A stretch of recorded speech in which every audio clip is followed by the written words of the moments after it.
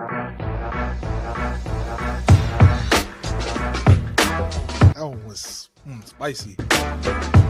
So the Warriors have to play 48 minutes. So I think it's going 7. I have it. I have the Nuggets in 7. Ant-Man, Batman, Watchmen, Lakers at 5. Well, it's money time now.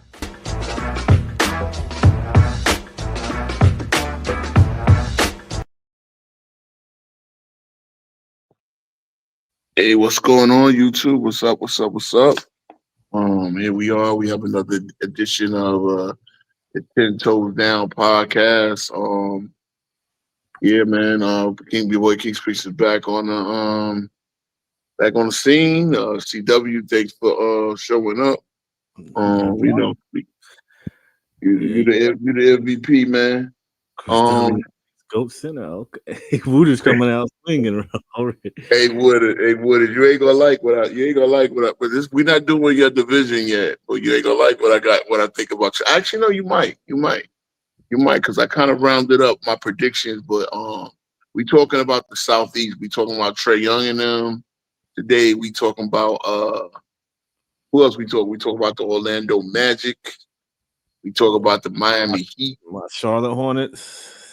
Yeah, the CW's backyard team. Yeah, might have to go to the game this year. Might have to go to 1 or 2.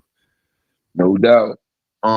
So yeah, we are going to talk about why I talk about LeBron James so much, and I don't think I talk about him too much, but I do talk about him. And again, there's some news about the glute. The glute injury. LeBron is butthurt, y'all. I don't know. So he got a nerve issue or something going on. Word is they are going to take the advice that I think that they should do and reduce his minutes. I heard. They always say this, right? They always say this, and they get to playing. But this actually came from JJ. This came from the front office. It's saying about lightening LeBron's load so he don't wear out. Same thing happened with my Knicks, right? Josh Hart was talking about how he ran out of gas. See, I think that was a situation where Josh Hart was just he was pulling the captain, he was pulling the Steve Rogers, and he was jumping on that grenade, even though he didn't have to. He was basically taking the smoke for the rest of the team. The rest of the team didn't play that well in the conference finals. We all know it. But Josh Hart was saying that this is the farthest I've been in the playoffs so far, and I kind of ran out of gas. And, that's kind of the theme of and that's the theme of this preview. I've been speaking, with a couple of cats backstage and discourse and all that. And as I said, man, it's about the grind of the 82 game season. We all know that the playoffs is the second season, and the way the war of attrition goes now. The way the war of attrition goes now, you know what I'm saying? Yeah, people are saying that. I will get into that in a minute, what you just said, Cartel. But this war of attrition, it's almost similar to football. And as we've seen, man, my Giants lost, the second year player. Malik Neighbors. You see, I've got so many names. That's my first round pick in fantasy. Luckily, I'm 4-1, still in first place. But that's my first round. I put in a waiver claim for Slayton. Damn it. Well, I'm second on the waiver. I'm second on the list too because I picked second to last. He was my, 13th pick of the first round. We had a 14-team league, and so I picked up Slayton. So hopefully, I get Slayton to mitigate his loss. And then what happened with Tyreek Hill last night? So go on to show you, man. It's a war of attrition in these sports, man. It's a war of attrition in the NBA. It's a war of attrition in baseball, man. Your pitches wear down. Your pitches wear down in baseball. My Mets, Jesus Christ, bro. Losing. We went from the best record in July in the major leagues to out of the playoffs in an expanded era playoff situation. All we needed to win 84 games. We could not do it, So when it comes to this playoff preview, I want people to understand, I'm looking at it the long haul. First of all, I'm only predicting the regular season games, and therefore Mhm. I'm predicting who's going to get the top 10 at the end of it. Who's going to get the top 10, who's going to be the 6 seeds that make the playoffs, and then who's going to be the 8 teams in the play-in tournament. And I got a lot of kind of surprising teams. There's a couple of dark horses that I think are going to be like last year going into the season. I don't think anybody had Detroit. I thought Detroit would be improved. I didn't have Detroit until I started seeing them play. So there's a couple of teams that remind me low key of Detroit from last year, and it's about these rosters and who were yeah, so are my Giants footage. But it's about these rosters and who got the roster to go through the grind of the regular season. Then when you get to the playoffs, okay, well, who's gonna be healthy enough and who's gonna have the right matchups to get through that? That's the way football's been. And in this era of parity, this is what they've done with the NBA. I don't think anybody is that far ahead of anybody else talent wise. So we get our honored guest Ace 30 pulling up, man. Shout out to Sturge. What's going on, bro? Friend of the platform, friend of the network. What's going on, man? Yeah, so I was just ranting. I was ranting about pretty much the going on of the day as we see LeBron James, quote unquote, got an injury. I mean, what do you think the injury is legit, or do you think that's a kind of a way to explain the minutes limit they're gonna put him on? Do you think it's anything that might keep him out for the start of the regular season? Honestly, like I said earlier, LeBron ain't got to play no preseason games. What's the point of him playing preseason, right?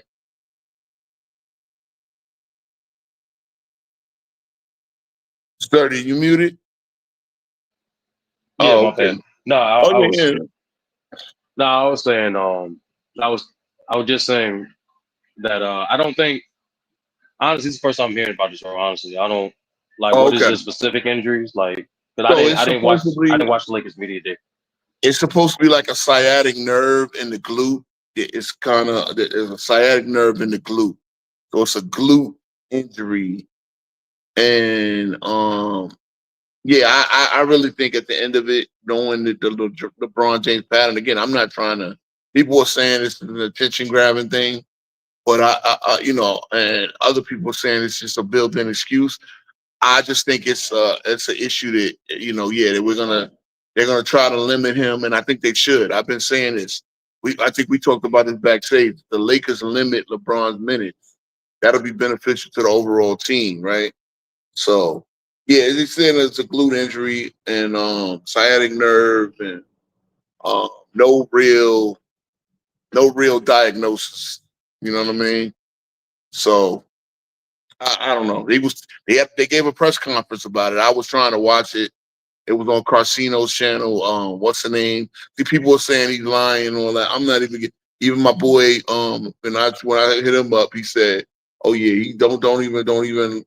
Look, I don't know. See, we're gonna get into that part later on. I'm gonna start off with because a lot of times what happened is, I do the spicy part with the LeBron stuff. And then I never get to the preview, right? This is where I wanted to do the stuff because I've been doing. I said let me do one division per show, right? So I told you that I'm going to do the Southeast. Do you have a 1 through 5? What? Because I think we kind of talked about a few of these divisions in the Discord yesterday. Who do you think is going 1 through 5? Who do you think is going to be the best team in the Southeast, and who you think is going to be the worst team? So go 1 through 5. What will be your order?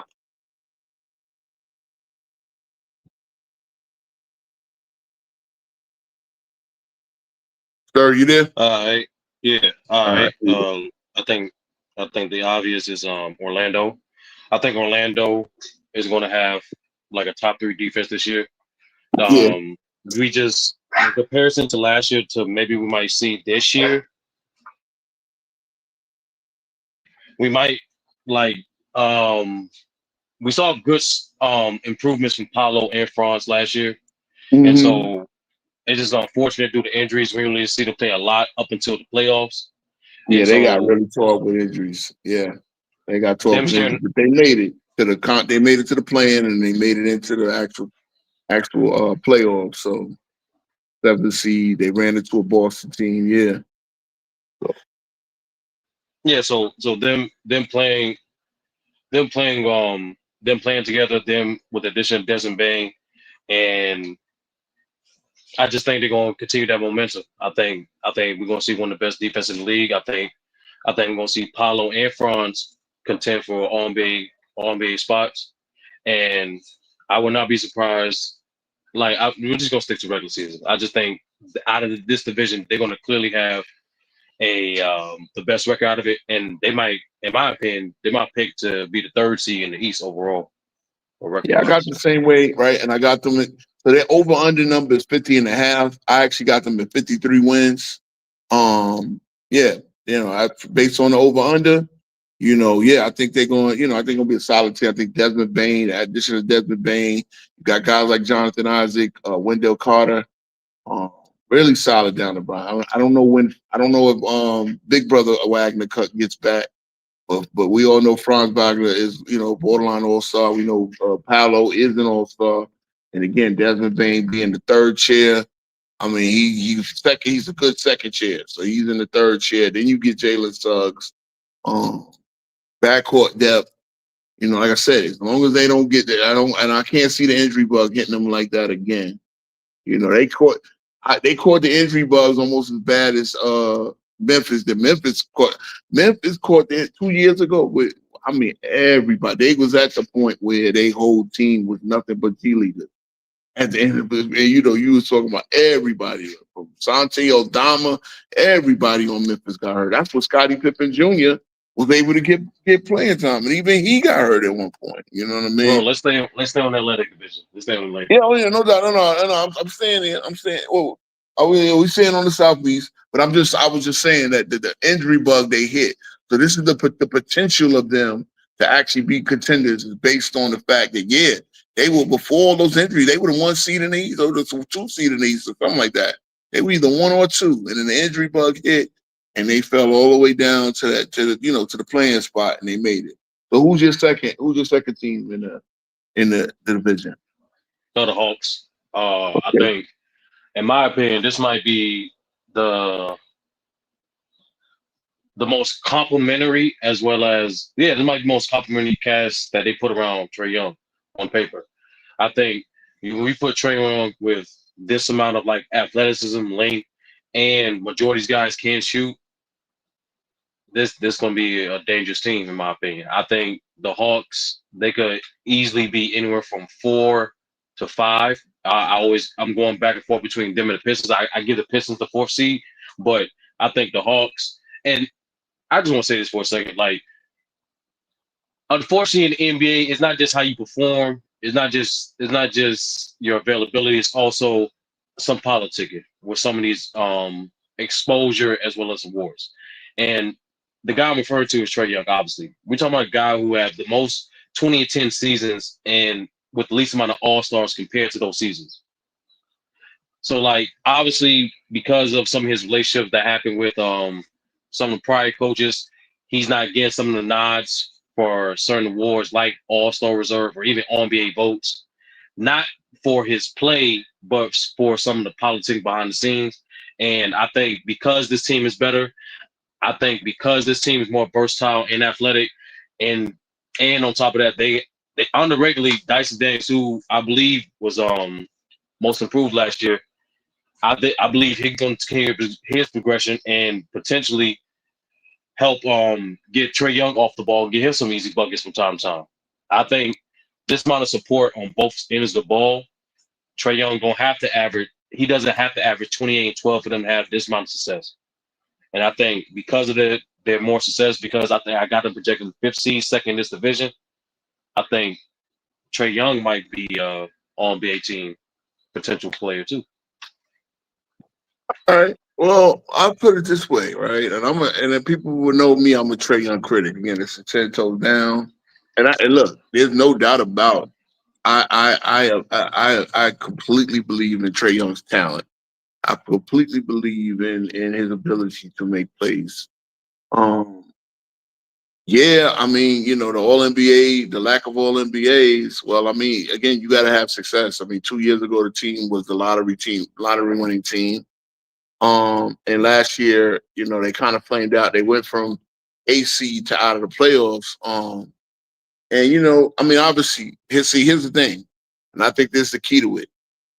They get a guy like Kristaps Porzingis who has got to show me that this viral infection is not going to end his career, because it's been a year and a half running now.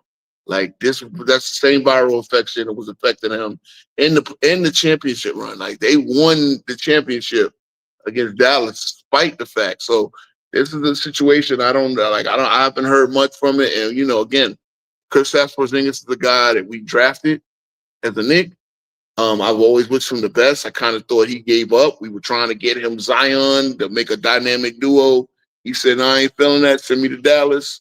Went to Dallas. That ain't work out. Came to Boston. Went to Washington. And, yeah. I don't.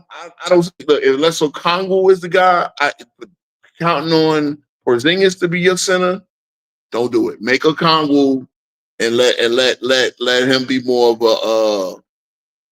Let him be more of a six man. Whatever you get out of Porzingis will be a bonus. If it's positive, great. Jalen Johnson, that's the guy. His talent is immense. This is the guy that they got a steal in getting him, because Duke dismissed him the 1 year he was at Duke. Should have been a lottery pick. I mean, I think he was a lottery pick or something like that, but they still got him, and he's the guy, I think, and whatever he is, this is what Atlanta will do. Now, again, Dyson Daniels, obviously Defensive Player of the Year candidate. One of the perimeter, one of the best 5 perimeter defenders easily. And I mean, like steals are crazy. The way he hawks driving, the passing lanes, and the way he can wrap up almost any point guard. Definitely a great complimentary piece for Trae Young. I actually got them under, and their number's 47.5. Would you bet over or under on that 47.5, or you think they're a solid 50-win team, or you think they're in that range? Third. I don't know about 50 wins, but I can see them like 46 wins. All right, so you probably had them as an over. See, like to me, if I'm gonna ever make a bet on over under, my prediction got to be at least a 3, 4, 5 win cushion, one way or the other. You know what I'm saying? So I actually got them as a clear under. You probably have them as a slight under. And that's cool. Again, like I said, you're going is the health. See, man, it's not that when it comes to this thing, man, like I said, you need a roster that's built for the long. That's why I started talking about football, because you see, right? My Giants lost Neighbors, the Dolphins lost Tyreek Hill. You know what I'm saying? Like, it's how it is. You got to get through the grind. Injuries happen. So if you have that roster, if you have guys that they can hold the fort while you're down, then yeah, you can talk about a team that can do more better than expected. Your next team, I think I know where you're going. What's your next team? What's your middle of the pack team in the Southeast? I got the Heat. Let's get the obvious out the way.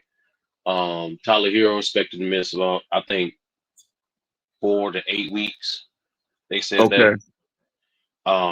We looking at Thanksgiving, Christmas, anywhere between Thanksgiving and Christmas, pretty much. So, and obviously, I take into account, like a week or two, or even after the player gets back from injury, to get back in rhythm and whatnot. Right. So you're basically saying the first 2 months of the season, you're basically not going to have Tyler Hero for the first 2 months of the season. So I think they're going to go for a slow start, but we all know the Heat, man. The Heat are just one of those competitive teams that just stay disciplined, stay well coached, have a good defense with Bam in the middle. Develops talent with Jaime Marquez Jr. and whatnot, and it just my opinion. Like, okay, let's keep it for the performance standpoint. I think I have them in a play-in, like high play-in, like that's 7-8 range overall in the East, third in this division. that Tyler Hero being out at the beginning of the season is gonna hurt. But I don't think they're gonna completely be washed out of a play-in situation because of that.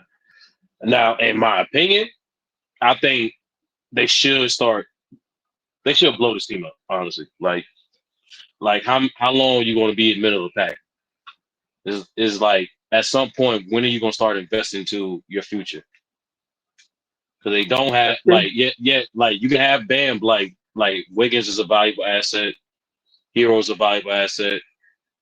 You need to start making moves because this is like just like this division, they're mid overall in the league. The Heat is known as a team that they're going to compete, but they're not going nowhere because they don't have enough talent. Yeah, they don't have the over the top talent, and yeah, even when they had Butler, when they had Jimmy, they could make a surprise finals run if a couple of teams had injuries and stuff like that. But yeah, they're at that point where they don't get the next. I was looking at Heat history ever since Riley, Papa Pat, been there for 30 years. You know, they stole them from my Knicks, Mickey Arison. You know, they have been either mediocre. They've only had 2 bad years. That was the year 2008 when Wade missed almost the whole season. And then 2002, 2003, the year before they got Wade. So those are the only 2 years that they have been like bad. And they might need to be bad. They might, this draft coming up, you got the Boozer twins probably. You got the kid from the big man from BYU. I don't know if any of them are Wemby type. I don't know if any of them are Cooper Flag type. But you know, they might need to find a way to get pivot to get their next superstar because Bam and Hero are good players, but you might need to start I agree with you, but I still got Miami right in the same as you. I actually got them as the second team. I think this division is pretty bad, and I got them actually taking one of the play-in tournaments. But like I said, and I think that's really their high end, and somehow Spoelstra gets the most out of his roster. But I think in the low end, yeah, maybe they should just, if they catch another major injury, yeah, blow it up. See what you can get for Bam. See how many picks you can get for Bam. See if a team is they can give you some interesting draft capital. See if they'll take Bam off your hands or whatever, and then and figure it out. The next team, I think I know where you're going with the next team, and actually they're my 3rd team in the league in the division. But where you going as your 4th? And the Heat's over under is 37.5. So I wouldn't bet that because again they could be terrible, and I damn sure don't think. I wouldn't bet against them, but I wouldn't bet for them either. But they're 37.5. I got them at 38 wins. Yeah. I got the Wizards next. I think I got them as an overall in the East, 8 to 9 range. Okay. That'd be good news for my Knicks. the thing with that team is that team is a blend of like young talent and veterans. So you got Chris Middleton, you got Zachary, you got I'm just the thing. Let's be honest. I'm gonna be straightforward with you. Who watched the Wizards? You know what I'm saying? So I'm trying to I'm like of a few players, but like overall as a team, I can't give you an honest prediction on how I think this team's going to perform. To be honest with you. Yeah, no, they're bad. They're going to be bad. I just think on paper. I will say this though. I'll think on paper, based on the talent they do have on the roster, I think they're playing team. That's why I say 8 to 9. But in terms of the style of play and the in-depth, in contrast to other teams that we talked about already, I can't give you that much. I'm be honest with you, bro. I ain't watched that many. I feel you. I mean, the only thing I think is interesting about them. I'm not gonna watch that many Wizards games this season. I gotta be transparent. I feel you. I remember watching the Wizards when I had League Pass with they had Westbrook and he had that 21, 22, 20, 22, 12, and 12 season the year before he got traded to the Lakers. And I just found it interesting. I mean, because that roster was dog shit, bro. That roster was dog shit. It was just Westbrook, Beal, and a bunch. I mean, again, NBA players, but I mean, really, I can't even remember. I know they had Robin Lopez, and he was starting a lot of games. I mean, they were bad in Westbrook. So that's why when old boy was Scott came up on the other day. You know, we was on Lights Out, and he was saying how Westbrook was 22, 12, and 12 with empty stats. I'm like, bro, you don't know. Westbrook was kept playing his heart out that season to get them just to the playoffs, and they got smoked by Philly in the first round. But yeah, but there's nothing. I mean, other than Alexander Sarr and maybe a couple of the young players, like, you know, just for curiosity's sake, I ain't watching them either. I actually got them at 20. Their overall number is 21 and a half. People think they're gonna be terrible again. I got them improving just because they got nowhere to go but up, especially with a young cat like Alexander Czar, who almost, you know, was coming on late for Rookie of the Year last year, but they gave it to Castle, and Castle deserved it, no doubt. Yeah, I mean, other than that, yeah, I got them as the runts of the division, but still, I got them winning 27 games, and I'm rooting for them just because the Knicks have their first round pick, but it's like top 6 or 7 projected or something like that. So I would love to get a lottery pick. And so if they're bad but not that bad, and again they don't win the lottery, because if they win the lottery, then yeah, we don't get the pick. But if they don't win the lottery and they're like in the middle of the pack, and if they do get a play in, but they may get knocked out, that'll be good news for my Knicks, right? Going forward, just to have another young player pick, and maybe we can trade it or whatever, depending on what happens in the season. I still got the Knicks winning it all. But and I think that being Charlotte. So you just, what is it like? Cause Charlotte got a nice interest in the young big three. Or do you see the injuries with them? Do you see them like not really having much? I try to be optimistic with every team, unless we get like, you know, reports of a player being injured. I give everyone benefit of the doubt, and so by saying that, I do think I always said like this particular Hornets team had an underrated young core in the league, and only thing they're missing is direction, the right direction. This team is built to be an up and down, fast paced transition team, but like because the amount of different coaches and coaching styles and also players being unavailable, they haven't been able to be consistent to have a direction, to have a heading. With that being said, I do think Brandon Miller does improve though. I do think LaMelo reminds people of the type of all-star talent he is. And I'm gonna give it to you know what, bro, I'm gonna give him the benefit of the doubt. I think this will be the first year LaMelo played majority of the season. Yeah, I would hope that, because LaMelo. Funny, everybody know about LaMelo. They based on, you know, everybody knows about LaMelo based on LeVar Ball and all the hype, but it seemed like a lot of fans really hadn't seen him play. Like he is that dude. He really is that good. He is a special offensive talent. Like, I'm not gonna say Luka, but he's like Luka-ish when he's on, when he's playing. He definitely got the flair. He definitely got the shot making ability.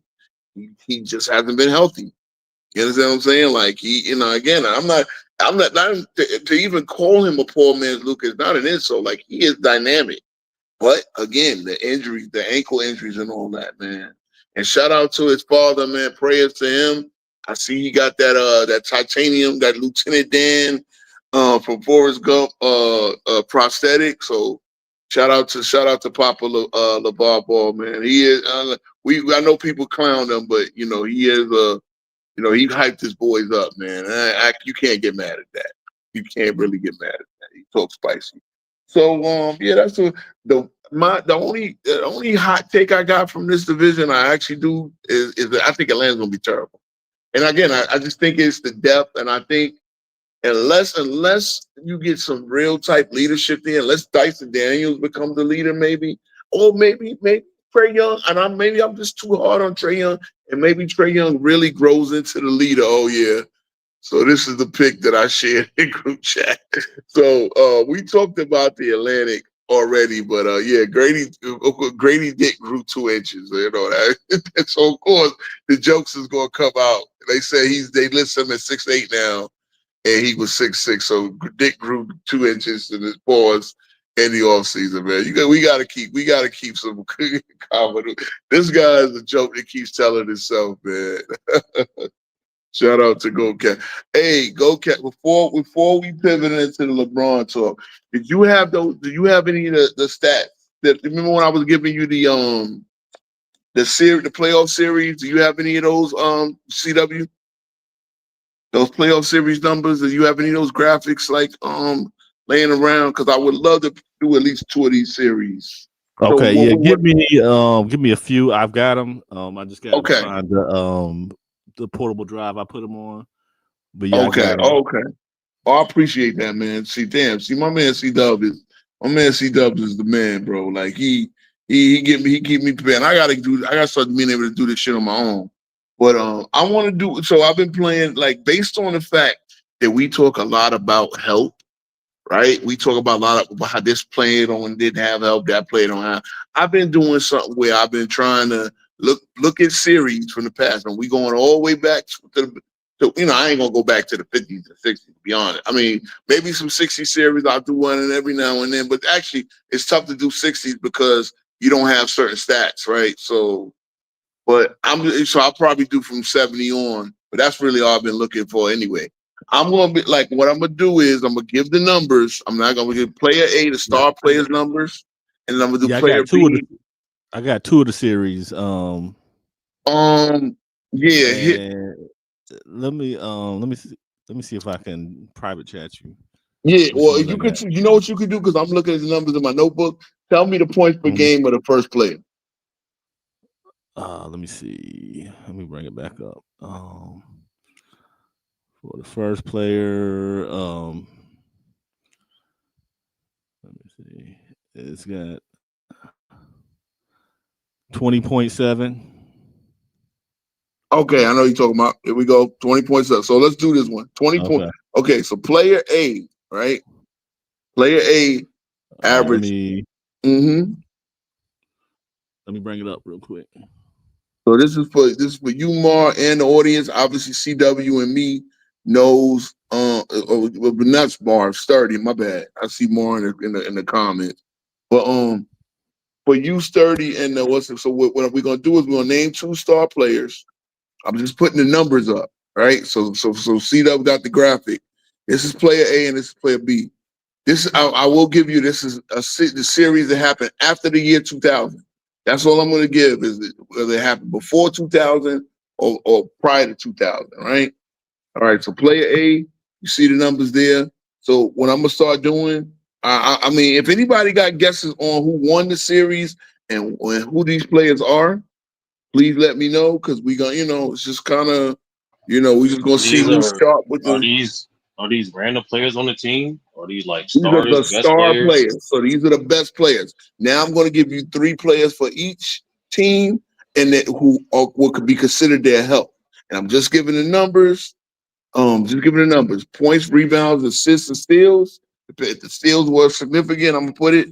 So player A's best help was 16.7 points, 2.2 rebounds, 6 assists, 1.7 steals, and his true shooting percentage is 429.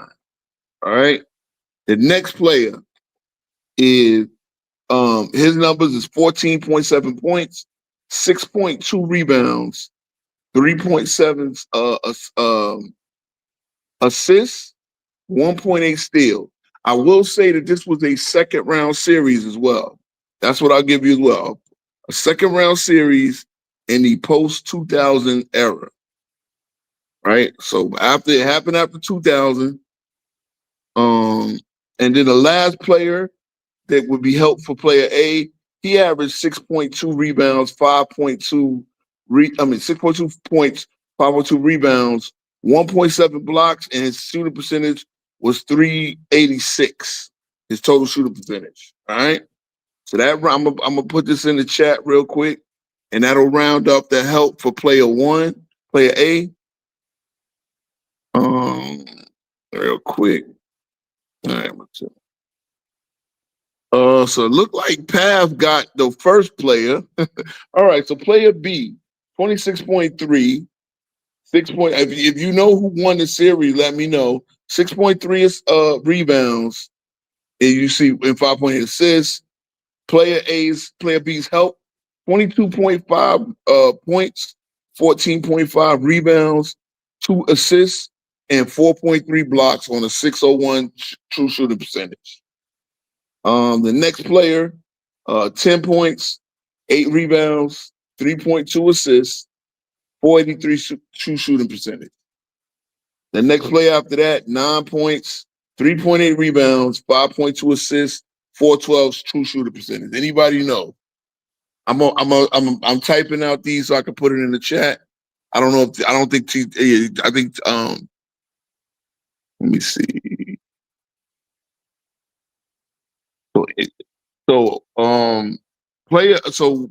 Path the engineer actually got And, the player and A these right. are Anybody know who player B is? and these are numbers for a series, right? Numbers 4 series, the second round post 2000 playoff series. Anybody know who won and how many games?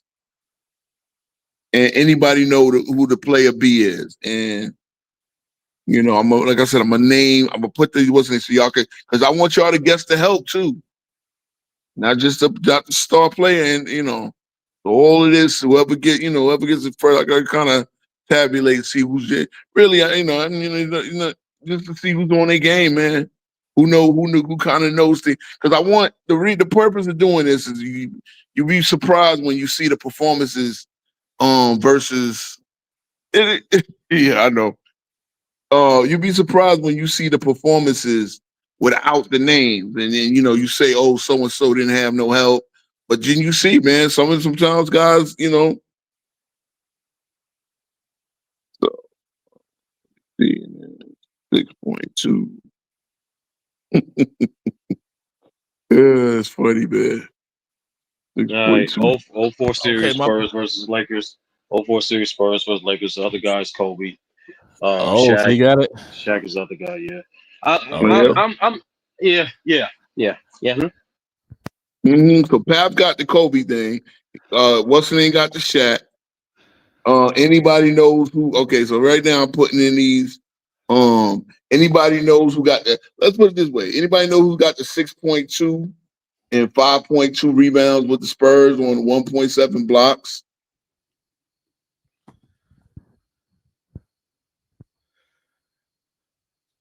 Like I think y'all know who got the 16 and 6 and who got the 14, 6 and 3.7.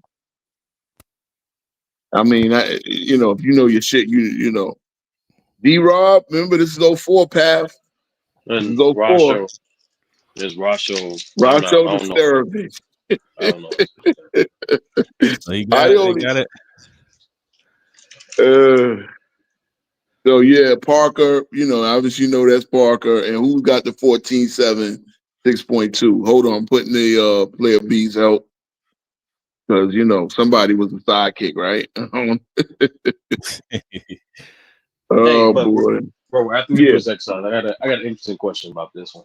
Sure. I appreciate it. So they got player A and player B. Yeah, they got player A. They got player A. I love the Rasho. 04 I love the series. Rasho point. Oh, This is, 04 series, Lakers versus Spurs. I said that game 6. It was 6 games. And we all know who won, right? Okay. So Path did get Carl. Path did get Carl. And what his number, right? 10.8, 10 points, 3 rebounds. 8 rebounds. Remember this was a super team, right? Exactly. Well, Oh boy. Now see this. mathematically, bro, and especially in the early 2000s, regardless of the type of talent you're gonna have, you're not gonna have more than 3 to 4 guys averaging 20 points a game. That just Of course, especially with the pace, it's a slow error. especially with the pace. Yeah, of course. I agree with that. But look, this is how we love to judge. We love to judge things, and we say super team, non-super team. See, I think we came to the conclusion that super teams don't exist. There's no such thing as a super team, right? Me and CW, we don't believe in super teams. We just believe in great teams. And regardless of what we perceive as super teams are those teams where you threw a lot of primary guys sort of in their prime, and you kind of just You know, they were thrown together teams. But to me, a super team, I like a super team. There's a difference between a super team and a super team. I don't think a super team exists. It's no such thing. You know what I'm saying? So for those guys that say like the LeBron, like all the LeBron fans, we're gonna get into that part too. But the super team, look, I've never said, hey, what LeBron did, he shouldn't have did. You put the team together and you go to war. Period. You do what you need to do in the preseason to get the reps, to get the chemistry, get the coaching, get the playbook, and just go out to war. But now this team was a super team back then. That was a super team back then. This was a super team. No, they were just great teams. Yeah, the Knicks are a super team. Yeah. The Knicks are a super team. Yeah, I got the Knicks winning the #1 overall seed, man. I'm telling you, man. Knicks are built for war. But but that's how it goes. So anybody who got the 9 points, 3.8 rebounds, 5.2 assists, 412 true shooting percentage. Anybody know who that was? Yeah. See, it's funny how I threw in the Rasho Nesterovic line because I am one that loves to tell CW how Duncan was the center. And a guy like Rasho Nesterovic was just a warm body to keep Duncan at the power forward. He was a center. He was a center. And them numbers weren't terrible for that era. 6 points and 5 rebounds. Hey, he did his thing. Look at me and the Go Jays Kingdom guy agreeing on something. See, I like to tell them, man, I agree with y'all on certain things. And if for Mar, that's the point of this, man. That's the point of this. Because when you just put line stats up there and you just show the performances, you'll be surprised. Now we all know, as we know, right? Kobe and them won that series. They got their get back from the Spurs in 03. That was the famous game where Kobe in game 5 played decoy so Fitch could hit that shot. You understand what I'm saying? Oh yeah, no doubt, Path. Look. See over here, we don't rag on people's education, man. Yeah, we don't rag on education. We don't play pro black and then rag on the fact that people got good education. You know what I'm saying? And went to smart school. Teach your son to be an engineer. Don't teach him. You know what I'm saying? Like, ain't that listen? We all have our path and this and the third. Shit, I got a son that's so goddamn clever. This nigga be outsmarting me in airports, bro. Oh man, he ain't even 20 months old. 21 months old now. Shit, look at my old ass. Can't even do math no more. Man. But well, you starting later, but hey, yeah, I did start bad late. Man, true. I can't imagine having a 20-month-old. Bro, I'm telling you, I'm running the way this kid can run, man. Does he run? Run. I remember them days. That's what I'm saying. He bet he's Brazilian and American, so he better play soccer, football, basketball, something. Hey, he should be. You got an athlete over there. And you got an athlete, and he's clever. He's clever than the mug, man. Whatever he want to get, you know how to climb up. He just work it out.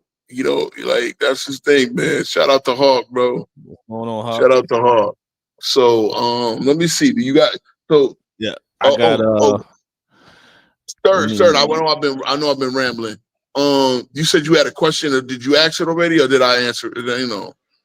You kind of answered it already, without answering it, but like I kind of get the gist of it. Like I thought it was like, are we judging players based off the amount of help they had? But then now it's more so like you were just more so explaining like I get the exercise now. Yeah, just really kind of just because like I said, it's famous series. We all see these are 2 superstars. We all see these are 2 all-time greats. Again, and every series, again, I got some interesting numbers out here. I done gave C-Dub a bunch of numbers in a couple. I got one more. I got like 7 deep. I'm gonna start. We got so one what's more the next for y'all. one? Give me the points per game of player A, and then I'll know where we going. Hey, shout out to Fry. I ain't gonna go that far, Fry. Oh, I love this one. Okay. All right. So player A. 42.6 points a game, 8 rebounds, 2.6 assists, 1.2 steals per game, and a total shoot percentage of 64%, 644 to be exact. Player B, 27.4 points a game, 4.6 rebounds, 3 assists, 2 steals, and a total shoot percentage of 55, I believe, right? Yeah, 55. You got 53. It actually was 55. Okay. Yeah, that's cool, bro. That's cool. I probably no. You know what? You probably no. It's 50. I got 55 right now, so it doesn't matter. I will. This is a pre-2000s first round series.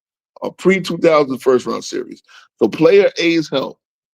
He had 20 points a game and 8.6 rebounds, a block 0.8. Man, Right? this is a tough one. This is a tough one. This might be a tough one. This one's this. Yeah. See, I gotta get some of them might be a little obvious, and then some of them might. I mean, look, based on who's old school enough or whatever, because it's pre-2000s. That's what I'm gonna give you. It could be anywhere from 1970 to 2000, and or 1973 at least. You know, because we got blocks again. Who? Can I tell you what it is? Yeah, whatever. No, we're not doing the year, Mar. It's pre-2000s. It's Knicks versus Pistons. That's Bernard King. We go. Look, right. Handy. Shout out to Handy. Me and Handy was going back and forth in the comments on my the last video, but he got it. So who's player B? Kelly Chapruka. Here you go. Here you go. All right, so we're gonna start listing off the help. 20 points and we all. I mean, so who knows who won the game? Mara the dumbest Mara, you the dumbest commenter. You really out of all the dumb niggas or go Chase Keenum, you were the dumbest. Let's see, even Juan Boy got bars. He's smarter than you. He done flunked out of school, but he's smarter than you, Mar. Ain't that? It just ain't that many players that average 40 points in a series. Shout out to JB. Yeah, you're right. See, that was the giveaway. See, look, Sturd. See, this is the thing. Sturd is one of them dudes, right? Ain't that many players that average 40 points in the series, and that's what that was really the giveaway. And that's what I'm saying. A lot of y'all cats don't know y'all shit. Y'all talk these numbers. Y'all don't. We just remember we did a stats versus tangible debate, right? Wait a minute. Yeah, no, I'm sorry, my bad. Bill Cartwright's true shooting percentage. Oh, god damn it. I fucked up there. So, I mean, if y'all heard me, y'all know who this player is, right? But these other players might stump you. 11. See, I shouldn't be reading comments. I should be just putting out these what's the name. But 11 points. This is the next player for player A's help. 11 points, 2.2 rebounds, 8.4 assists. On a 1.6 steals. Hey, shout out JB. You up in the I don't know if you muted 467 true shooter percentage. Anybody know who that is? And then the other guy, let's see, 10 points. Now this the one that gets hard. Finding these help dudes. 4.4 rebounds, 8.8 assists, and 1.2 steals on a surprisingly low 349 true shooter percentage.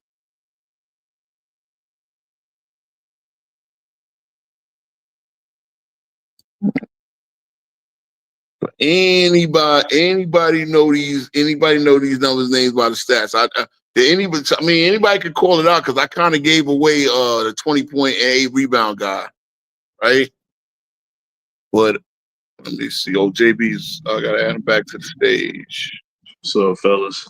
What's going on? What's going on? What's up, bro? What's up, everybody? I'm on my little lunch break. 15-minute break here. Got you. Let me read off player B's help. 21.4 points, 3.8 rebounds, 11 assists, 2.6 steals, 1.2 blocks, 544 true shooter percentage. So Woodage got Michael Ray. Let me see. Yeah, Woodage got, I believe, was it Michael? Actually, no, that wasn't Michael Ray. It wasn't Michael Ray, Woodage. It wasn't Michael Ray. 11, if you're talking about 11 and 8, or if you're talking about 10 and 8, 10 and 8.8, neither one of them were Michael Ray. So you got 21 4, 3.8. We do got this was Knicks Pistons, right? So that should be a giveaway. I know. Oh, wait a minute. Excuse me, Ro. Yeah, What's go this ahead. dude, man? This dude say, Yeah, listen, what's his name? don't pay Mark. attention. Don't pay attention to that. Don't pay attention to him. For This real. Don't dude even said, crash out ain't on this said a dude. word. Man. Yo, he mad. He mad.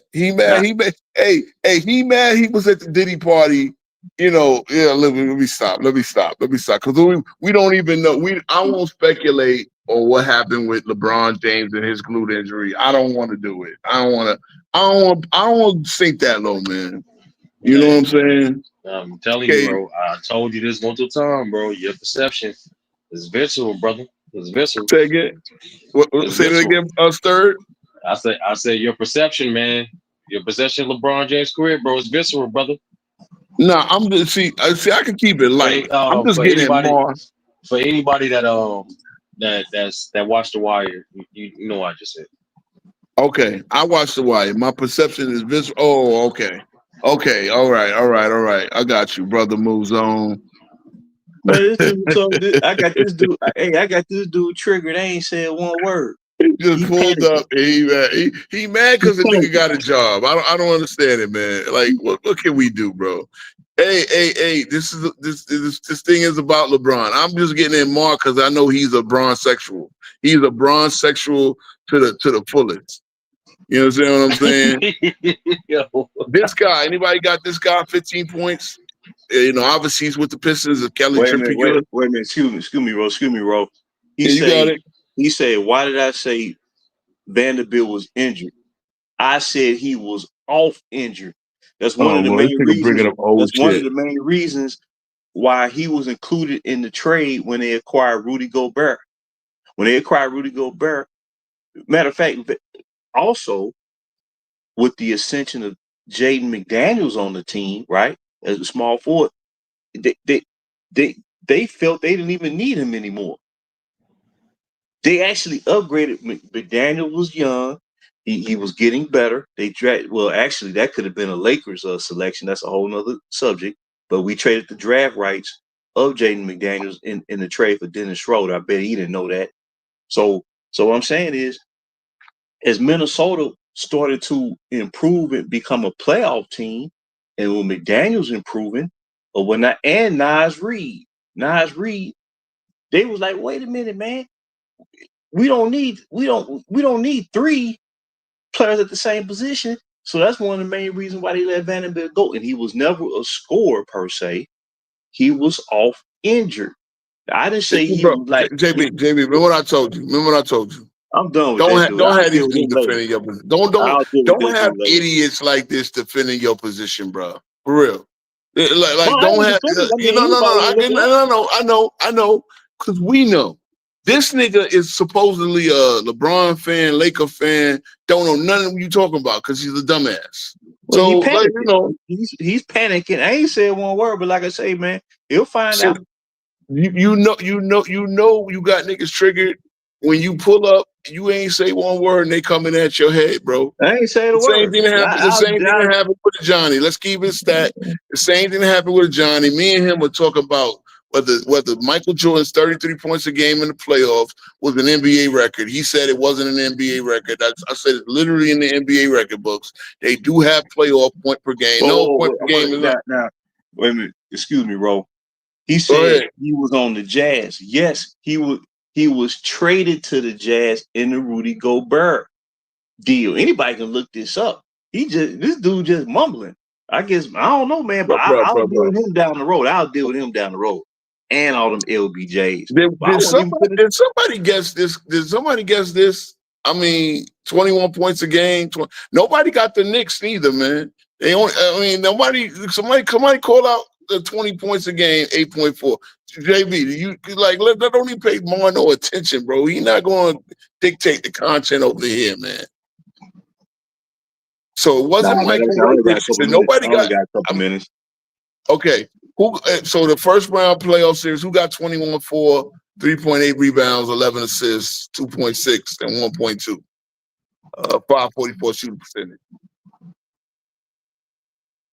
I don't think that's the right series, bro. That is the right series. First round series. No, that's Zeke. But all right. Yeah, that's Zeke. Who got the 15 and 12? Lambert. Okay. Anybody know who got the 11 and 2? 11 points, 2 rebounds. Anybody know who that is? That's John Long. John Long. Look at Sturdy on it. Now we gotta get now I called it out, but nobody typed it in the chat, man. Or Sturdy, you didn't call it out. Who got the 20 and 8 for the Knicks?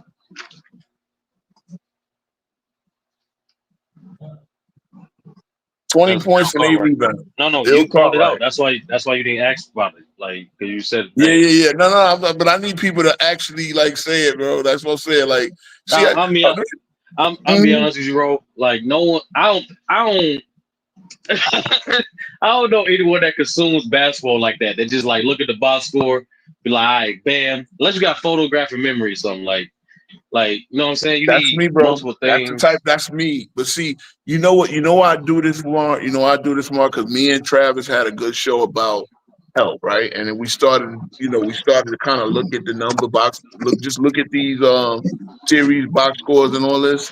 And you would just be surprised how many players who they said was bums put up double doubles. You know what I'm saying? Put up big time, like Big Z getting 18 rebounds against the Spurs, 17 rebounds against the Spurs in the finals.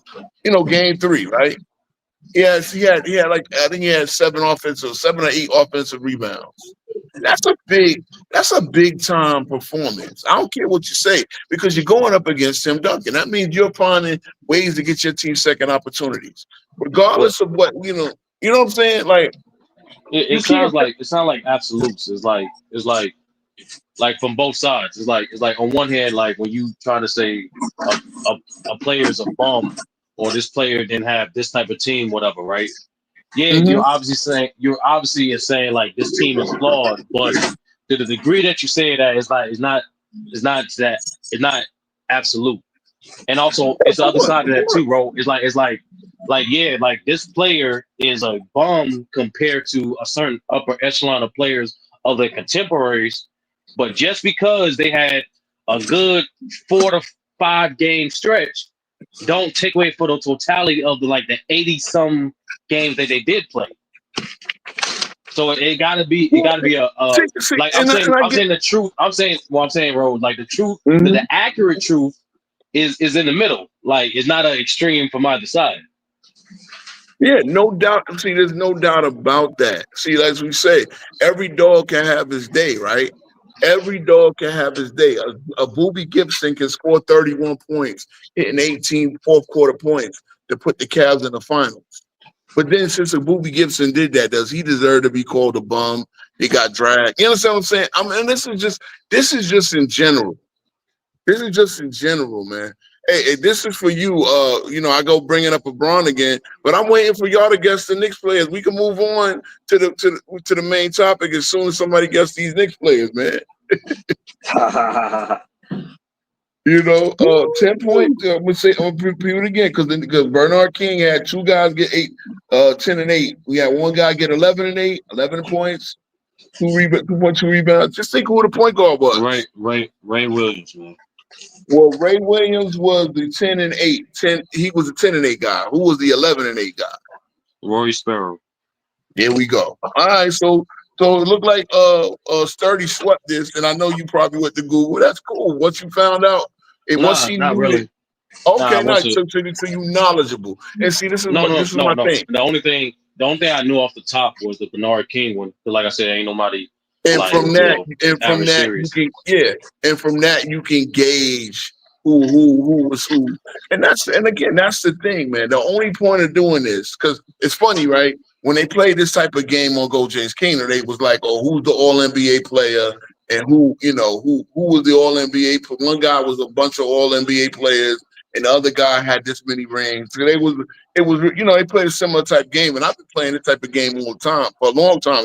I used to put this in NBA enthusiasts. The Facebook group back when we had 10,000 members up in there, and I used to just do that. I used to say, okay, here's this game, here's this season. This guy did this. This guy did that.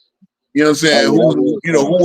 Which player would you take based on the numbers alone? And I know it's not necessarily an end all be all the numbers, right? It's different things. That's why we just had a stats versus intangibles argument. Sometimes the stats can be misleading.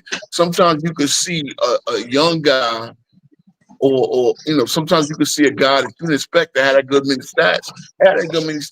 So I'm just saying, because at the end of the day, here's my thing: there's no such thing as not having help. You got NBA players, you got help. The question is, do you have a team structured to go on a long playoff run? That's why I'm doing the NBA preview, right? And I'm saying, who's structured to have a good season going through the season? But it's not just on talent. It's not just about the talent. It's really who can sustain the injuries, what the coaching is, what the game plan is, the whole nine. Because we be surprised, right? By the time they'll say, "Oh, well, this guy just got hurt." Well, that injuries are part of the game. You know what I'm saying, Stir? Injuries are part of the game. I know me and you had the back and forth yesterday about so and so being an injury away from getting to the finals and this, that, and the third. But it's part of the game. And my thing is, the best coach, the best teams can go to a plan B. They can go to that. They can go to the next guy. See, it's a next guy up mentality. Whoa, time out. It's taking Excuse me, Ro.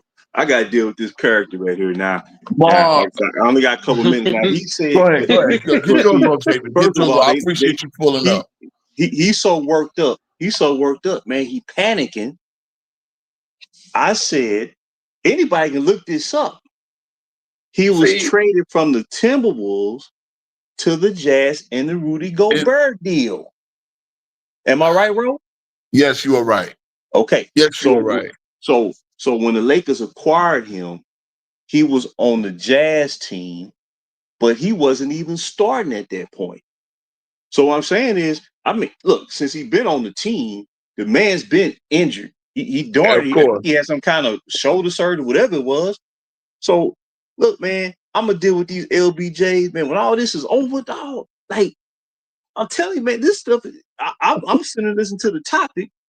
He trying to call himself going off on somebody. He worked up. He panicking because he don't know the situation. He don't know what's going on with the Lakers. Yo, when I had Maul here last Tuesday, him and shout out to Iron Man because at least Iron Man knew his shit. But Maul tried to do all the whataboutism, and I made Maul quit with a mic drop. I forgot even what it was, but trust me, everybody was like, "Oh, shout out to Speem and all these cats." They're like, "How could you go back and forth with these cats?" Because my knowledge is that. So when Mar want to say, "What's the point of this game?" Because nigga, you don't know nothing about basketball. All you know about is LeBron James, and listen, we gonna get it to the LeBron James part, right? And look, let me do this. Let me do this, right? Again, because shout out to you, JB, because you know what the fuck you talking about. This cat don't. Yes, you did. You nigga, you crashed out on my show 6 times, Ma. You crashed out on my show 6 times. You rage quit 6 times. Who does that? You know what I mean? Your man and Johnny always kick. I ain't never left a Johnny show. Excuse me, Ro. This dude say, well, what's this cat's name? This is cat's name, Sports Fitness Ranch Hater. He said, y'all gonna be so mad when Brad Pruitt is wrong. They've been singing this same tune since the bubble. Matter of fact, they said it in year 1. JB, these are trolls. I'm gonna leave that alone. JB, these are trolls, bro. These are trolls. See, I'm learning, and shout out to you, Sturdy, because honestly, I think you and Casual y'all got me back on my game because you know what? I ain't gonna lie. When I first got into this YouTube, I was like JB too, man, responding to every little comment. But sometimes I gotta realize, Casual, like this nigga is called Sports and Fitness Brands Hater. He literally, this is LB. Actually, this nigga his real name is LBJ is my king, bruh. You understand what we're dealing with? Do you understand what we're dealing with? His real name is LBJ as my king, but it's to get attention. He changes his name to Sports and Fitness Ranch Hater and put Sports and Fitness Ranch picture on his thing. I mean, come on, man. You see what I'm saying? Man, Like, LBJ, y'all got a real bright future, boy. Y'all got a real bright future, boy. No. I want before you go, and Sturdy, I want you to hear this as well, right? I'm actually going to apologize to LeBron fans. Because honestly, I kind of knew it, but I gave the problem with the current state of basketball discourse.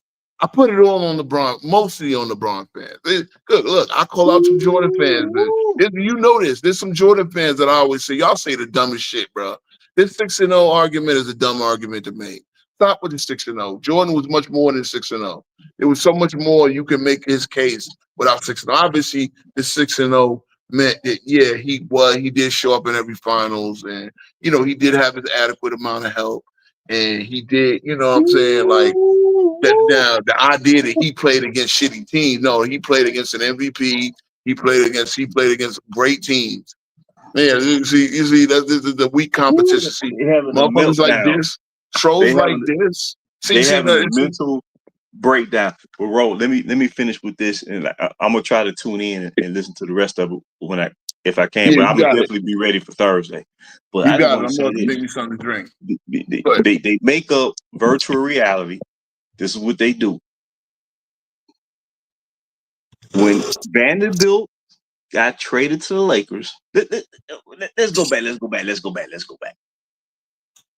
D'Angelo Russell was traded from the Timberwolves.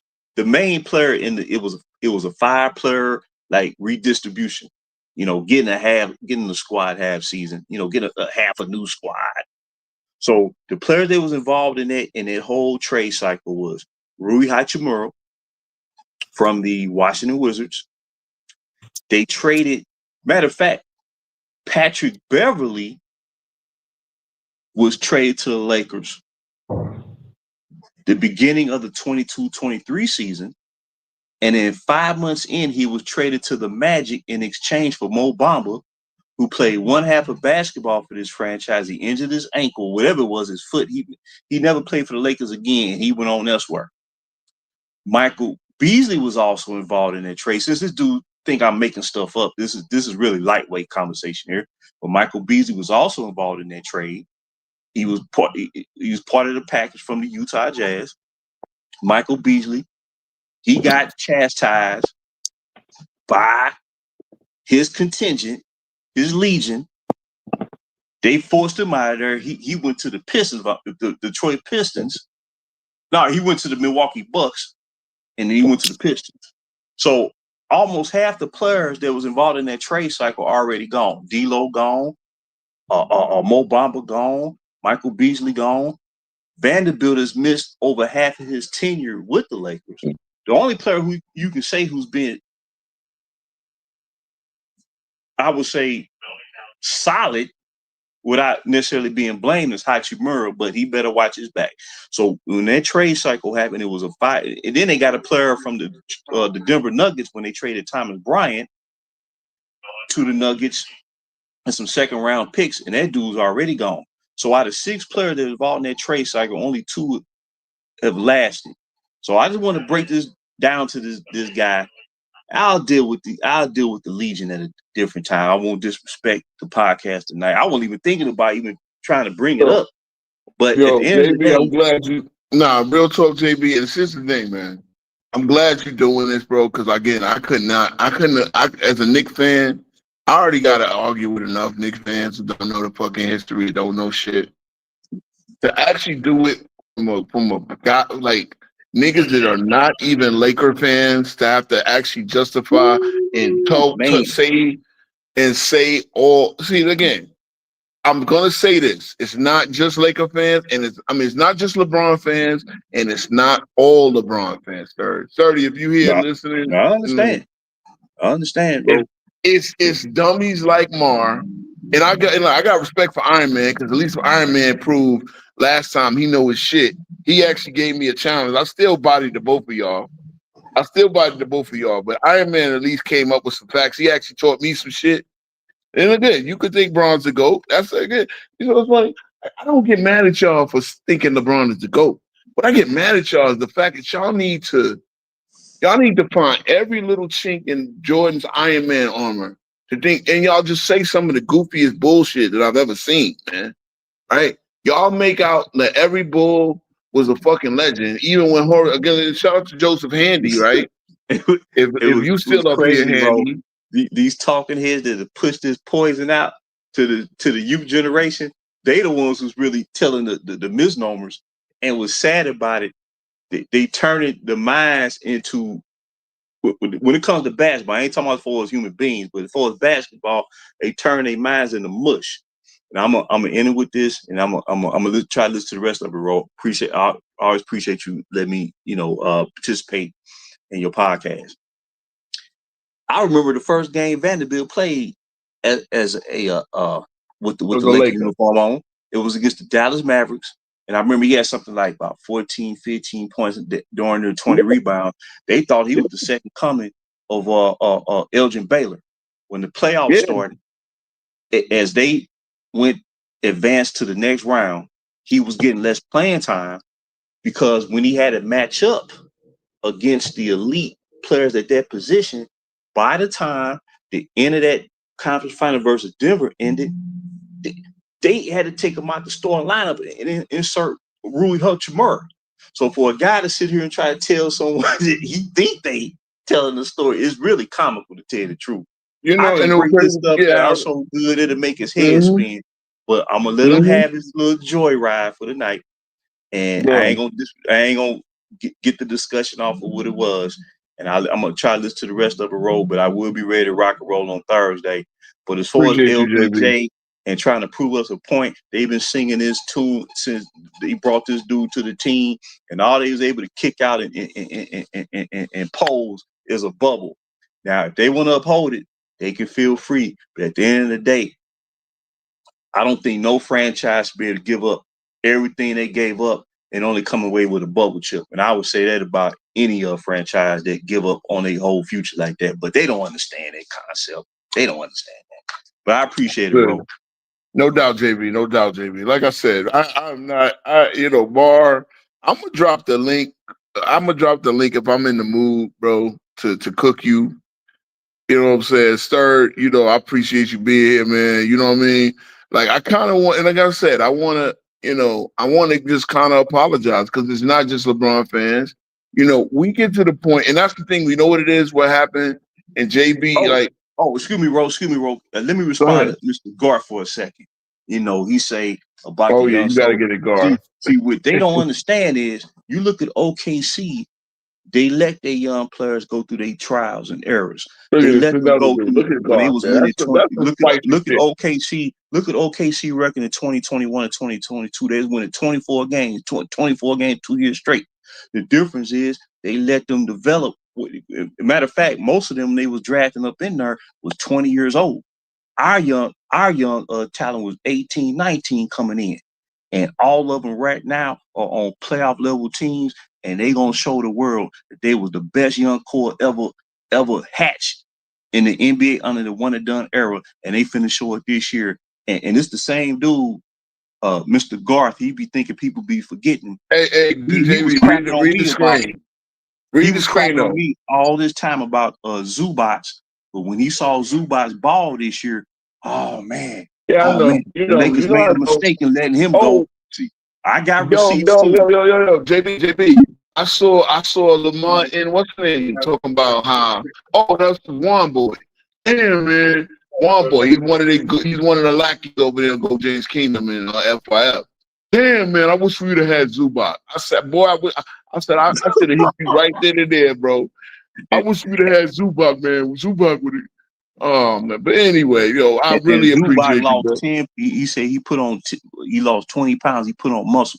I guarantee you, he's gonna be an all-star this year. We're gonna see. The thing about it is, I would be no team should relinquish if you're gonna go that route and bring in a whole bunch of young players, I would be upset if any team did that to their young player. You can't I do hear that you. to young man. But like I said, I hear you. I'm not gonna do that Man, no tonight. doubt. You Look, know what I'm look, saying? one thing, yeah, because we did the Pacific Division, and I think you was here, and it was like, remember we came to the conclusion that there's really no role for Dalton Connect.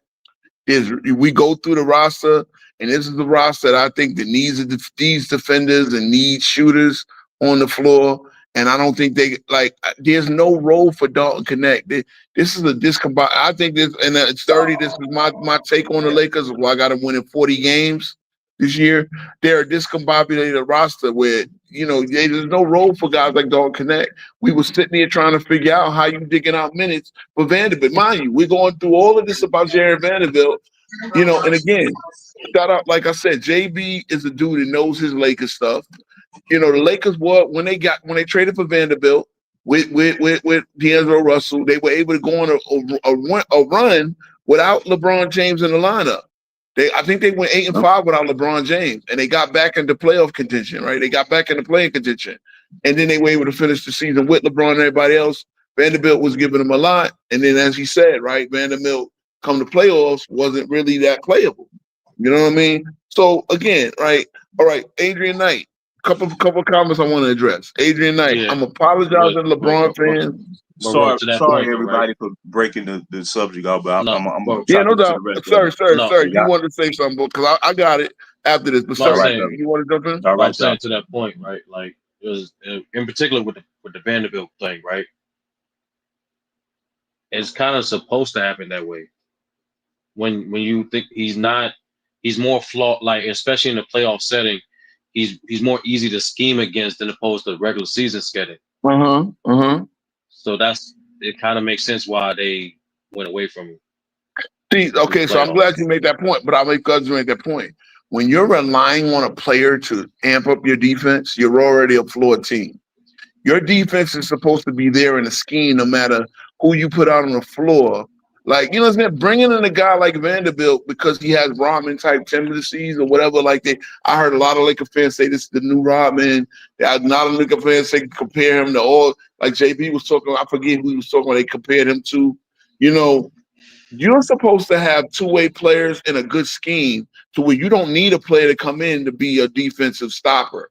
Because come the playoffs, as you know, finding minutes for these guys, like it's hard finding minutes for them in the regular season because injuries are going to happen, right? Even with the injuries, somebody going to step in and play a different role. But if you're using a Vanderbilt just to prop up your defense, well, guess what? That's not going to work in the playoffs because you might be played out of the rotation. And if you got poor defenders, or not a good enough scheme, this is where you get exposed. So, but as Adrian Knight, I'm apologizing to LeBron fans because number one, it's not all of them. I do talk to sensible LeBron fans. There are plenty of sensible LeBron. I don't know if you call yourself a LeBron fan, 30. I have seen you defending him in a certain, especially when I get at him. No, you're not a LeBron fan. Okay. I know. I just, me personally, is like I just defend against like nonsense personally. Like it just, I don't know. Yeah. If I'm not entertained by nonsense, inconsistency, like I challenge it. And it just LeBron, this is his era. Like he's just the most popular player right now. So that's why he get pulled up the most.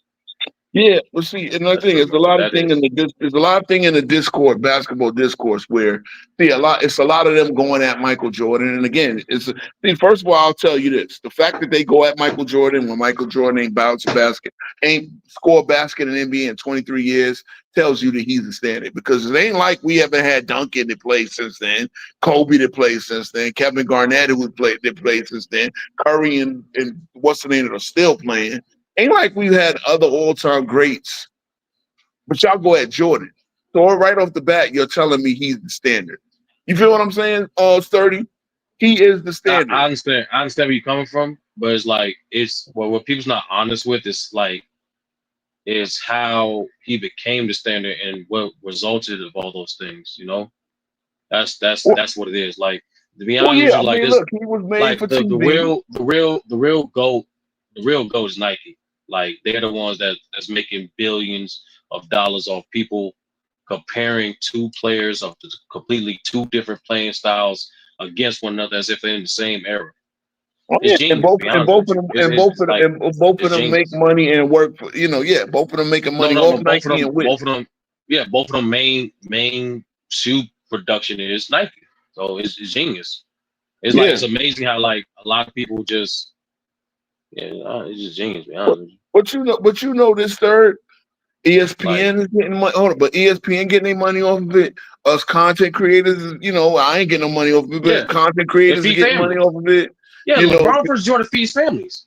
That's yeah, facts. if he is making billions.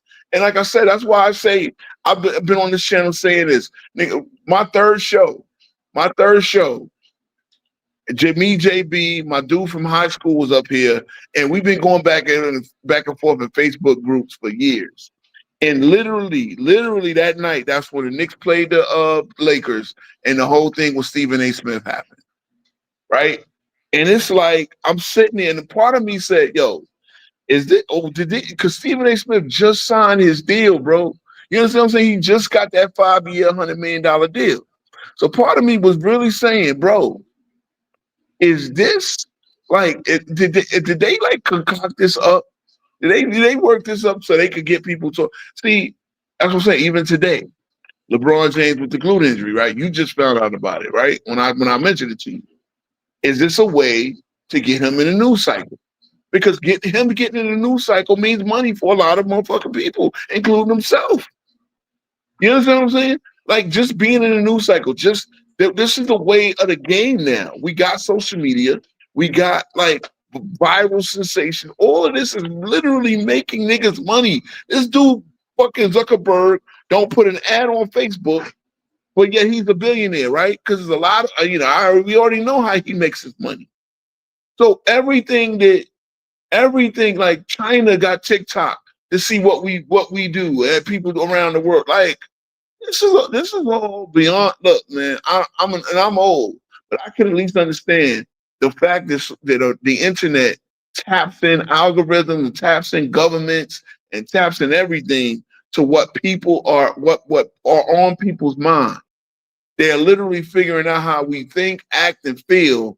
And see, look how deep I'm getting from a basketball conversation. But they can literally see how we think, act, and feel based on what we do on the internet and what we react to. It's all of this shit, man, bro. They don't, goddamn. I remember Outkast and Equimini, they were talking about this shit. How in Synthesizer, they were talking about how exactly what they're going to use this computer shit to figure us out and figure out human beings and all this shit. But here we are, man. But this is the thing. Like I said, I am apologizing because it's not just LeBron fans and it's not all LeBron fans. It's a lot of us that are we've lost perspective in the fact that, bro, and I told y'all this in Discord, right? It's like all of the barber shop conversations and the lunch table conversations and, niggas that worked at a job talked about sports and boxing and all that. Like all of this is now converged into one place, and that's the internet. And we got all these rooms, all these platforms, and all of this, and that's what's going on. And it's not just LeBron fans. It's not nobody is more to blame anyway. And like I said, I talked to sensible LeBron fans as we got Big Nige, co-host co-host with CW show. He's a sensible LeBron fan. Like he's you know what I'm saying? Like there are a bunch of sensible LeBron fans. There are a bunch of sensible, but there are a bunch of crazy ass Mike fans. I called them out. I even said the last stream, man, now you niggas were fake Bulls fans. Y'all know y'all were just Mike fans, and as soon as Mike retired, now you Shaq and Kobe fans. You get what I'm saying? So yeah, there's a lot of I just want to again I got my spicy takes, I got my hot take, but I agree, I believe what I say. You feel me? I believe what I say. So I'm gonna drop the link. Anybody want to kind of get in on the thing? I just wanted to give an apology to LeBron fan. And again, everything I just said is why I talk about LeBron so much. And I gotta make an apology because I really only but look, guys like Mar, guys Jay, like hold on. go ahead. Just if you had to say, if you had to sum it up, right? Mm-hmm. Why you talk about LeBron so much again?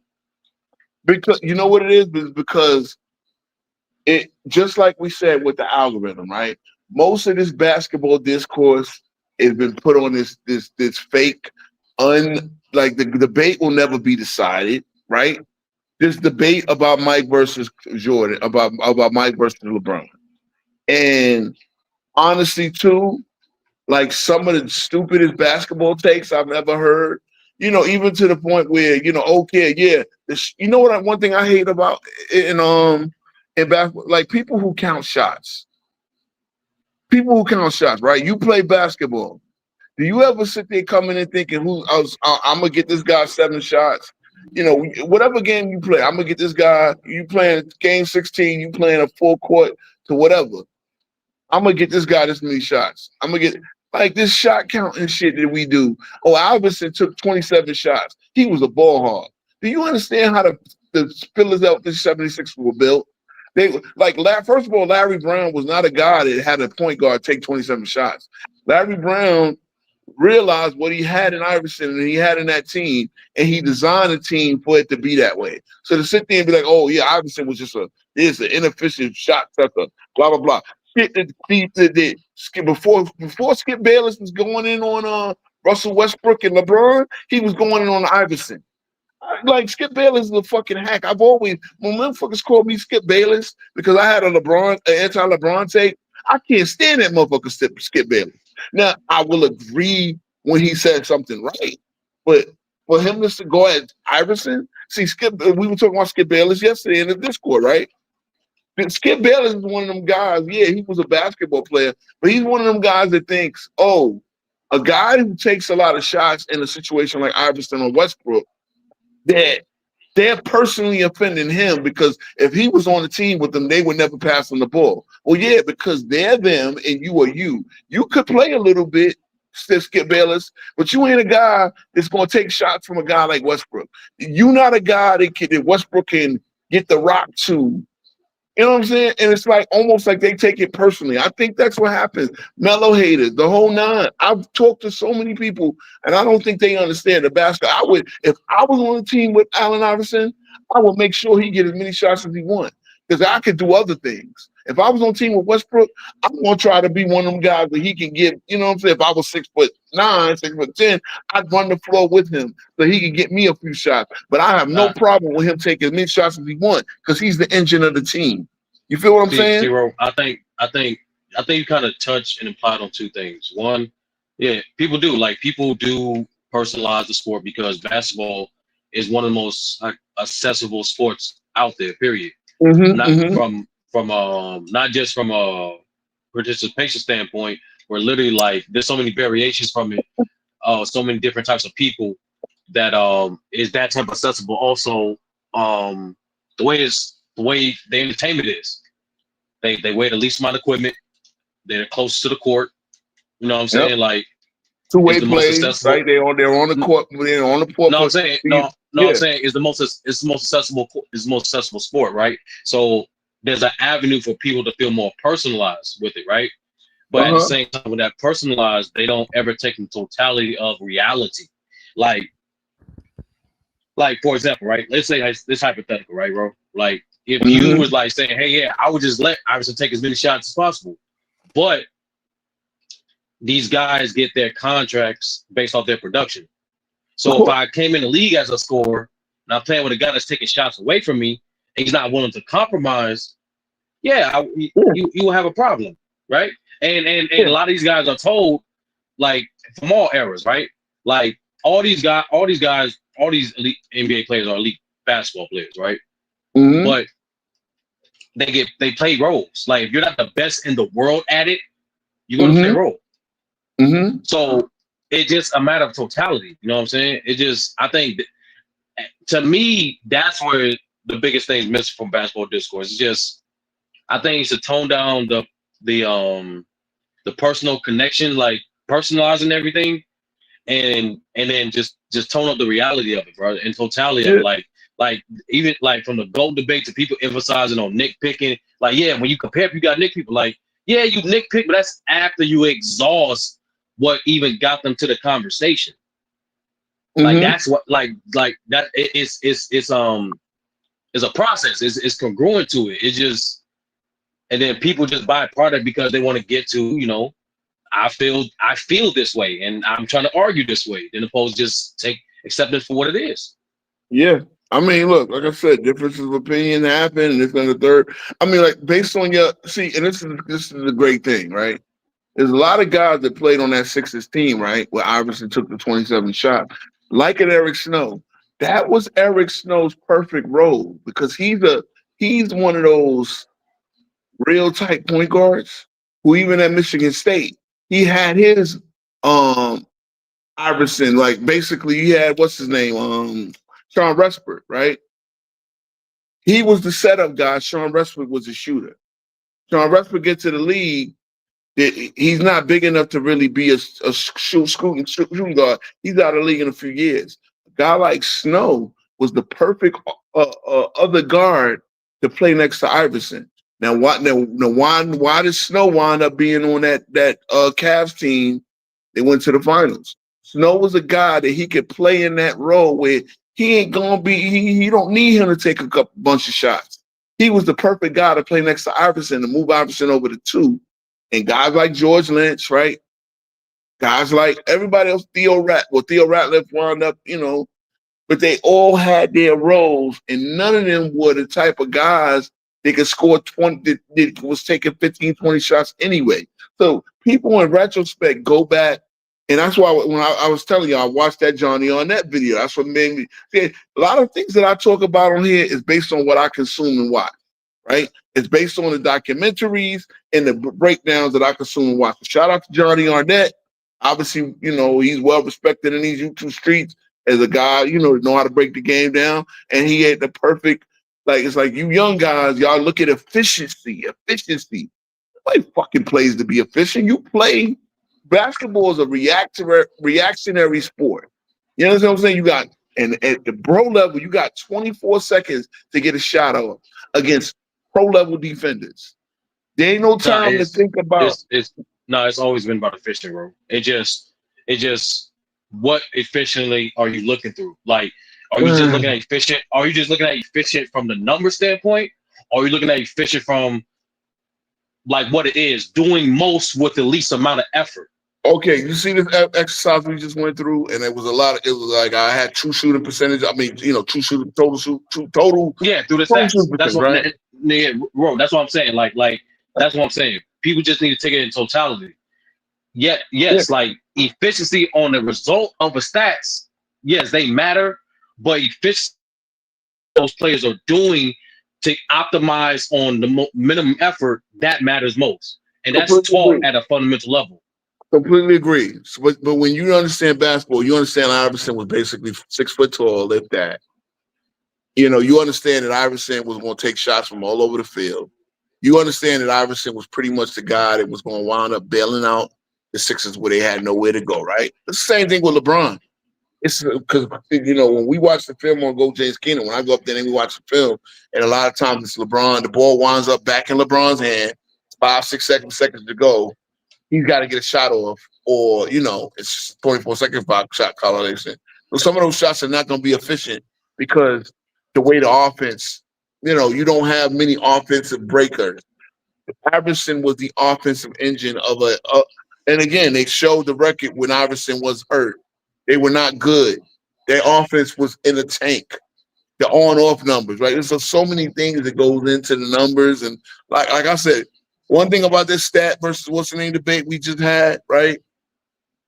Sometimes the numbers don't tell a story. That's why I hate analytics. Now, I don't hate analytics. Analytics has its place, but the fact that I hate analytics in baseball for sure, because I don't even watch the game because I don't see no 300 hitters. I'm a guy that loves the guys like Kirby Puckett and Tony Gwynn. Analytics would say these guys are useless players on your team. Analytics said Ricky Henderson is not the shout out to the late great Ricky Henderson, a nigga that stole 131 fucking bases in the season, scored 147 runs. They say he was not analytics say he's not an efficient player. That's what analytics does. No, he didn't hit enough a home run and strike out enough. I'm just saying, look, that's another rant from another sport, but analytics is a bunch of stat nerds trying to explain the game instead of understanding, looking at the game and then taking the numbers and then telling the story what happened again. That's what analytics should do. Tell what happened and then try to figure out which way a team should play. Because again, analytics telling you that Allen Iverson is an inefficient player, and that's bullshit. There was nothing inefficient about Iverson. Nothing. Iverson was not inefficient. Iverson was just he was a world breaker. He was the guy that, again, he was the only guy that could beat the No, he Lakers. was inefficient. I It's gotta be, fine. I gotta be, He's I gotta be honest. inefficient, I but gotta he be, had to be for his squad to be successful. That's it. nah, Shout out to Chelsea Handy. I gotta be honest, bro. It's like Go ahead. you got to be in totality, bro. You got to take the good with Okay, the bad. You gotta, Here's why. I'm saying, All like, right, I got you. That's like, I it. got you. Sir. Well, here's why I started. Like no player Here's is why I perfect, started. bro. Hold on. like, Real I'm not quick. gonna like. You don't have to be disingenuous and say like there was nothing about him inefficient. Nah, that's No. an absolute. Okay, That's an extreme. Here's why I started. Handy. Handy and Sturdy. Iverson was not a 7-footer.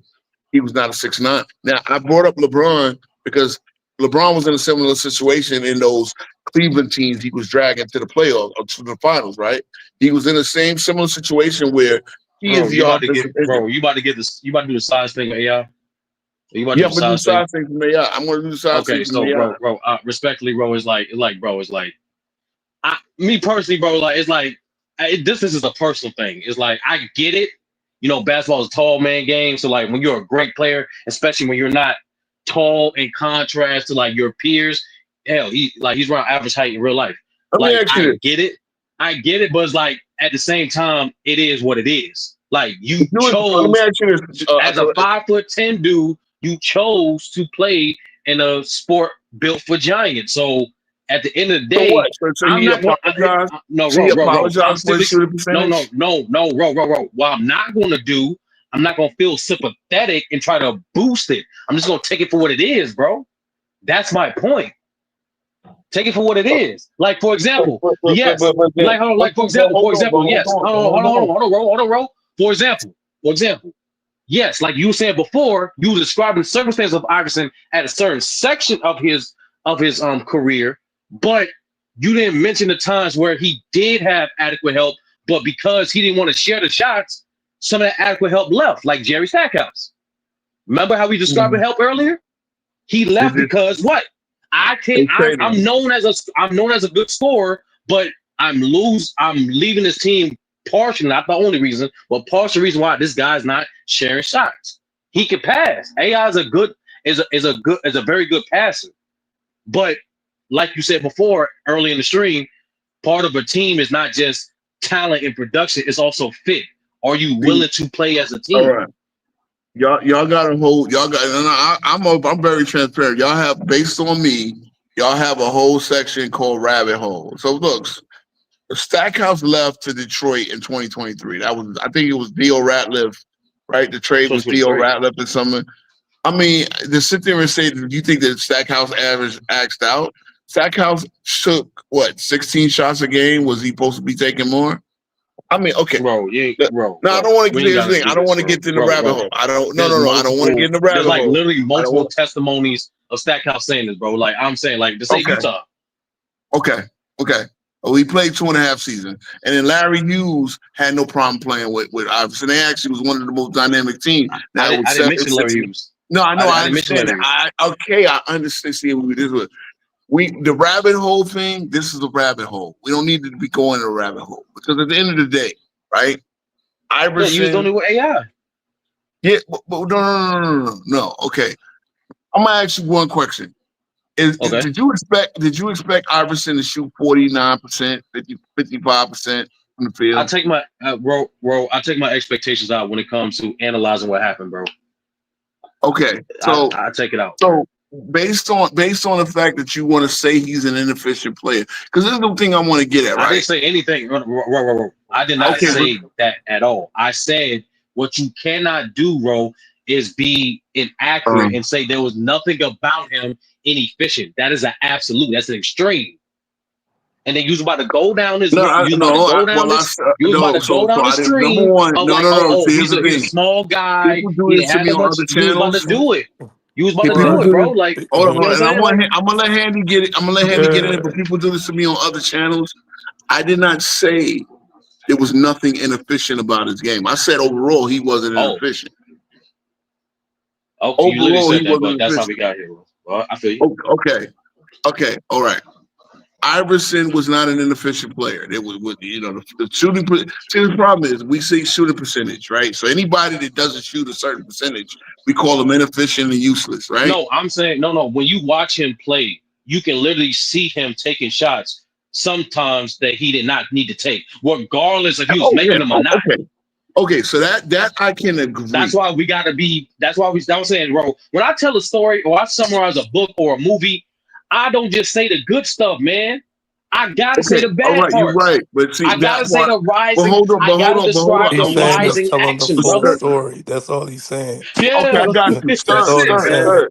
You gotta tell the full Good. story See, of the this is what players, happens bro. with us, right? Once we get off to the point where we disagree on something, again, maybe we have more of agreement than I you don't know realize. what. Wait. Are you disagreeing with me saying that we should tell the whole story of a player? No. See Yeah, what because I'm that's all saying? Sturdy's saying, bro. See, okay. And Please, Ro, let's go you're one at saying a the time. same My exact bad. thing too. You saying the same exact thing. You're Oh literally God. saying the See, same exact thing a different way. that's what I'm saying. And that's what thank you. Oh, that's Andy. That's Andy. That's not. I know that's not Mark because Mark ain't got no wisdom in him. Mark's a Yeah, dummy. yo, this handy, Nah, And I'm bro. a dummy. but I we gotta are be all saying the that. same thing Can't a be different way. goofy. We actually fundamentally agree, but since we're using different words, now this is the thing, Bar. This is why I wanted you on this program because a lot of Why I times me gotta and be you all could that? agree on Cause you something. goofy, bro. A I lot want of to times get me to and the you could agree on topic. something. Can we get to the topic, bro? I was trying to get This there. He is just this. he Yeah, took Hey us like what Mar, down. is the topic? I just I Topic threw He it is took us like Hey down. Sturdy. The dummy. topic Hey is Mar, You this is took the topic. Damn, you gonna call This me is all that, bro? literally the You fat topic. motherfucker. You gonna call me all that, bro? This is the We don't topic, do Mar. all that, bro. This is the topic. Hey Hey, Mar, come let's on. get to the This is topic, the man. topic. Hey, You are bro, dumb because you're dumb. why is there one Let's keep dude it on real. You're this? Nah, dumb. you dumb. You dumb. Bro, You lose all your logic when what's it comes going to on? LeBron. Bro. So Yeah. Let's Yeah. Look. lock in, bro. Lock in. No, I'm locked in. I'm Lock in. locked in because I don't We like to went to do it. AI somehow, and now we doing some. I don't know what we doing right now. What we Yeah. supposed to be doing, bro? Let's lock Okay, in. this see again. This is a perfect and shout out to you, Handy, because you just proved it, right? You just spotted it. We agree fundamentally, but because we're coming at it from two different angles and we coming at it from different ways, the discourse has come to this. You understand what I'm saying? Like I'm a person. This is one thing. The way I look at basketball, there's no one way to skin the cat, right? Iverson, of course. Of course, I can see the first. I play with niggas that play like Iverson. They want to take all the shots. And I come to learn as I grew up, I don't care about shooting the game. Me personally. Now, a lot of the guys on that Sixers team understood who they were, and they understood that we only going as far as Iverson can take us with his. Now, if I'm Theo Ratliff, my job is rebounding and rim protection. If I get a lob over the top from here and there, let me run this and the third. George Lynch, another one, offensive rebounder. Eric Snow, perfect rebounder, right? Next one. There weren't that many guys that were, oh yeah, I could get 25. You talking about Stackhouse? Stackhouse was going a few years earlier. Bro. No, I know those. Why we on AI? But see, Why we on okay, AI? I am. See, Stir, stop that. Now you gotta stop interrupting me because I'm literally talking about AI's best team, the team that he is known for, right? The team that he won the MVP on. I'm No, really I'm kind of asking why we on AI right now. That's what I'm asking. okay. Well, if this is one. Well, why are we on AI? We just been on AI for a minute. You spoke your No, that's piece my on AI. bro. No, okay. That's my point. We're not supposed to You're be on right. AI No, but Avenue. hold on. No. Understand this. Because Mark came up here when we gonna talk about the topic. I done talked about Yeah. it already. Hold on, I done talked about it already. I All have you did was apologized. apologize, bro. Remember when I told you when I gave you the invite, I said this. There's Oh, no way, There's no way stir, you please invited me stop up here for you interrupting. to apologize, bro. Nah, bro. There's no way you came up here for you invited me for a LeBron topic for you just apologize LeBron James So fan, you bro. want to talk more about LeBron? 'Cause this is the funny No, I part, thought we were gonna talk basketball. Handy. You said why you talking about LeBron, and LeBron is literally on the what's the name? He's on the thumbnail. He's on the like, and this is what I'm Wait, what's the saying. See, this is. topic though? I'm just But asking hold what up, the topic is. Not the it topic. says why I talk about LeBron so much. Now I want Sturdy to understand when I gave him the invite, I literally said, and I said the discourse. That's a swerve. because this ain't really about LeBron. And what I wanted to do is apologize to LeBron fans because I give them all the smoke. And I say that they're the reasons why it's fucked. And it's more than that. It's every conversation. And we're proving it right here because we're talking about Iverson now. Hold We're on, talking bro. about Iverson. Respectfully. I'm sorry, brother. But respectfully, bro. You just told me you literally just told me you conned me, bro. That was you literally just said that was a swerve. I told you it's for engagement, bro, and I get it, Do you though. want me to I get it. It's screenshot just you? for No, I didn't con you. I didn't con you, sir. I literally Forget said LeBron fans. Apologize to me. sir, That's this all is I'm what asking. you do. That's But all I'm asking. sir, when I messaged you, I messaged the group in discourse, and I said the whole title is a swerve. And I said, I'm going to apologize to LeBron fans, to be honest. I'm going to apologize. I'm actually taking LeBron fans and all, like, guys like Mars a dummy. Anyway, because guys like Mars, he cries about me giving LeBron James smoke. And I'm actually giving LeBron and his fans a reprieve tonight and saying, you know what? It's not you. You guys are not the problem. Everybody's the problem, because you know what happens? We get so stuck on who we want to defend. Like even me, I'm guilty myself. Hold on. I want to say there's a lot of Melo, Iverson, a lot Westbrook. There's a lot of guys I think get bum ass raps because guys don't like. I said, what did I say? Hold on, I said a guy like Skip Bayless before he went at Westbrook and LeBron. He was going at Iverson that way, and a guy like Skip Bayless was a bum at was like. Again, this is why. You know why? Because you imagine yourself being on a team with. Hold on, sir. There's a guy like Skip Bayless. I see this. Okay, all right. I mean, bro, let me just ask you a real Handy, question real quick. My bad. Handy, I want to let you speak. My bad. So is the show about players getting unfair reps by the media? Is that what this is about? The show is about basketball discourse in general. We get to the point, and I just said, the reason why I talk about LeBron so much, and again, it is a swerve, but I've always given, this is me acknowledging my own error, right? I'm a dude that when I'm wrong, I can say I'm wrong. So me apologizing to LeBron fans, basically saying, you know what? It's not just LeBron fans. It's not like just the LeBron discourse. It's a lot. So people will take like personal stances against a guy like Iverson, or against a guy like Westbrook, against a guy like Melo, or against a guy like AD, because they got their own agendas or whatever.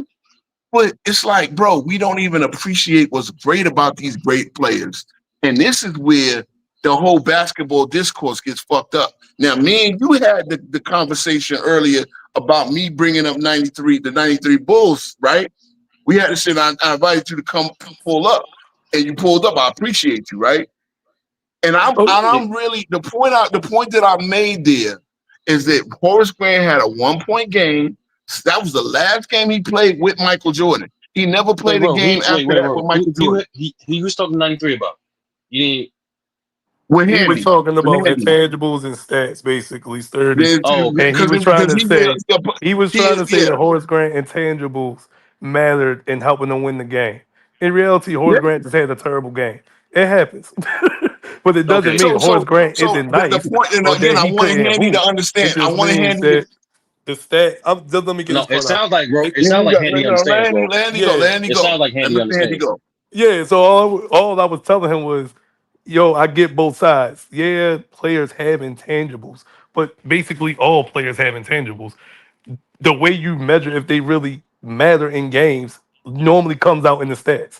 So if I look and let's just say Sturdy went 0 for 6 in the fourth quarter, I'm going to assume he probably just had a bad quarter. I don't need to try to finagle it and finesse it to make it sound like it was better than what it was. That's also all I'm saying. Yeah, that's so Handy, to that point, thank you. Let's get to basketball. Thank you.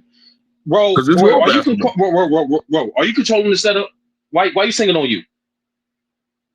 Again? Wait, are you just soloing yourself? You just on the solo screen. Yeah, it's on solo screen. Oh yeah, my bad. Yeah. I need to do that. Hold on 1 second. Let me change the layout. My bad. I don't let you back up, Mark, but stop with the name calling bullshit, man. For real. because that was No, the so- gist of it, oh, thank you. Sturdy. So, I didn't mean to thank cut you. you off, bro, but that was the No, gist no, of it, that's basically. perfect, bro. I'm a blunt, bro. Especially you gotta be with Ro. We working on Ro efficiency. You know what I'm saying? He dribbles the ball a lot. We trying to get him. Hey, bro. We trying to get him to say, hey man, listen. You don't need 3 dribbles, bro. You don't need 3 dribbles. you But hold missing on, my but see, angle. even now, But Handy, sir, you missing my even angle. then now, Ro. You ain't got the ball, bro. Trying to be AI. It's all good. I'm open. I'm just trying to make this See shot. what I'm saying? That's it. Thank See, you. no, you playing So, defense Handy, on me, expecting me not to react. yo, you clapping your hands right now, bro. I got you. Chill. You got it. I got it, bro. You got I'm 20 going more for the tips, I ball. I get promise. the ball. But anyway, so Handy, to that point, 'cause I wanted to actually like dive into that, right? Go So, ahead. like I told other people, intangible. There's like just like stats. There are reliable intangibles that you can prove, factual intangibles, and then there are like the hyperbolic intangibles that people like to say, the narrative intangible. That's how like for certain stats, like there are stats, believe it or not, there are stats like that can give you accurate results of what happened during certain sections of games, but it's also stats that are just proven to either be manipulated or exacerbated for certain players. Or We just agree. missing, right? So Uh-huh. hey, I'm trying to emphasize on the factual intangibles, right? So intangible for the technical definition applied to basketball or any sport is basically anything that contributes to the game that cannot be tracked statistically, right? Or measured the- statistically, exactly. That's what I just said, bro. I got Yeah, this. no, I know. I don't got track the measure. I know. I got it, bro. I got, bro. I See, got it. we Thank you. agree, and you just Bro. I got it. Thank you. So, so what I'm saying is, right, especially no matter what era, I'm gonna give you 3 examples how why those factual intangibles matter. Number 1, the 60s, the easiest one, Bill Russell. Bill Russell is regarded as the greatest defender of all time, despite in the era there was no DPOYs available. The only defense team that he won was the last year of his career. There was no blocks being tracked. There's no steals being tracked. And Wilt Chamberlain was factually getting more rebounds than him on a season-to-season basis. But why was Bill Russell considered the best? Just to correct you. Hold on, Sir. Just to correct you. Bro. No, Sturdy. Just to correct you. That's not the point. That's not the point. That's not the point, bro. Go ahead. Fuck. Simply put, if all those things are mentioned, why is Bill Russell considered the best defender? The testimonials from players. When you watch him play, you can see him being deterrent. You can see him having high motor. You can see him actually getting blocks. You know what I'm saying? Despite them not being tracked. So those type of intangibles that are factual that I can prove matter, especially for that instance where he's missing stats. Another example. Today, there's no stat for being a deterrence in the NBA. You cannot track that. You cannot track how players look at when players come down the lane, they see when beyond the paint and they turn around or to pass that bitch out. There's no stat for that. There can't be a stat for that. But we can all see and prove that. And that's definitely contributing to Wemby's impact on the game. Same thing with things like from communication as a team. We all know basketball. The main thing for every defense to have in common is communication, constant communication. And there's no words per minute, no paragraphs per game, none of that. You can't track that shit, but we all know it's important. Matter of fact, sometimes if you have certain seats, or you can literally see these players in the back line pushing or directing players to where the fuck to go in their rotations. These are all important intangibles. I'm to make it shorter because I gotta show where we're at. I gotta be an example to my brother Ro. All I'm simply saying is not all intangibles are fluff, sprinkles, narrative. There are like factual intangibles that we use to help depict these players' contribution to the game. Like the things I just mentioned. All right, bro. You went 5 minutes. You went 5 minutes. Now, Handy, I'm gonna let you respond. I know you're not clocking. I know you're not timing, nigga. I'm gonna let you, but you remember you on my show. And I'm not trying to do all that, but no. And I'm gonna let Handy go because again, Handy was getting at me in the comments, And I invited Handy up here, you know, and I appreciate you pulling up. And again, bring the smoke. Oh no, we were just having a healthy back and forth. It ain't no real smoke. Yeah, and All I again, was, all, all I was and you trying went to long say winded in was, in yeah, your yeah. paragraph, I and I mean, didn't have that's time to true. really go That's at it, true. and I That's didn't want to true. That's true. I mean, but Sturdy just basically, in the eloquent way, put what I'm saying. I get got both sides, right? But even to Sturdy's point about the intangible, for example, Wimby being the deterrent in the paint, right? It's going to still show in the stats when they show like the defensive rating of the team or the on-off numbers when he's on the court versus when he's not on the court. Like the stats are still going to show because at the end of the day, if you're doing positive stuff in a sport, you're going to collect stats in the process. So all I'm saying is you can have all of the intangibles in the world, but if you're a bum, you're still a bum. that No, so I agree with that. I agree with that. so I'm that's you need that's both. why when we talk You about need the both. intangibles, right? Every great player has a multitude of intangibles. So to make it seem like, well, this player had intangible because he grabbed a tough rebound in the end of the game in game 7 of the NBA Finals. I mean, okay, that's great. But you can have a role player do the same thing in game 4. But the role player intangible isn't bigger or smaller than the star player. The reason you recognize the star player is intangible is because he does other things better than the role player on the court. And it shows in the stats. So Yeah. if I give Sturdy just a sheet, right? And he's going down the list, and you see a player that say 30 points, 8 rebounds, 8 assists, 4 turnovers. Second player, 25 points, 10 rebounds, 2 assists, 2 blocks. Third player, 10 points, 10 rebounds. Fourth player, 8 points, 6 assists. And go on and go on. He doesn't need to go sit here and perform a dissertation of the game to assume, yeah, the first 2 players are probably the best players on the team. It is what it is, right? Now you can watch the game to say, oh, okay, these certain things happen during the game and that affects the game, right?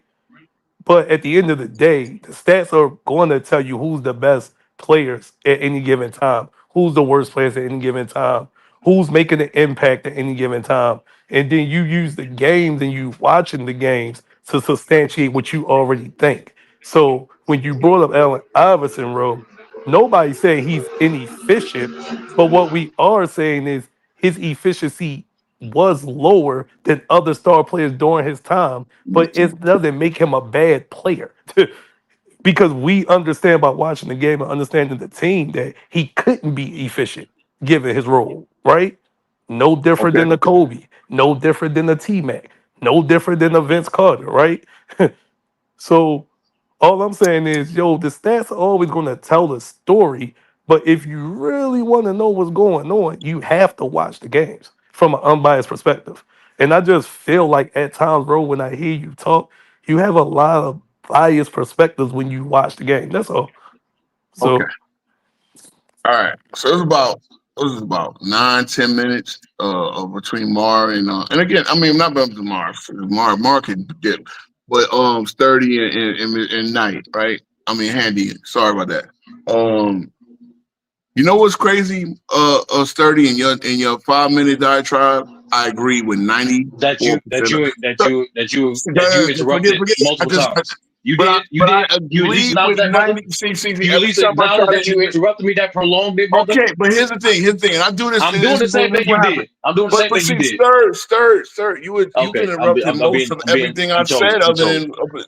No, I I agree interrupted with. you when But you was extended, but that was prior to you're that. stuck on the 5 minutes. When you're stuck on me saying 5 minutes, Why but you in the gonna five accept minutes accountability, bro? sturdy. I agree with this is the point. This is the main point, I don't want to have to mute and all that. I agree with you 94% of what you said in the 5 minutes. So if I did try to, even when I said immeasurables, and what you said one word. Now I brought up a synonym, right? Because both of them could be used in the definition, right? So I wasn't trying to one up you, but I was actually trying to add to the validity of your point. So this is what I'm talking about. This is what the show is about. Because we get so to the point where, and again, right, this is not about Iverson. This is not about Westbrook. This is not about Skip Bayless and every other name that I brought up. And Mar, this is not about LeBron. Now, I brought up LeBron because I wanted to give LeBron fans, like, I've been too hard on you guys. I've been going at you guys and LeBron himself. When, again, it's not just him. It's the whole thing. Sturdy. End of the day, right? It's funny because when I see you coming at my stance, you don't even got it clarified. It's like I just said, this is not about no particular player, no particular. Mind you now, I'm defending my take on a debate that I judge. That was Herm's debate. Herm wanted to debate that with a Johnny. I only had my take. I judged the debate. And then I started asking questions. I didn't take a stand on anything. Here's the thing. I understand it. Great players have intangibles. I understand it. Yeah. Great role players have a lot of intangibles, things you don't count in the seats, right? Same thing with block shots, right? And here's the thing. Some guys who are great shot blockers, they're not even good rim protectors. That's an intangible that you block a lot of shots because you're really going after, but a lot of times you're jumping up the block shots and you're not ultra shots. They do have, and this is not like field goal percentage at the rim against and all that. These are very imperfect ways to measure a rim protector's defensive impact. But you can't. These are like I will say this. Here's my take. Stats can mislead. Stats can not tell the whole story. But at the end of the day, stats can't explain what happened into a game. So there's no perfect way of measuring anything in basketball. You understand what I'm saying? There's no perfect way of measuring anything in basketball. Now, no, it is. It actually is, bro. It is. It's not perfect. The way. No. I'm gonna tell you. It's very simple. Just take in all the factors. It's just that simple, bro. Like people want to just do the extreme, like just now, like stats or no, just do. I didn't take one. Like it's a sport. But hold on, guys. I didn't take one stance. Hold on. That's the perfect way. Both sides of the argument. I saw both sides of the argument. I judged the argument based on the argument was made. I gave Herm rounds because I thought Johnny contradicted himself. No, forget that debate. Fuck that debate. Fuck the debate. So now we're gonna because I can tell you times where this stat was overrated. Guy got this many points, but it wasn't really, it wasn't like he was that impactful. You understand what I'm saying? Like, do you think based on the fact? Wait, please, wait. I am the host. I don't want to pull ranking on it. I want to have a conversational piece. And this is actually a pivotal show for me where I'm trying to figure out how to do these, discussions on this. Based on the stats that I read earlier, right? It showed that Kelly Tripucka was the star of the Pistons. Who was the star of the Pistons? It showed he had a good series. Well, he had a good series, and it showed him right, but it showed him as being the most productive Piston. When we all know, but you hold on, statement in the first statement is completely different. Sturdy, please. I'm gonna ask both of you based on what you know. I'm sure you've seen little clips or highlights of the series, right? This happened when I was 5 before I started watching basketball. But any Knicks fan know when Bernard King dropped 42.6, and he had it's one of them games where he had the scoring duel with Isaiah, and they were like, neither one of these stars were gonna let their team lose, right? What's the question, brother? So the question is, all right, who was the star of the Pistons? Isaiah Thomas. But the stats, and this is what's listed, because the stats would show that the most productive. Okay, but the stats was showing that Kelly Tripucka was, and see, that was a keen example of stats kind of not telling the story. It really kind of listed Isaiah as his help, but that was we all know that was Isaiah's team. We all know Isaiah was the top performer for the Pistons. That's another reason why I play. Hold on. Pap the engineer got it. Look, read what Pap the engineer said. So like maybe see he gets to talk in the comments. I can't talk on my own show because this is what you do, Sturdy. You step on my rebuttals. I let you go. You step on my rebuttals, and I'm not even trying to rebut you. I'm trying to show you where we agree. And I'm trying to show you where we might have gotten off track, and you might think that I'm disagreeing with you. I'm rebutting you or coming at you, but you're not even like I'm trying to clarify my thing. Stats are incomplete. That's why they keep adding measurements and tracking more things every year to get a better picture. That is the perfect fucking way of saying what I'm trying to say. Because yes, as I asked Johnny, oh, they measure pick impact. They measure this. They measure that. They come up with better ways, more perfect ways to explain a game, which I think basketball is perfect. It's simple. It's easy. I agree with you, Eddie. It's a simple game that we kind of make complicated, and then we think, oh yeah, I can read a box score and tell who did what. That's why that's the number one. When Mar asked me why are we playing this stupid game, this and the third, is to make this point.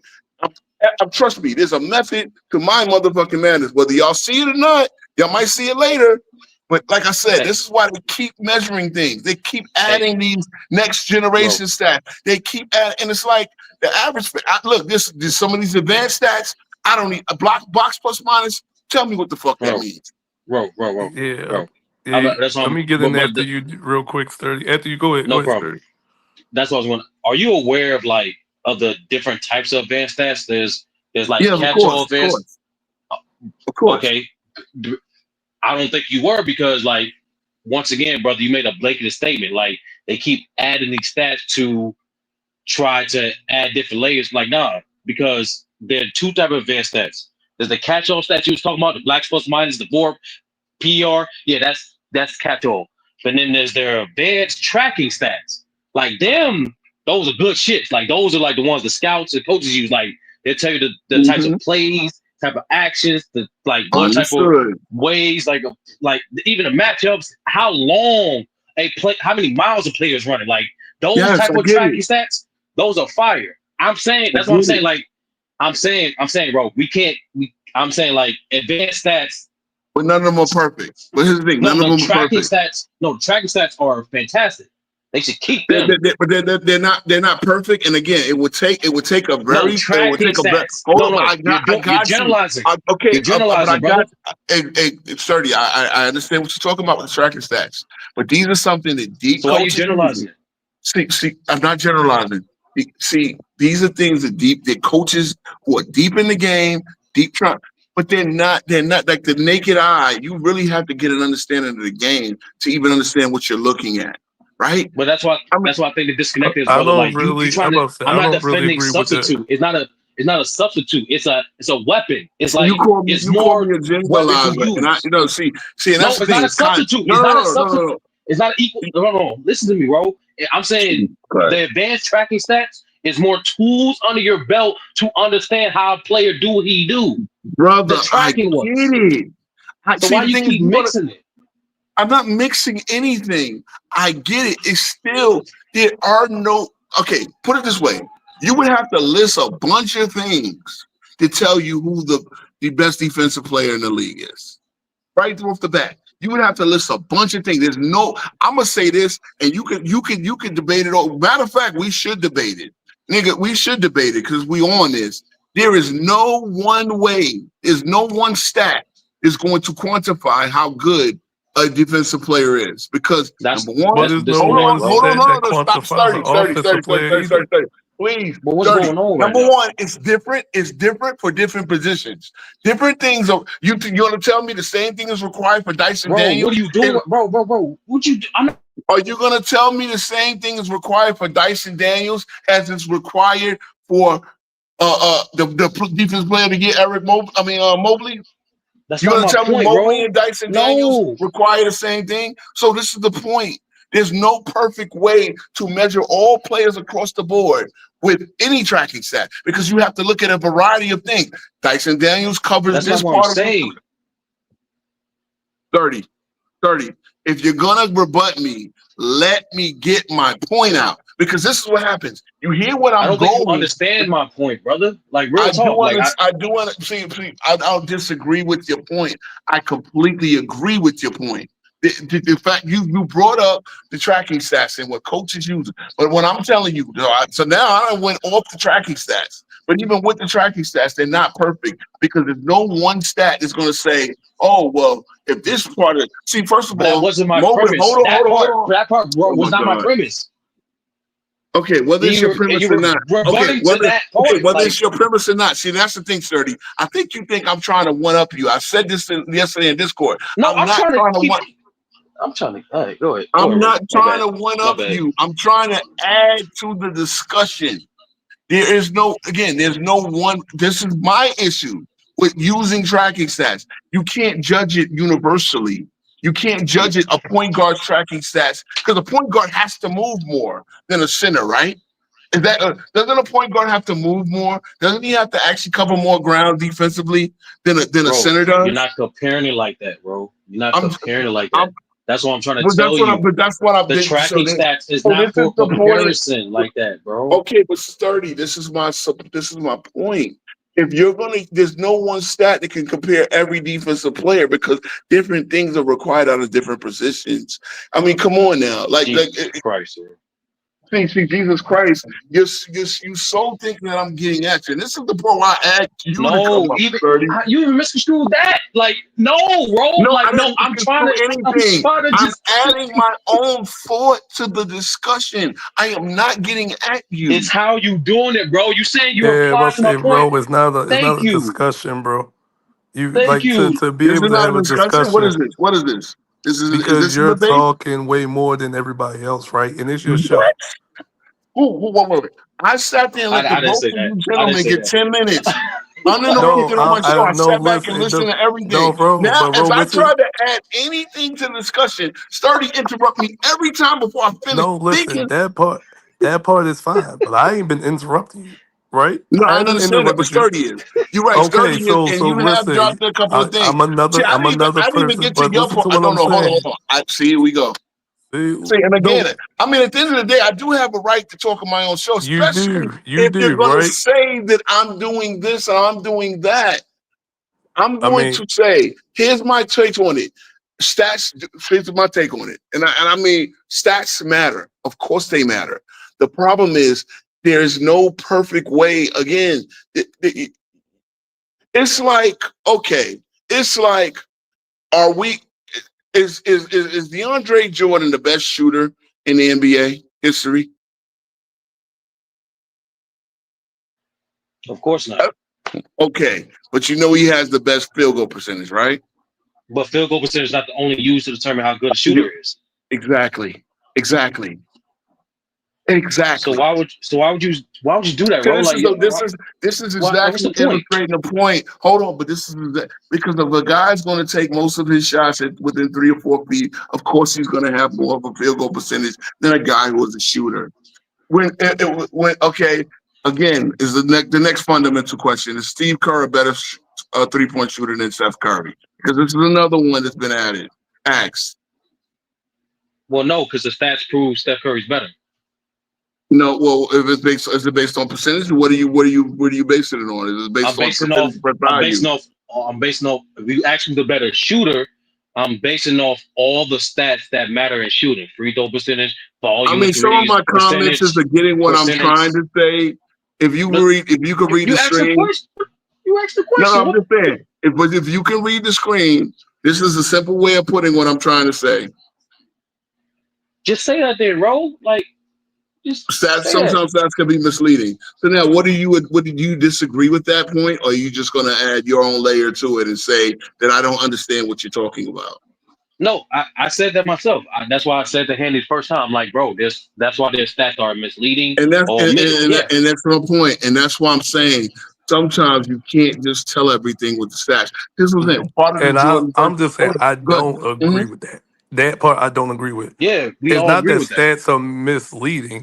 It's just people don't watch the game to See, see how the you know stats what are you fucked up, true. Handy? You know what you fucked up, Handy?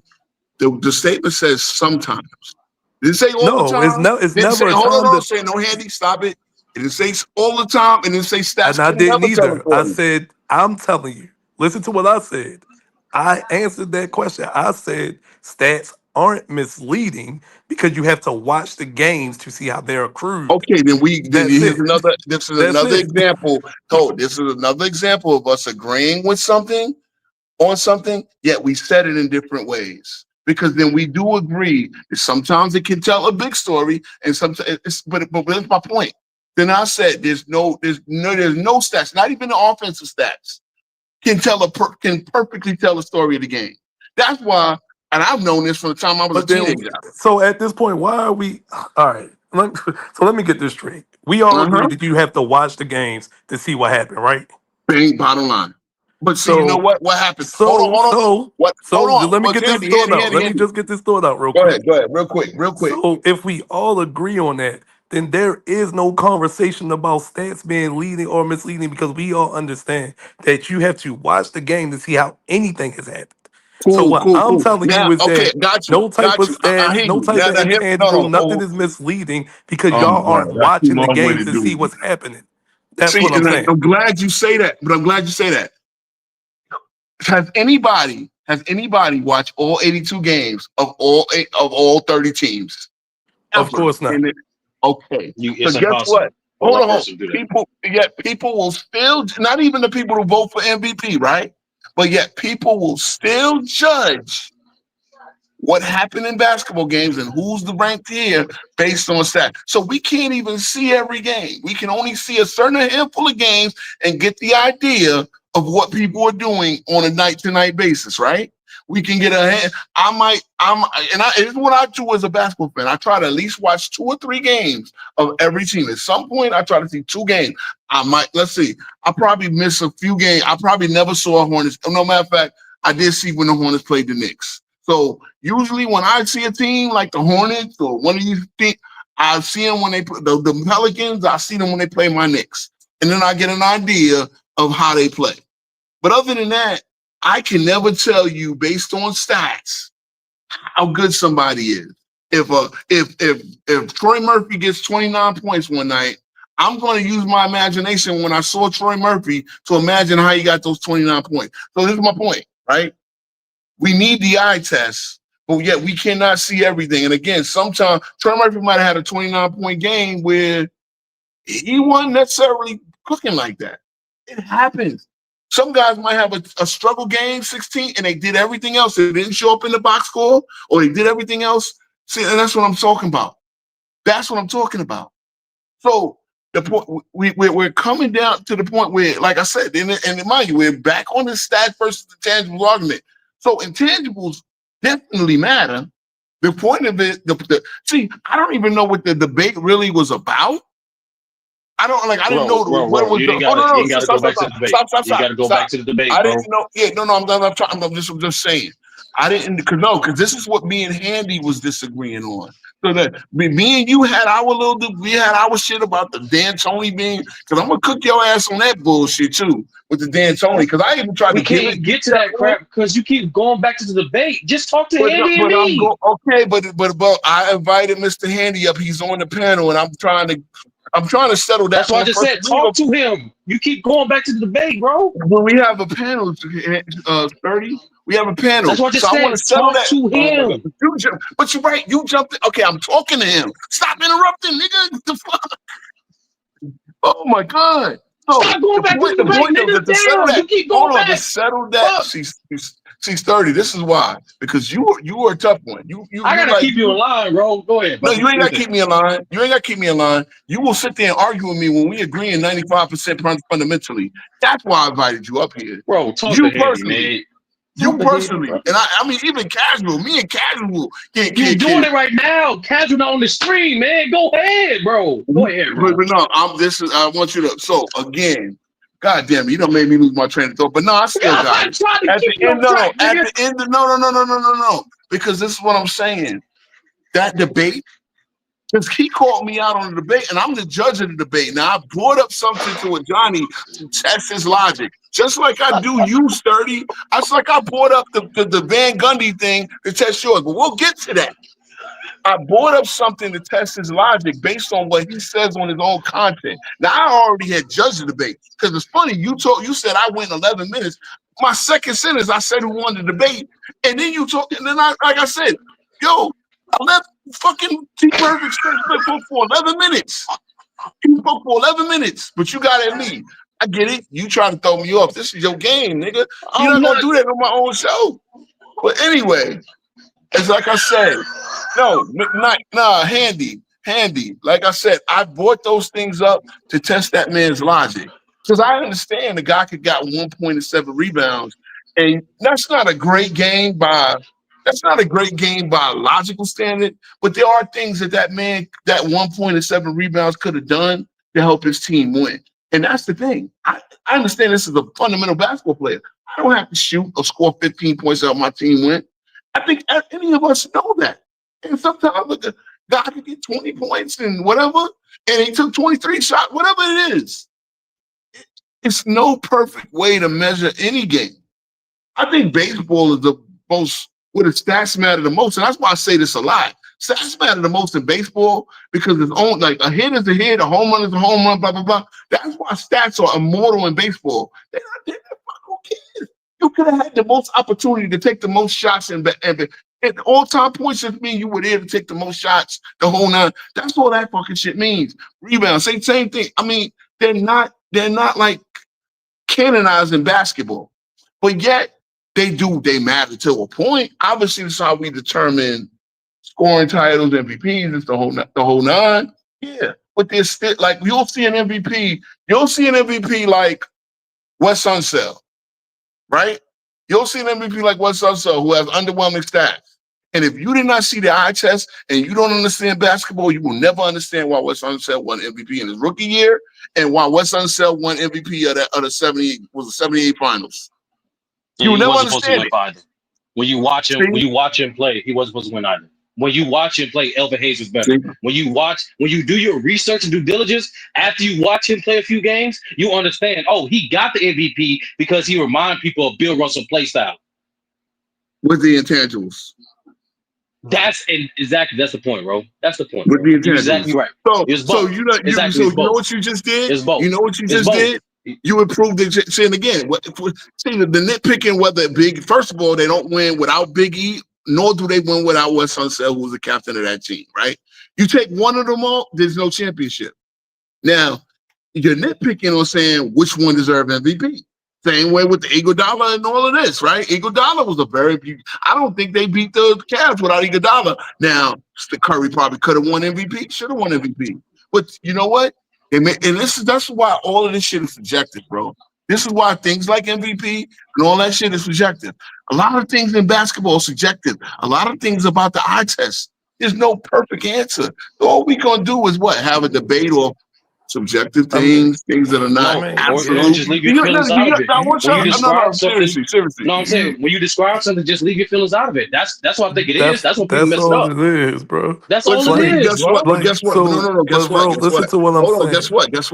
Guess what? Feelings are always going to be involved. Hold on, feelings are going to be involved because never. It's basketball. Do we not debate past MVPs? Do we not debate past MVPs? No, y'all like to debate stuff. That's just entertainment. You know what? You did something. Andy, you said something. Handy, you said something where I could have cooked you, and I wanted to jump in, but what you mean? Let me hear. You said no one says this. No one says what? You said no one said something. I can't even remember. But don't do that. So wait, you told me I said something, but you don't remember what I said? No. See, that's the problem. No, know what you said? You know what you did? You didn't say it. But you said no one says it. No one just says what? You don't say it. No one says what? No one says what? I forget what the subject was. Why are you bringing up something if you don't know exactly what I said? Don't do that, bro. Andy, stop it. See, yeah, you said no one says Iverson is inefficient. Exactly. You said no one says Iverson is inefficient. Talking about us on the panel. Hold on. I see hundreds of young guys. I was talking about us on the panel, bro. What are you talking about? See, but you see. Okay, but I can get at you because you said no one. What I'm saying. I'm not debating you. Misunderstood what I said. When I brought up Iverson, When I brought up Iverson, I wasn't debating you on your Iverson point. I was debating. Look, matter of fact, here's a guy that just pulled up that says it. Young Scott. Yes, Why Guys did like you bring Young up? You don't Scott. remember Hold why up, you bring stop. up? 30, stop. Guys like Scott will come up and say Iverson was an inefficient ball chuck, and that's just a fact. he wasn't even alive during That's Iverson's just a career. fact. This young man, hold on, this young man was born the year Iverson's last year in Memphis, Yeah, you and don't. he will Yeah, say something like, and guess where he gets this from? Other people who say it. no, it's just a So no, fact, no. bro. So It's just a fact. handy. This It's is the just a problem. fact, bro. It's just a fact. Okay, Handy. When you say no one says it, it's actually a lot of people say it. And when I'm debating the Iverson point, I'm not debating you or Sturdy. I'm debating the people that say it. It's a narrative that's out there It's that not a narrative. spreads. So It's when not you a said no narrative. one says it, guess what? You were factually incorrect. You what you No, I should have said no said. one said that. I Said, no. You as said in no Oh, one we. says that. here.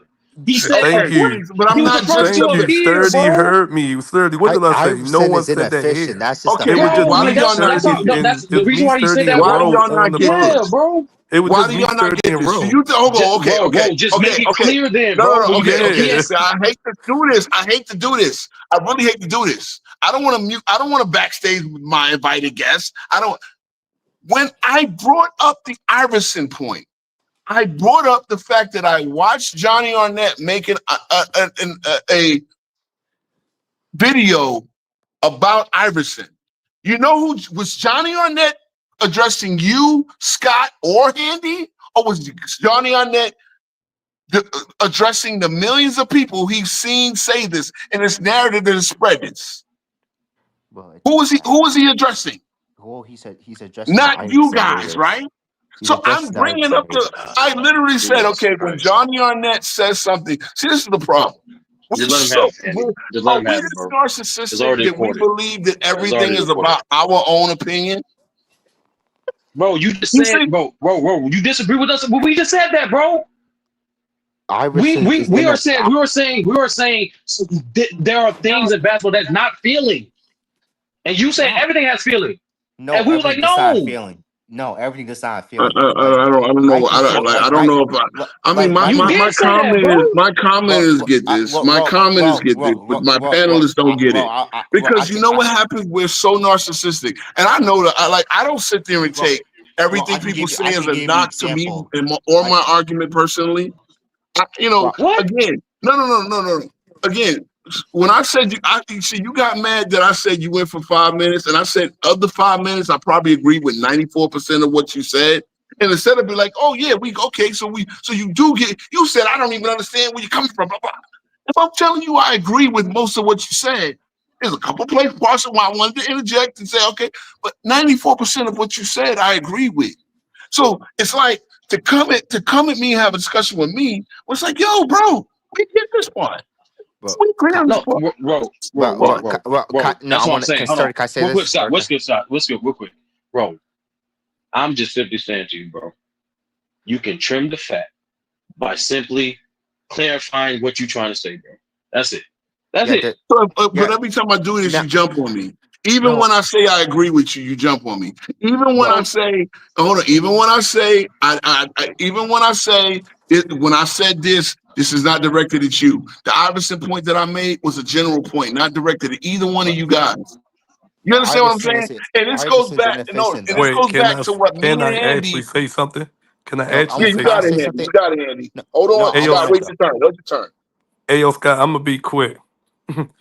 But bro, what me and Sturdy have been trying to say the whole time is we're not speaking in absolutes when we're having this conversation. Like, So when I brought it up, I specifically said we didn't say that. It was me, you, and Sturdy on the panel. It was no one else. I understand the point that you're trying to oh my make is God, that there's bro. a narrative, but there's narratives about all players. But Okay, We're having a want to understood say, this. discussion. But I see, want to say That's one understood thing. it. this, understood this. But when I just said, you said no one says it, you're not understanding. See, you're missing the sequence of the conversation. Before you said a word, I am talking about the Johnny Arnett video. It's not addressing either of you. When I watched the Johnny Arnett video But how would you on know you're not Sunday, addressing me hold on, if I hold on, never hold on. said that I agree with that point or not? Okay, and see, that's what I'm saying.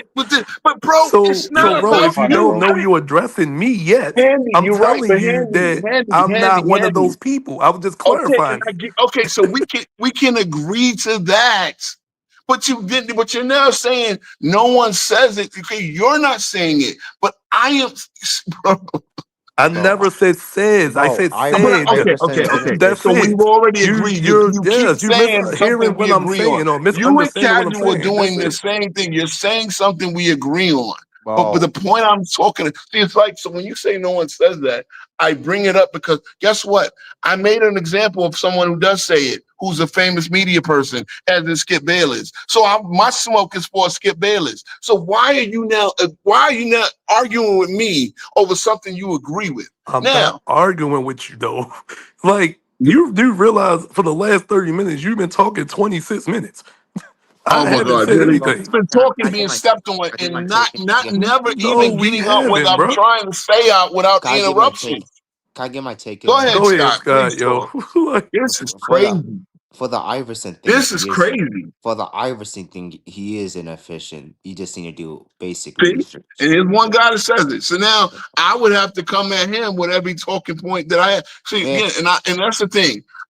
I'm one that understands this. I'm one that have basketball discussions all over the place. So again, now I know what you said. Me and you have a disagreement, and that's why I asked you to come up here so we could clarify. But then I got Sturdy coming at me with his problems with me. I got Scott with his little knuckleheaded young opinions of shit he never even saw, wasn't even bro, alive to see Iverson. I'm sick of this. You never saw Sturdy. Were you alive when Wilt Chamberlain You played? Were weren't you alive? alive. You weren't alive. No, You I shouldn't was talk asking about Sturdy. I'm Iverson. asking, You weren't alive. You shouldn't talk about Iverson. I don't want to do this, bro.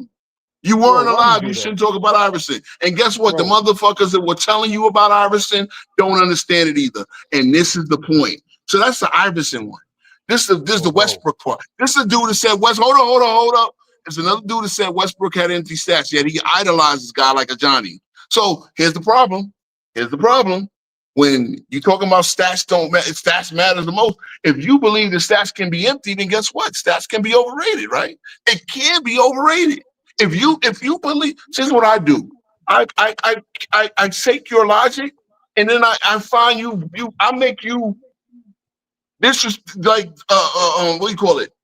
Your own logic. I make you go against your own logic. If you believe the stats are the end all be all, and then you believe that there's such thing as empty stats, then guess what? You don't believe what you're saying. Can we at least understand that part? You I just can't want tell me stats tell a perfect story and then say that stats themselves. And I understand neither one of you two said it. But when a guy like a Johnny can say, "Oh yeah, they were empty stats. Oh, they pumped up Jordan stats." That means you don't even trust the stat keepers. bro. You don't trust the stat keepers because in his mind, he said on out of his mouth, You they pumped up responding Jordan to stats. a Johnny comment right now, bro. I got you. This is what I'm saying. See, that's it. The A Johnny comment is proven. We all agree that A Johnny is a grifter who don't believe half the bullshit he says, and that statement right there proves it.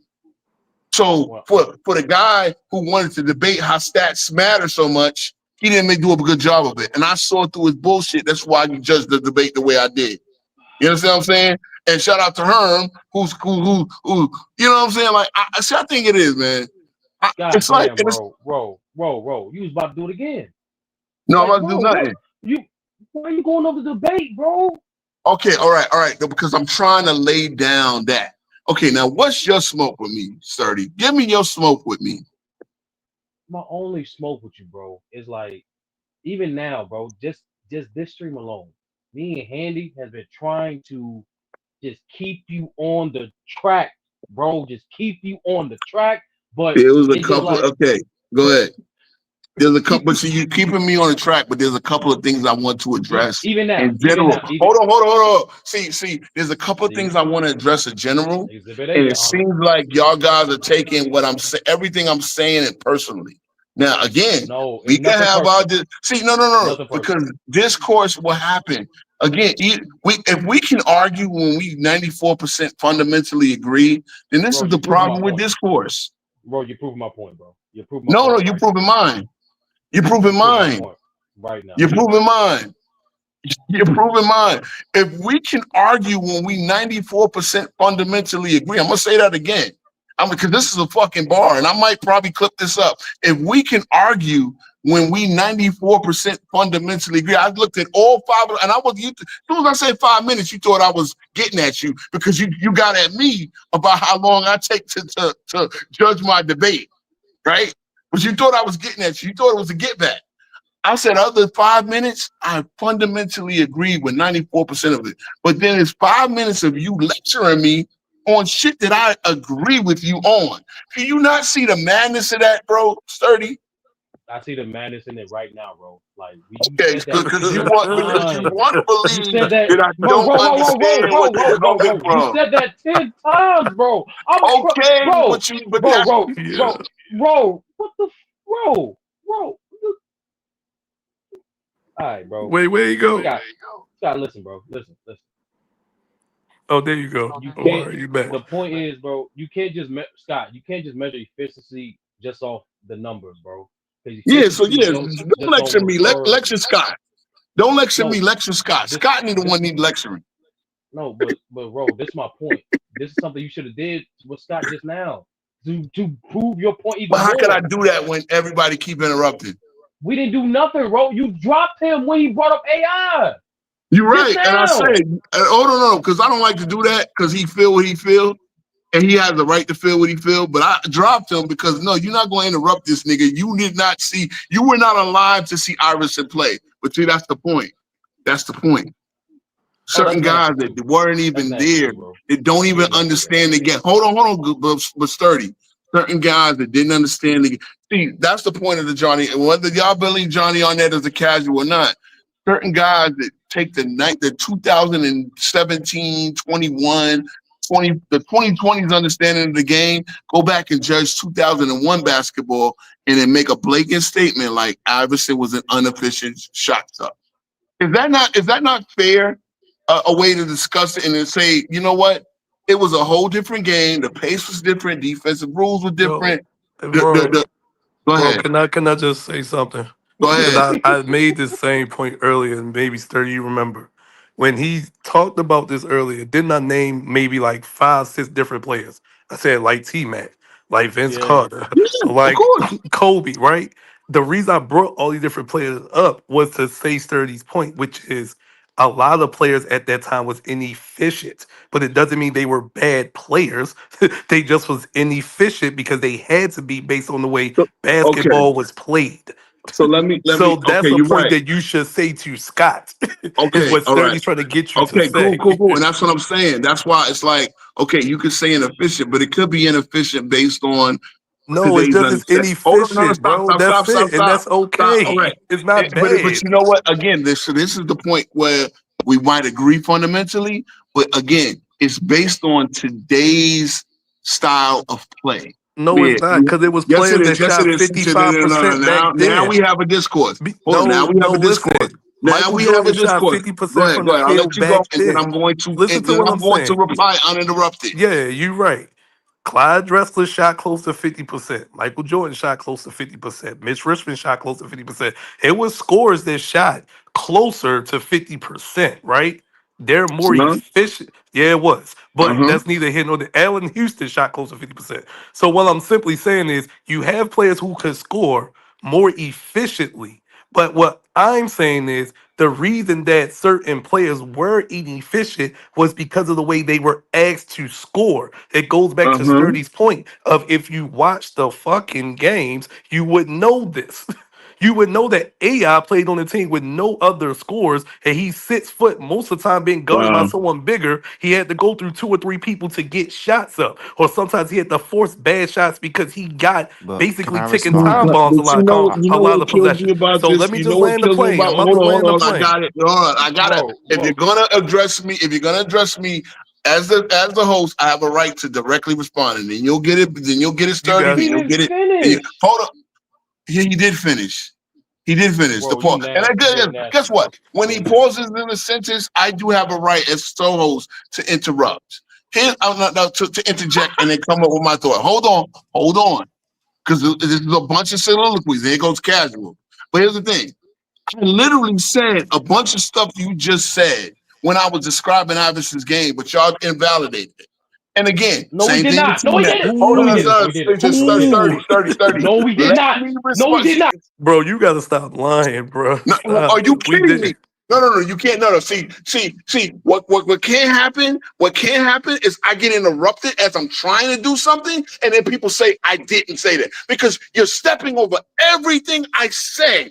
You're stepping over everything I said and tell me what I didn't say. I literally was describing earlier the way that the Philadelphia 76 was set up offensively. I was Was that literally before I got describing. here? No, 60 Was stop. that before I got here? I let you go, sir. I I'm let just you asking the go. question so I can tell you if I heard you or not. Okay. Oh, you're gonna Was it ask me every. before I got here? Because I No, didn't hear you were anything on the before I panel, got here. sir. You were I on was the on the panel. panel. You were on the Right. panel because So before I you got said on the exactly panel, what you said, so I agree with you. So Oh I'm my telling you God! to tell Scott that. Stop Okay, directing to you're me and right. So Sturdy. now, okay, but now Scott is up here. Scott, I didn't even have Scott in mind when I was talking, and now here we go. See, again, here's the bottom line, and I'm gonna bring you back up. Sturd. I'm gonna bring you back up if you're still here, Sturdy. But please, you see, y'all stayed on what I said or didn't say, and then casual. I don't. You might have to be watching on my screen to get the link because CW is in I can't drop it on CW. So come to my stream and watch it. But Sturdy, see, every time I try to say something, y'all step on it, interrupt me, then tell me what I didn't say. I was literally describing how the 76ers was set up offensively, and y'all invalidated that. Now you come back 30 minutes later. Matter of fact, because I remember it was about 2-minute mark when I was talking about it. Now it's 40 minutes later, and you're telling me I never said that. I never described how to. And see, this is the thing, right? No. When you say, hold on, when you talk I just about want to clarify, bro. no. Bro. I did I not say don't you want didn't to say that, backstage bro. people. I didn't say you didn't say that, Ernie, bro. I'm not talking about you. I'm addressing Handy. See, this is the problem with you, You just Sturdy. addressing me. I'm addressing Handy right now. I'm rebutting Handy.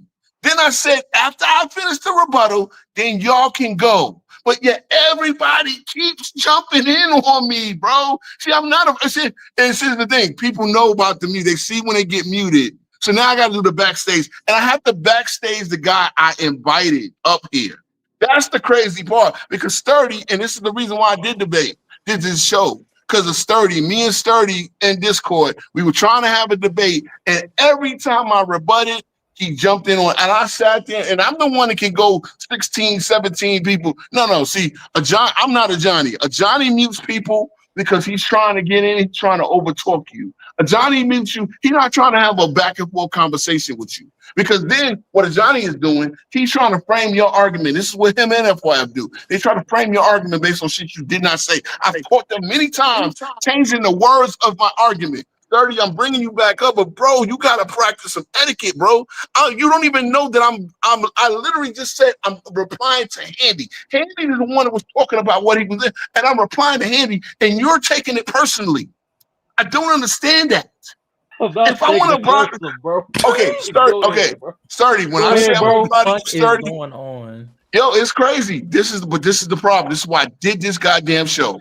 Because Sturdy, I got a lot of respect for you. You are a knowledgeable motherfucker. You was sweeping on my the stat game that we played. You had it, so I respect your knowledge. But brother, like this discourse is crazy because it's like everything I say, even when we fundamentally agree, we still arguing. How can we argue when I just said, bro? I just agree with 95% of what you just said for the last 5 minutes. You're rabbit holing, bro. Bro, you the rabbit hole king. You the rabbit hole Can I king, nigga. respond? Can I Hold respond to what on. Real Iverson? talk, real quick. Cause no.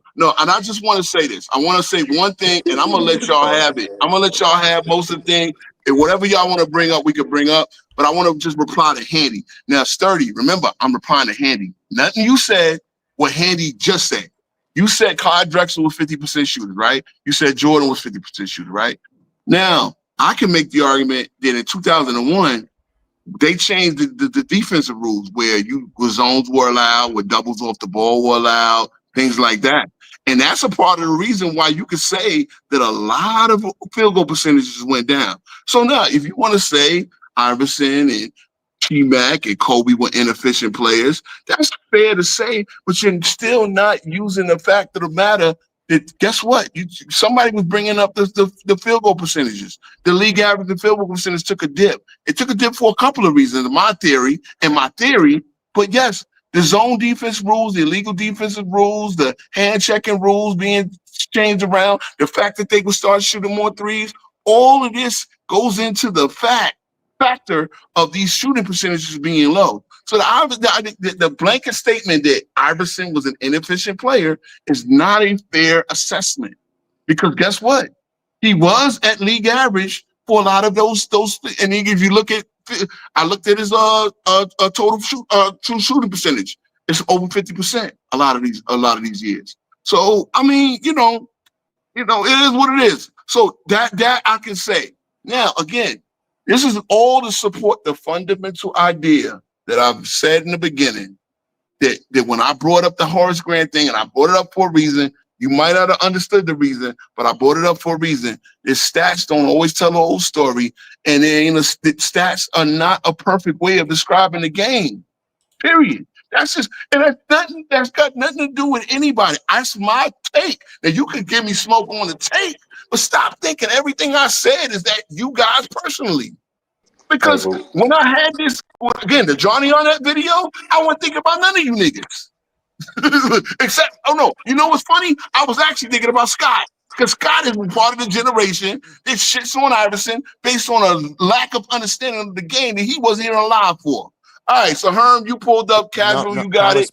Can I respond now? You got it, right? No, matter of fact, you got it before casual, and then Herm, give your quick thoughts. Because I gotta shoot in, then we'll just go back around. I'm gonna listen to y'all niggas now. Can I respond first? Go ahead. All right, if Herman lets you give it, you can get it. I want to respond Now to I'm this gonna be dumb quick because point. I'm gonna be quiet most of Okay. it. Yeah, let Herm go quick. Let Herm go quick, I'm gonna please. read Etiquette. I'm gonna prove the whole list. Stats don't tell the whole story. I'm gonna read y'all off just the career numbers of two guys, and I'll let y'all. One guy got Let you. I love 25,000. these games. Take. Give me the I numbers. got. There you go. Bro, I got one guy. This guy at the top, man, got 25,386 points, 4,819 rebounds, 6,540 assists. This other guy at the bottom, got 26,205 points, 8,677 rebounds, and 9,925 assists. So I'm gonna ask you guys on the panel just quick yes or no. Which guy you think is the better player just out reading off those numbers? The second guy. I ain't Okay. gonna lie. I don't remember the numbers. Yeah. Just Maybe okay. Put it this. Ballpark. Maybe it's me. Hold on. Ballpark. First guy was 25,000 and 4,000 rebounds. The other one's 26,000 and 8,000 rebounds. Those are the two numbers I remember just in the ballpark. 6,000. I'm gonna do a King Roll again. 25,000 Yeah, points for the first guy, 4,000 rebounds for the first guy. He had 6,000 assists. The other guy had 26,000 points, 8,000 rebounds, 9,000 assists. Just to sum it up, which guy you think would be better between the two? Is the better player between the two? Just off reading those numbers. I don't know. Probably. You already said the second guy, Scott. Probably. I'm taking it back. I don't Probably know. the second guy. But like, all right, here's the two 30, guys. 30. If Handy, y'all want to play? Second guy. I said what? I said probably. He said probably the second guy. Yeah. Okay, so everybody said the second guy. All right. All right. Can you reveal the names? Here go the two players. The top guy that I read the numbers off first is Stephen Curry, and the other guy is Russell Westbrook. I sort of knew that. I sort of figured that. So I love it. I love it. I love it. I love it. I love it. I love it.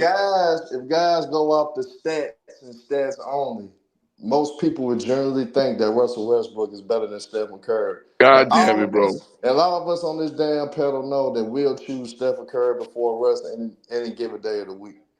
You So know the fuck. Yeah, You know the fucked up stats part. don't You know always the tell you fucked the up whole part. story, man. It yeah, just but no one argued that the whole time. I Yeah, know no one that. And I argued know that. that. But he It just. just But for you know what he everybody. just did. You know what he just did. He proved the ball. And guess what? I'm the fucked up one that would say I want Westbrook. I would draft Westbrook over Curry. I'm the fucked up one to say I would start my team with Westbrook over I Curry. believe you. I I believe you. know you do. I know you do. But it's funny. I love this game he just played. He just told. Well, He what just does that have basically. to do with all of the stats available in basketball? He named three. If we Okay. got 100 Okay. stats, Wait. Wait. Wait. and then Wait. you Wait. Wait. took Wait. all Wait. 100 stats, You and know then what? Hold on. painted Hold the on. There's picture, still. There's then still. you might There's have a still. different answer See. than Well, me. can I Like, I respond? don't Can I There's understand respond still. that. now? There's blocks.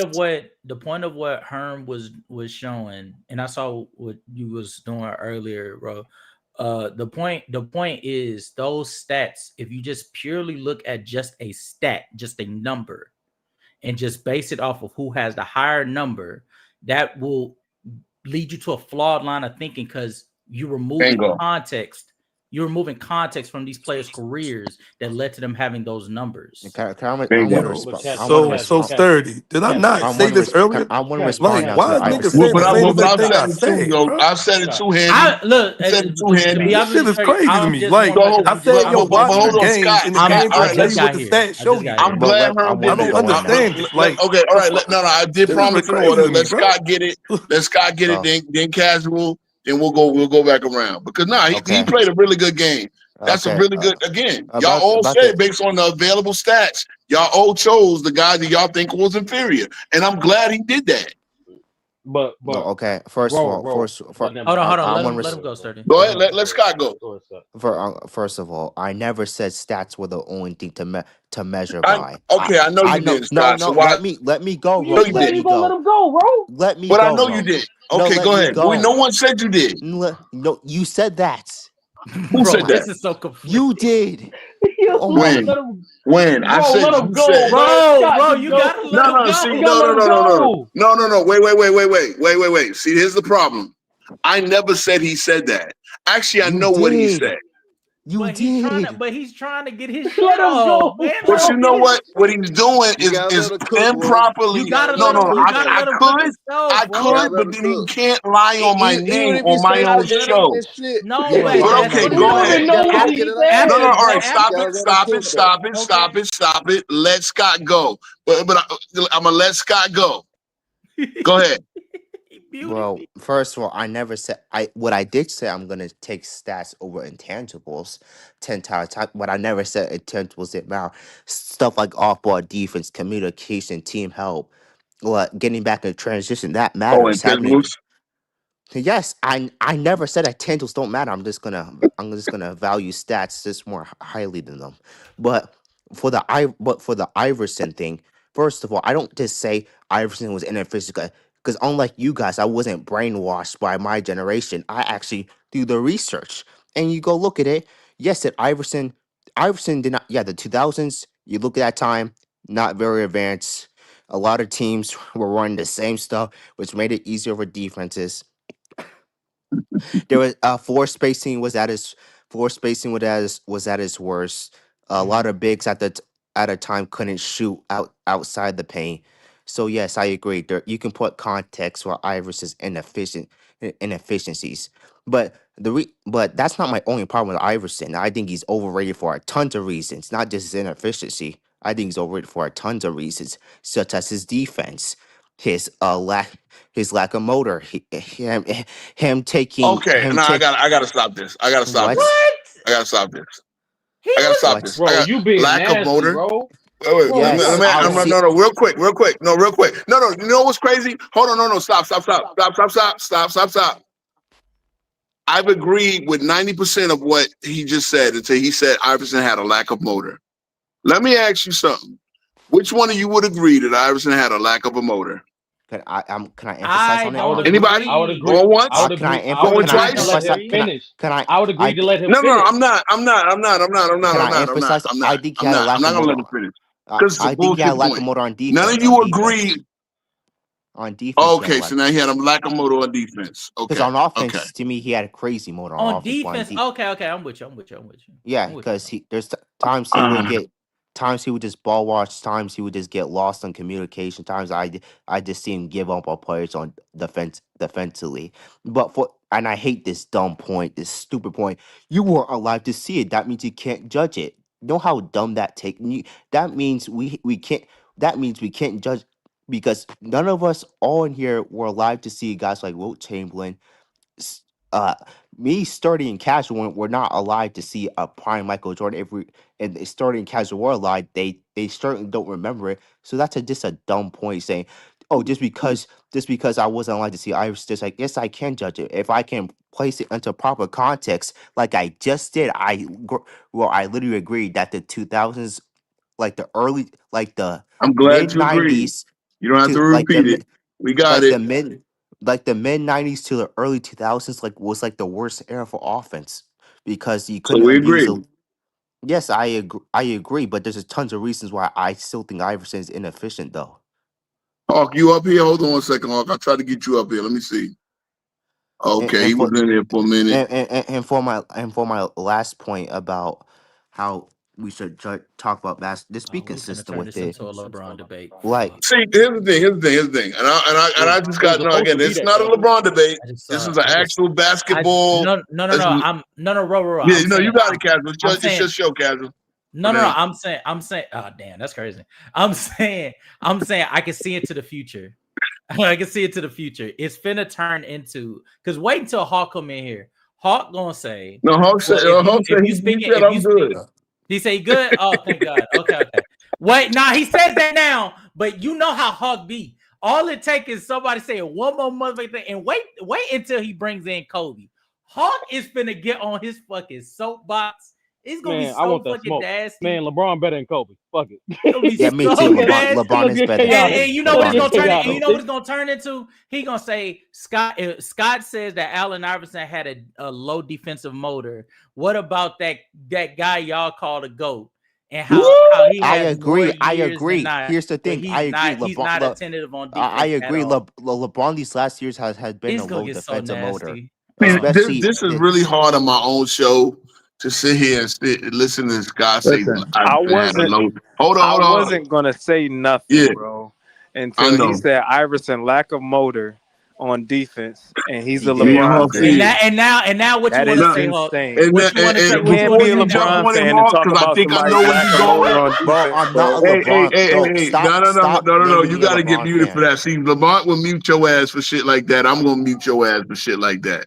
Let's be I'm not a real. No, LeBron You you fan. are can't be a LeBron LeBron Let's fan. be real. fan As a and matter of say fact, that I'm gonna talk about backstage you somebody for a lack second. motor on defense, bro. And again, I don't want. See, the thing is, when I backstage you, Scott, I'm not coming at you personally, like your boy Johnny does. Backstage a nigga and talk about him personally. Call a nigga a coon. After you backstage him where he can't even rebut his shit, okay? I'm not gonna pull shit like that. I'm not gonna say a nigga's wife is ugly after you backstage him or you went to a herb school or shit like that because y'all had a swimming pool. I'm sorry. The motherfucking Lieutenant Governor of New York is an alma mater. In addition to that, we put two niggas in the NBA, Conrad McRae and motherfucking I had to tell you that, right? You going down a rabbit hole, bro. No rabbit hole. Fuck it. I'm right on point. Scott, Yeah, I'm gonna get caught at his your ass. basketball. Your master, Lord Master. I'm gonna get at your basketball point. Allen Iverson was an All-American defensive back, quarterback. He could have played football at the NFL level. Bro. So to tell me that man had a lack of defensive motor on the basketball court, I ain't fucking. That is wild. He was a gambler. How are you Go always ahead. at the top of the league in steals and have a lack of Yeah, motor on and have a lack of but look again, we'll go there still. That don't necessarily mean he had a high defensive motor. But if you sit there and watch, yes, Iverson gambled a lot. There were certain players Iverson could not and should not have been guarding. But one thing I'm not going to sit here and hear a 16-year-old kid who was born the year. It's funny because that's the wild part to me, bro. Iverson is so part of. Oh my god. You I think okay, to bro? be fair to You yeah, okay? I think he breaking up or he breaking Yeah, down. but One or the other. but look But though, bro. I think to be fair to what Scotty is saying, I think what Scotty and get the kid off of timeout. The kid's just talking. Nah. He need to stay in timeout for But that shit. that's crazy. But I think what Scotty's referencing is the time period, the times where like Allen Iverson was like gambling in the passing lanes, and when it didn't work out for him, which was more times than not, he would find himself behind the 8 ball and essentially just getting ready to get the ball on the other. All that's true, bro. But you know I'm about to get nasty with this shit. I know for a fact your man doesn't leave the offensive side of the court, and he's a Bron fan saying that AI don't have a motor, bro. But Scott not a Bron fan though. He's a Chris Paul fan, but he's not a Bron fan.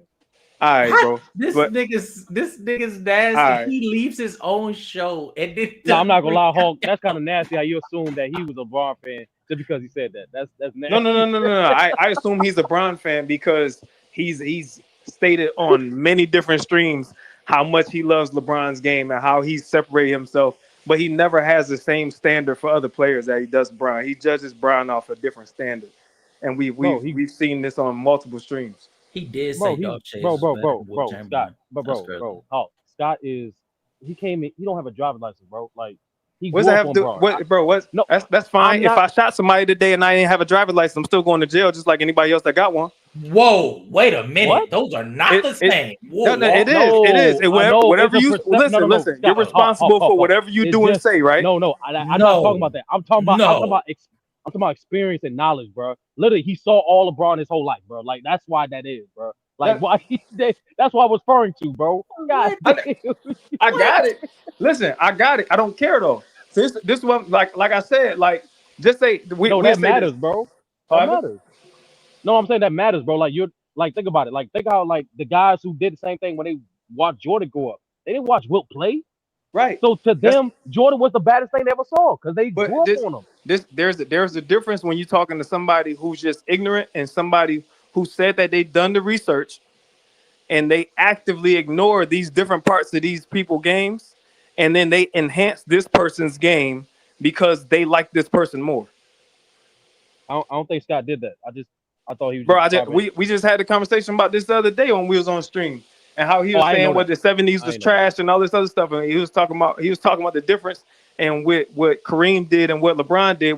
But the negative part of what Kareem did, LeBron did the same thing, but he still has him above. He still has him above Kareem. He might not view it. He might not view it as much as detrimental. He's air taxing. He might not view it as detrimental in this era as it was in that era. And Hulk, it's not Hulk. And honestly, bro, when it comes to the youth like Scott, that's not his fault. That's Casuals, Low, and Mars' fault. That's their fault for these young bucks air taxing. There's no need for it. You got caught air taxing your damn self. We'll slide with your point, bro. He's not a LeBron fan. However, he holds Bron to a different standard. And if you hold Bron to this standard, you cannot criticize AI for things that LeBron does. I would like to know what he holds Bron. He holds Bron to the he told me this multiple times. He said in his mind, he not just him, but like a lot of people, like for Scott specifically, he says it's LeBron and Jordan and then everybody else. That's the standard he holds. Oh, I agree. Nobody cares what you agree with, bro. That's just hate. I agree.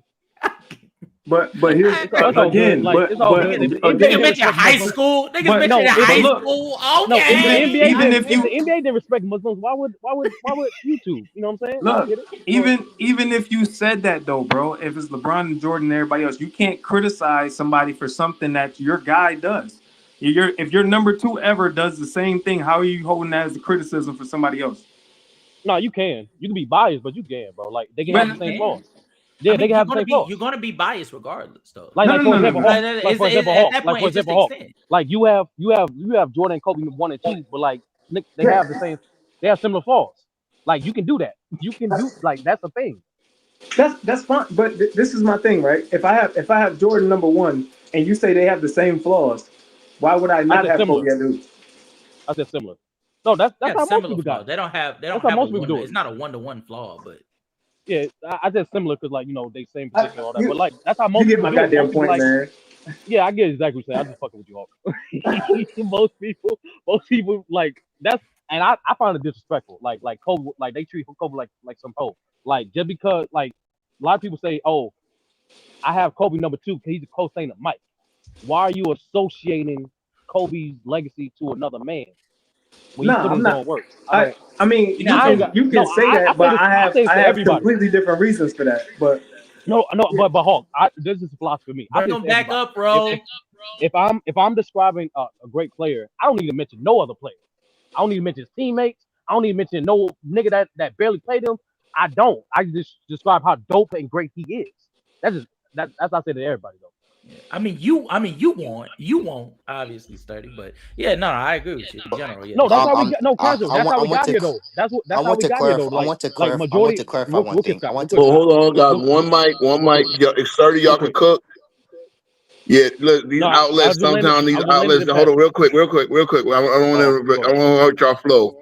But these outlets down here in Brazil suck. So my phone died on me on my own stream. It's a little embarrassing. bro, But your I'm gonna phone let y'all die cook. every stream, bro. hey man, I'm gonna let y'all cook. No, not every time, but it happened you like 2 know, or 3 times since I've been down here. But let me.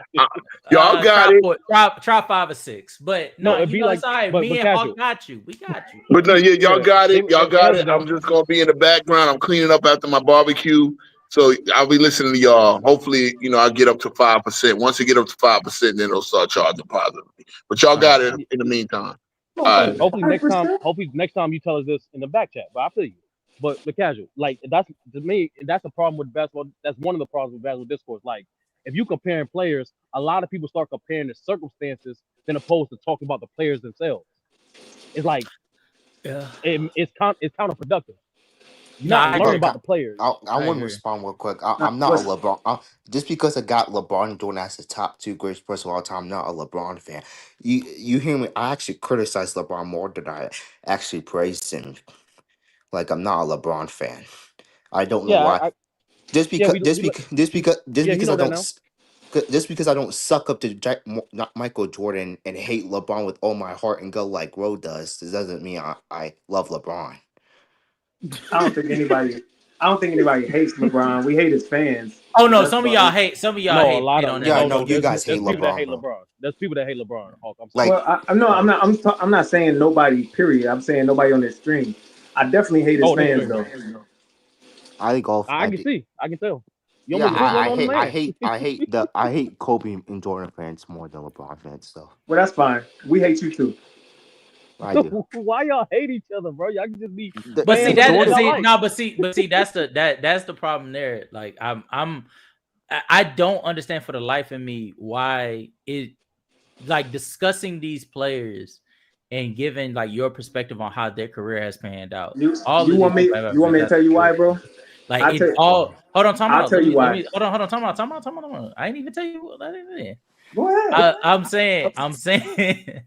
I'm saying. I don't know why we get to this point where Bron, Jordan, Kobe, Curry fans, even to a certain degree, we just like it's all about you being right about like your opinion needs to be viewed as factual. So for it to be viewed as factual, now you need to come at malice about this fact or this fact to prove that yours is superior. When in actuality, your opinion is just as valued as his. If Scotty looks at the 70s and says that shit was some ass, well, damn it, shit to him it was some ass. That's all it is. That's all it But is to it it. has to be That's factual. different.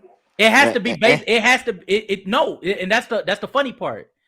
It has to be It factual. does not have to be factual. It might need to It be does. It factual. does. It No, does. You Scotty, losing Scotty, me. Scotty. I'm Well, telling. goddamn it, you about to lose Scotty. this I'm telling. argument. You should just let Scotty. I'm casual telling. cook because Yeah, the I was about to '70s say. wasn't trash. I was about to say, Scotty, it does not have to. It does not have to be based in fact. It may have to be based in fact for you to entertain the conversation with the nigga. Like Scotty, if you came to me and told me that the 70s was trash, but I asked you to name me who was the top 5 of the 70s, and you start rumbling through and you come up with a bullshit ass name like Jack Sigma, nigga, I'ma know you on bullshit.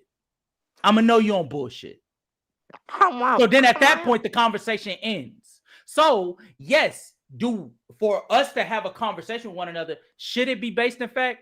Absolutely. But in general, talking about basketball is all subjective. It all I comes agree. from, I agree. I it agree all with that. comes from what the fuck you feel.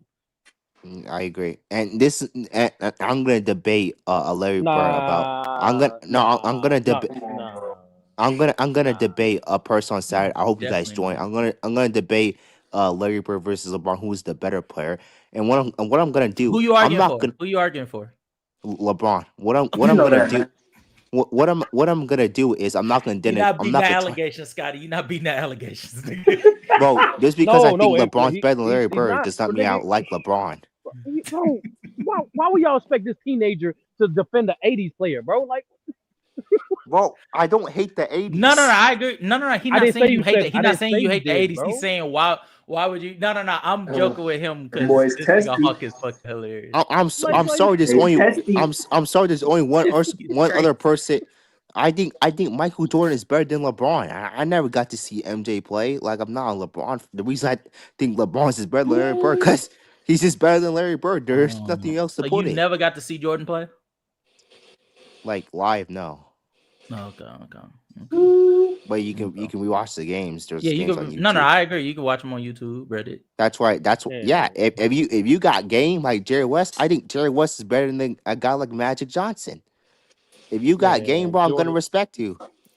Jordan took Kareem flow. He was ball first. Do you knowledge, nigga?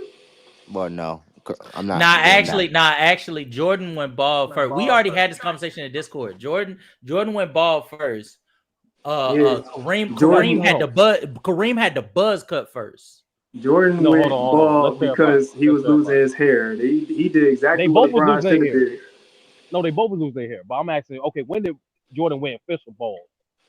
He Clean went cut. official. I think he went official ball in what 88? Was it 88? It was So, 87, Kareem 87, was 87, old. 88 season. 87, You 88 gotta look season. up. Kareem was old as motherfucker at that time. Let's go see. Let's go see. We doing the fact check, nigga. Damn. Fact They need to checking. give me. They need to give me power so I could be able to fucking show this shit. 'Cause, damn. But dude, this week I'm gonna run this debate talk. You 88 know that, right? Kareem. NMB is just my first No, victim. look up 87 Kareem. I'm gonna go Look for up sturdy. 88. I'm gonna come after Herm. I am gonna come No, after he a bald. Johnny. All right, Clean bean. Clean bean. Clean bean.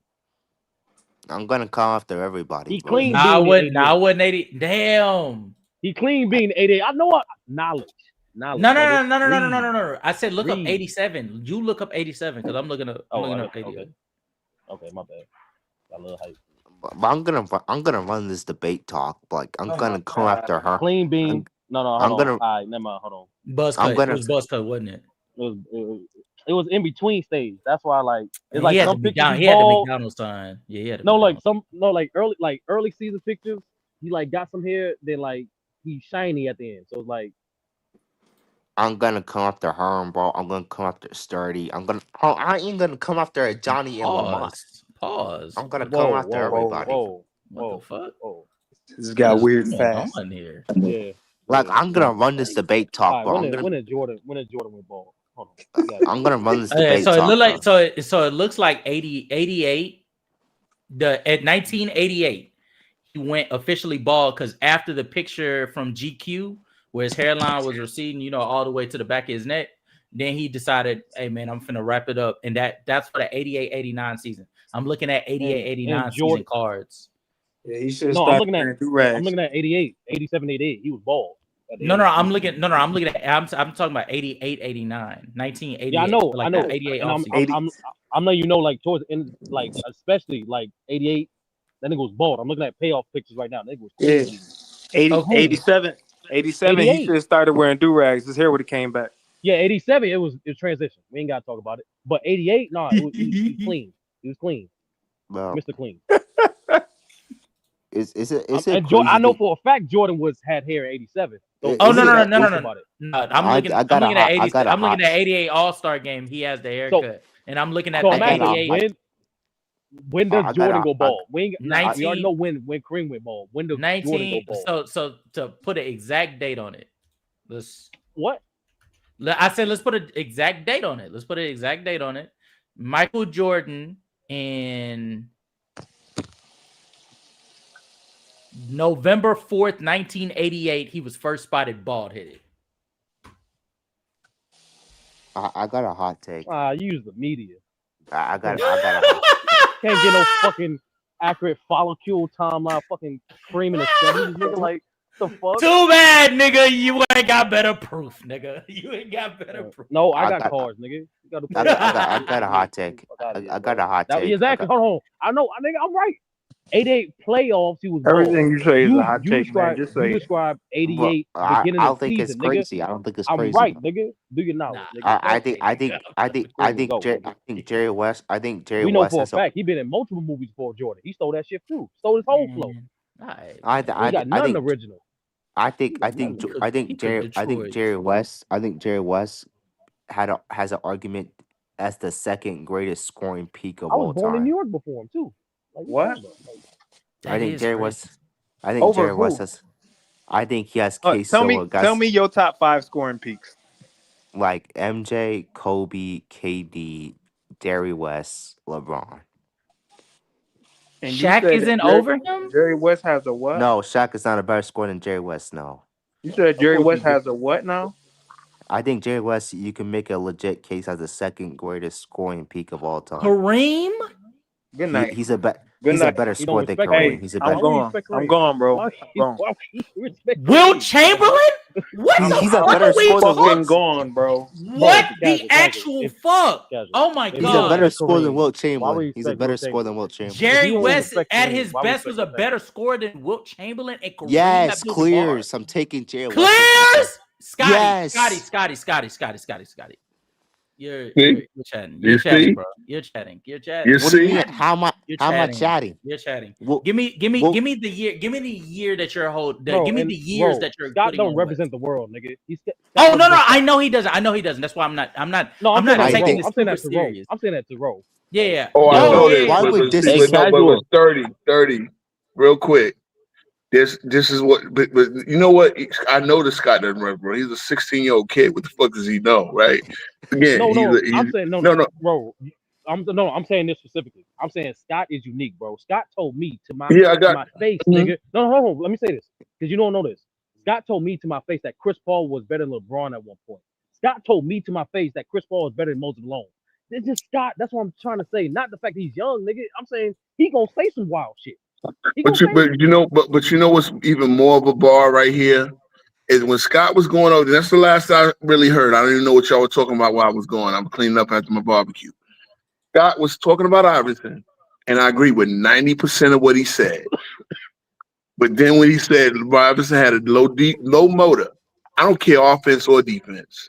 The guy was sick. Was a small player playing in Atlanta Giants. Okay, the motor thing, I just couldn't. Hawk felt the same way. Hawk wasn't even gonna pull up. Hawk had to pull up after that shit. Do you understand what I'm saying? This proves that I could agree with 90% of what you're saying, and then and you know the thing. I always say this. You didn't finish your point, bro. What the fuck? Because I'm going to this angle to further prove my point. I'm going to this angle to further prove my point. Guy like a Johnny, a guy like FYF, I will sit there and tell them when I agree with you. See, it takes a man to say, hey, I disagree with you on a lot of things, but I agree with you here. You cooking, but here's why I disagree. You understand what I'm saying? You cooked here, but I disagree here. And that's it. That's the point. I can sit there and say, Scott, who I fundamentally disagree with a lot of things that he say. I could tell this young man when he is actually cooking. I can sit there and say, hey, you cooking, but then right here is where you messed it up. I mean, look, he was dead on about a lot of things about Iverson, but the low motor I couldn't accept. And that's why I didn't interject. But that's just all I'm saying. So y'all can get back to what y'all was talking about, but I just wanted that point to be shown. Yeah, well, I don't know why we're gonna laugh at Jerry West. The guy had an insane scoring playoff peak. He did it against Bill Russell, one of the greatest defenses of all time, who had elite perimeter defenders. I don't know. That's crazy to say that. If anyone values playoff translation, Jerry West has that too. And some people, about like being ahead of their time. Jerry West was ahead of his time. Hey, I To actually agree say with you. I agree to with you. say I think to Jerry say West that is a Jerry better West scorer. What's doesn't have an King Shot? How argument. you doing, King Shot? What's Oh, good, what's man? up, bro? Welcome to the Oh, what's good stream. with you, man? I actually Hey, agree what's with up, All you, right. King Scott. Kyle? What's up, King Oh, what's To Kyle? say up, that Cash? Hey, just Cash will be everywhere, man. Me and Cash will be everywhere. We was at Los playback. Now we here now. Yeah, man. Hey, But man, hey, we growing up. We blowing up. We blowing up. I know we blowing up together, we're all man. But blowing up. We're all blowing up.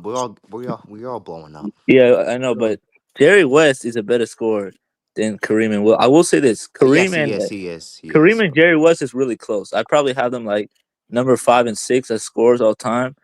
But I'd probably give West the edge Yeah. for consistent volume at his peak, his playoff translation, the West's versatility as a scorer, like Yeah. even his efficiency as a guard, like it's insane. Yeah. So yeah, I agree with West. I got well, this is peaks for me, but I got MJ number 1, Kobe 2. I got KD 3, Jerry West 4, and LeBron 5. What is the years that you are referencing when you're speaking about Jerry West's peak? Well, that man has so many insane years. Well, I'm gonna need at least a year You because stalling. I go the 65. year, I go you go 65 to 67. you know 65 to 65. 67. Okay. Yeah. There's some years that he's hurt, so I don't want to like Well, cuff I him. mean, unfortunately, the reality of the situation is a lot of Jerry West's prime was him like overcoming injuries for him to be able to survive. So for you to say the things that you're saying, you're acknowledging. No, there's that some you're years taking him. there were some years that he was playing like consecutive, like being There's fully healthy. that out of his entire prime, the most games he's ever played in a season was his rookie season where he played 79. The next season he played. Back then they didn't have 82. Okay, What? no, what? They What? didn't have 82 yet. In the Brother, 60s. It was 80 or what? You want to what? brother, What? What? When did they have 82? brother. No, no, brother. That's 30. He's not wrong. When he first came to the league in 61, the most was 79. What I'm saying is, with him playing 79 that season, the season that came in 63, there was 82 games that he could have played, and he only played 55.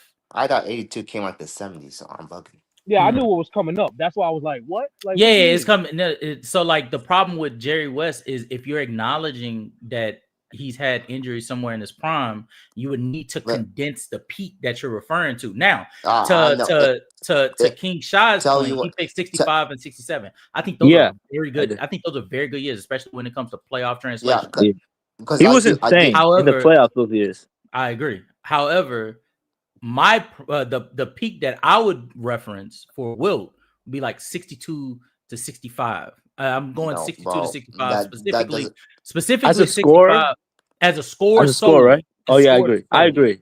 Yeah, exactly. I 63 don't obviously. Oh, go ahead. I'm sorry. I don't think that touches Jerry West's peak. Why? What? Based on what metric? What metric? The argument would be playoffs. Because you're talking because your argument in terms of Jerry West's efficiency compared to guards is more than fair. I got the peak. It's a more than fair. But the problem with that is Wilt isn't more efficient for just centers. He's more efficient than the standard of what efficiency is by plus 10. I know. Wilt was on ridiculous standards, margins when it came to breaking the barriers in terms of what it is when it turns to transition. Wilt was missing the playoffs. Hold on, Scott. One at a time. Wilt was in a different stratosphere than everyone when we're talking about what it means to be a transition player, what it means to be a post scorer, what it meant to grift to get to the free throw line, the grifting that people be whining about with Shai Gilgeous-Alexander. Bro, Wilt invented that shit. Hey, that nigga was getting intentionally fouled though. I will say that he was like 40% from the line. Yeah, they were. But that furthers my point. The fact that you have somebody as lethal of a post scorer, as lethal of a fast break scorer, and the only thing that you can do is send it to the free throw line relentlessly. And even for that solution, the only team that could actually be able to excel in executing that plan was the Boston Celtics, the Bill Russell Boston Celtics. That was the only team that could be able to stop that. Everybody else had to fall to what Wilt was doing to them niggas. You I cannot know say the Wilt was same for Jerry crazy. West. You cannot He say was the same for crazy. Jerry West. Jerry West Well, doing who was cooking the Celtics more, Jerry West or Wilt Chamberlain? Who was cooking them more?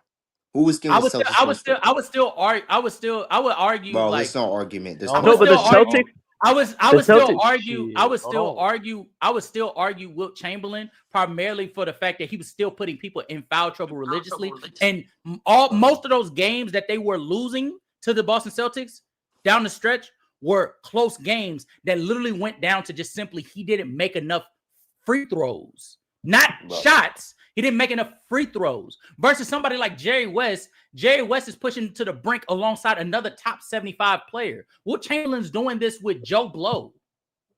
No, I will say this, Casual. To He be did. fair, He the had argument, power. the argument that He Wilt had, Chamberlain didn't have a lot of help, I think that's overblown because people don't realize it. He had Paul Arizin and what you call it, Nate Thurman yeah, he had in the Hal early Greer. He '60s with had the Hal Warriors. Greer. Hal Then, Greer. yeah, I know Oh from well, wait, '66 on, he had Hal Greer with the Sixers. yeah. But with the Warriors, he still had Nate Thurman as a But rookie, and he had Paul Arizin. But who's a better supporting cast to you being able to score? Elgin Baylor, who at that time period was regarded as one of the best facilitators at his position, if not the best, or Paul Arizin, who was still scoring, who was still more of a scorer than a facilitator in his own right. Elgin Baylor. But here's the Yeah, thing. Elgin But for here's sure. the thing. Yeah, so that's what But I'm here's saying. the thing. But here's the thing. But here's the thing. Sturdy. When Elgin Baylor was regressing in like the late '60s, Jerry West was still out. I was still putting up crazy. Was But still then he putting had up crazy Wilt. performances But against we're the talking about, He had Celtics. but Wilt. he had Wilt. He had At that Wilt time by the period. late What are we '60s. talking Well, about? he was By a better 69 offensive on, he had player. He Wilt. was a better offensive player than Will at that point. Oh, I actually think he was a I better agree. player. I agree. But that was primarily due to the fact that Wilt came in. Correct me if I'm wrong. Wilt came in 59-60. So he already had a leg up on everybody. And that before you take into account the play that he was doing to get to the NBA in the first place. So Yeah, Wilt Chamberlain but already had more mileage than Jerry West. So that's a disingenuous argument. But here's where you get yourself caught up in a loop in a bundle. Didn't you say that stats cannot tell the whole story? Yes. Wilt Chamberlain was put up crazy numbers in his peak and missing the playoffs, bro. Like No, wait, well, actually, I agree. But the problem is with me. I didn't mention numbers by the slightest. We were talking about advantage creation. We were talking about what they were doing with their scoring. Efficiency. You mentioned efficiency. Okay, what number did I use to tag along to efficiency? Oh my! You said he was plus 10. Okay. What stat did I point to in terms of plus 10 efficiency? Did I point to field goal percentage? That's true shooting. I didn't say true shooting. Relative true shooting. I didn't even say relative true shooting for the. Oh, you said effective field goal percentage, right? I didn't say effective field goal percentage either. I didn't say anything. We all know. I didn't say he was plus 10 efficiency. You could take that how you want it, but he was plus 10 efficiency. Bro. I'm assuming you mean relative, Casual. Oh, of course I mean relative. Of course I'm being relative, but he's being nasty, so I'm being nasty. That's all. Yeah. I know. And the funny thing is that, bro, Jerry West, the issue with like Jerry West versus Wilt versus Celtics is that the defensive personnel that Jerry West had to go against was different than Wilt. Because Wilt had to go up against the greatest defender of all time in Bill Russell. Jerry West had to go against John Havlicek occasionally, and then sometimes they would put Sam Jones or Bailey Howell on him. Like he was nowhere near the same defenders. They had Hondo. They were still good. John Havlicek was the only elite defender. Everyone else, Sam Jones was an above average defender. He was an above average defender. He was nowhere near the defensive personnel that I agree. He wasn't. I agree. He wasn't the same. But the reason I would say Jerry West was a better because he had elite versatility. He didn't he didn't face the same about a playoff dropping that Wilt did. Even though Wilt was still put up numbers, and he just got just more postseason games, and he just did it. He just did it across the board better than Wilt. He just did it more consistently against better defenses too. They played the same defenses. They played the same defense. Well, if anything, Wilt slightly more. I was just about to say because whereas Wilt Chamberlain is seeing especially we're talking about like 60, we're talking about like 64.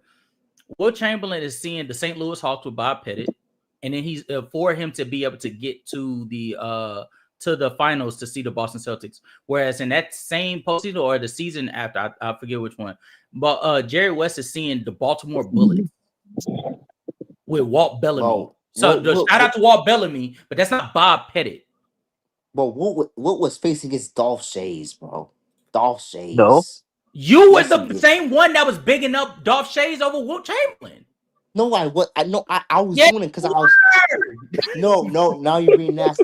Dolph Shays and Wilt Chamberlain. Dolph Shays and Wilt Chamberlain barely played. They were in different eras. Dolph Shays came in like 1950. That's like a decade before Wilt. No, but Dolph Shays, they barely played in the same era. Wilt didn't Dolph Shays swept him. Wilt is going up against. You're doing it now. You're doing it now. See, you Casual's right. Can I use some executive privilege here? Wilt is going. I just want to say this, and then you can take it. Bro. Wilt is going up against Bob, a team in which they were. I think if I'm correct, somebody can correct me if I'm wrong. The Hawks had a top 3 offense and defense. That team was second in the Western Conference, and it's led by Bob Pettit with Cliff Hagan coming off of I want to say it was like a 22-point season. Lenny Wilkins is on that team as well. He's having to go up against that, whereas Jerry West is along with Elgin Baylor, mind you, is going up against Walt Bellamy, Gus Johnson, and like Don O. Like these are not the same caliber. These are not the same caliber of defenses. Let alone when we actually contextualize it, these aren't the same defenses that are designed to stop these players. The Atlanta Hawks were designed, well, not even designed, but they were drafted for the contention to beat the Boston Celtics with Bill Russell and to beat the Wilt Chamberlain because they knew that they were gonna have to get past him to get to the Celtics. The Baltimore Bullets were a ragtag group. That team literally was literally out the playoffs up until whatchamacallit gets hurt. Okay. That's a all right. But Jerry West. So let me get it real quick because Scott. No. I do not mean I'm not speaking hyperbole, sturdy. They were quite literally under 500. Actually, if I'm correct, I think the Bullets went into the playoffs under 500. It was 37-43. Yeah. No, I was just want to say, like, you could have just simply said majority of the best defenders were centers, and Wilt played them. Mark got to stop hating, man. Mark got to stop hating. Wilt's first year, it was a 72-game season. They went to 79 the year after, and then it was 80 basically until 66, 67. Then it went to 82-game season. All right.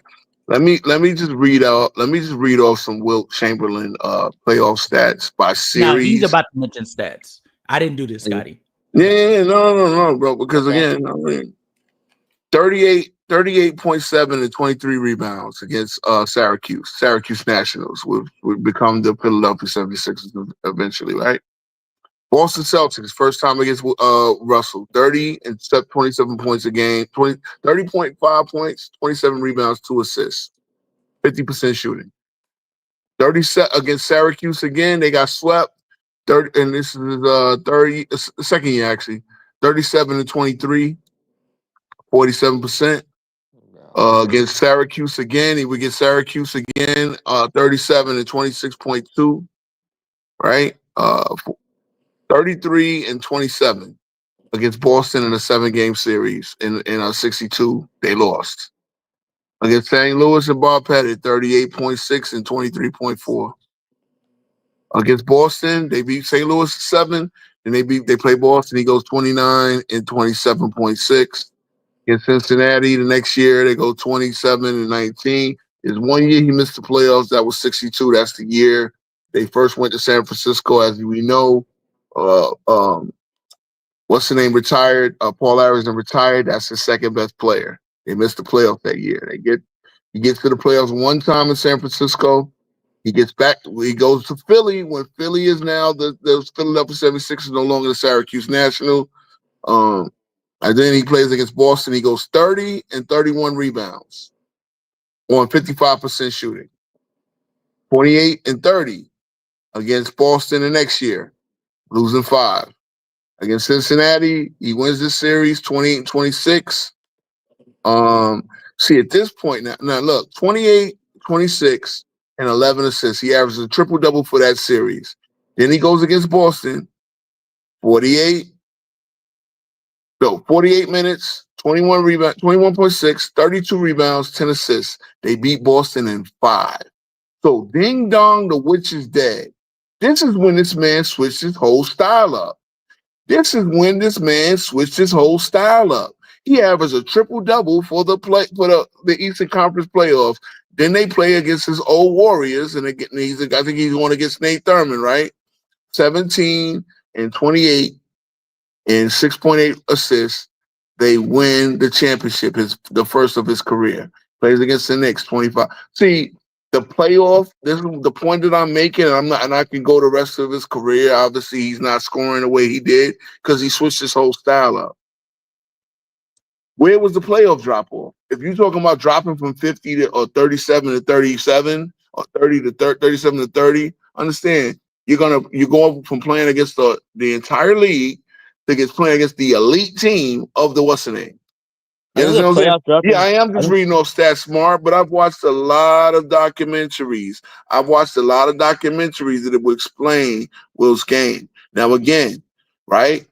He didn't average basically, I think he averaged under 30 points one time in his career in a playoff series before coming back to 76ers, taking Alex Hannum's advice and switching his whole style up to play more like Bill than his old self. Again, triple doubles in 2 straight series. Where's the playoff drop off, Scott? I think the issue with Wilt is like in terms of his playoff dropping, it's like a lot of it is partially due to efficiency, but it's also due to the fact that documentaries. Many series. Yeah, I know. This guy can't even decipher Sesame Street. But yeah, but I mean, a lot of Will's playoff dropping was like early in his career where he used to go from like 50% in the regular season to like 46%. So he'd consistently be like -4% true shooting every year. And I also think like is that a drop off when you see a team that's prepared for you? Like, you know what I mean? But here's the thing, bro. His first series he shot 49%, and then the second series it was 50%. The lowest he ever shot in a playoff series before the old man Laker days was 47% against, and that was against Syracuse, against Dalshays and them, right? But my issue is like when you're consistently over like 51, 52%. Yes, like the consistency.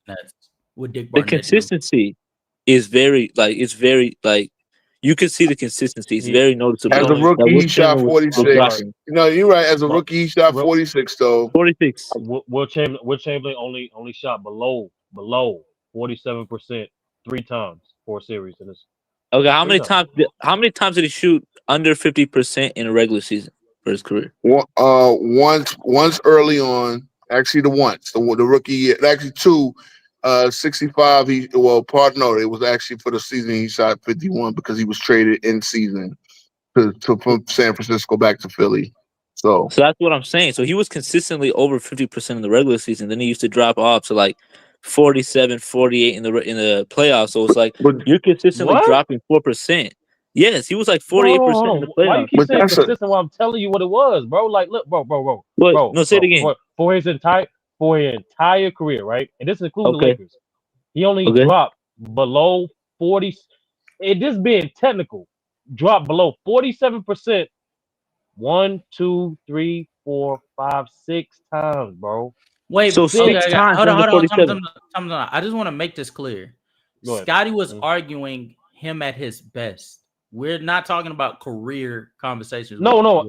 That's why I said that's what. No. And that I was trying to. That's funny because those later years were the years he dropped off in the percentage. That's what I'm trying to. That wasn't West's best. That wasn't West's best. No. I was about to say 3 of those casuals. My point was 3 out of those 6 years I said was on the Lakers. That's why I said 3 times. That's what I'm saying. Why do you keep saying? No. He keeps saying he dropped the 47. I'm like, bro, he only did it 3 times. In the 3 series, not playoff runs. So 3 times. But once again, 30. You and I agreeing? Bro said Wilt was under something. Bro said Wilt was under 50% once in a regular season. You're telling me that he was under 47% 3 times in a playoff series.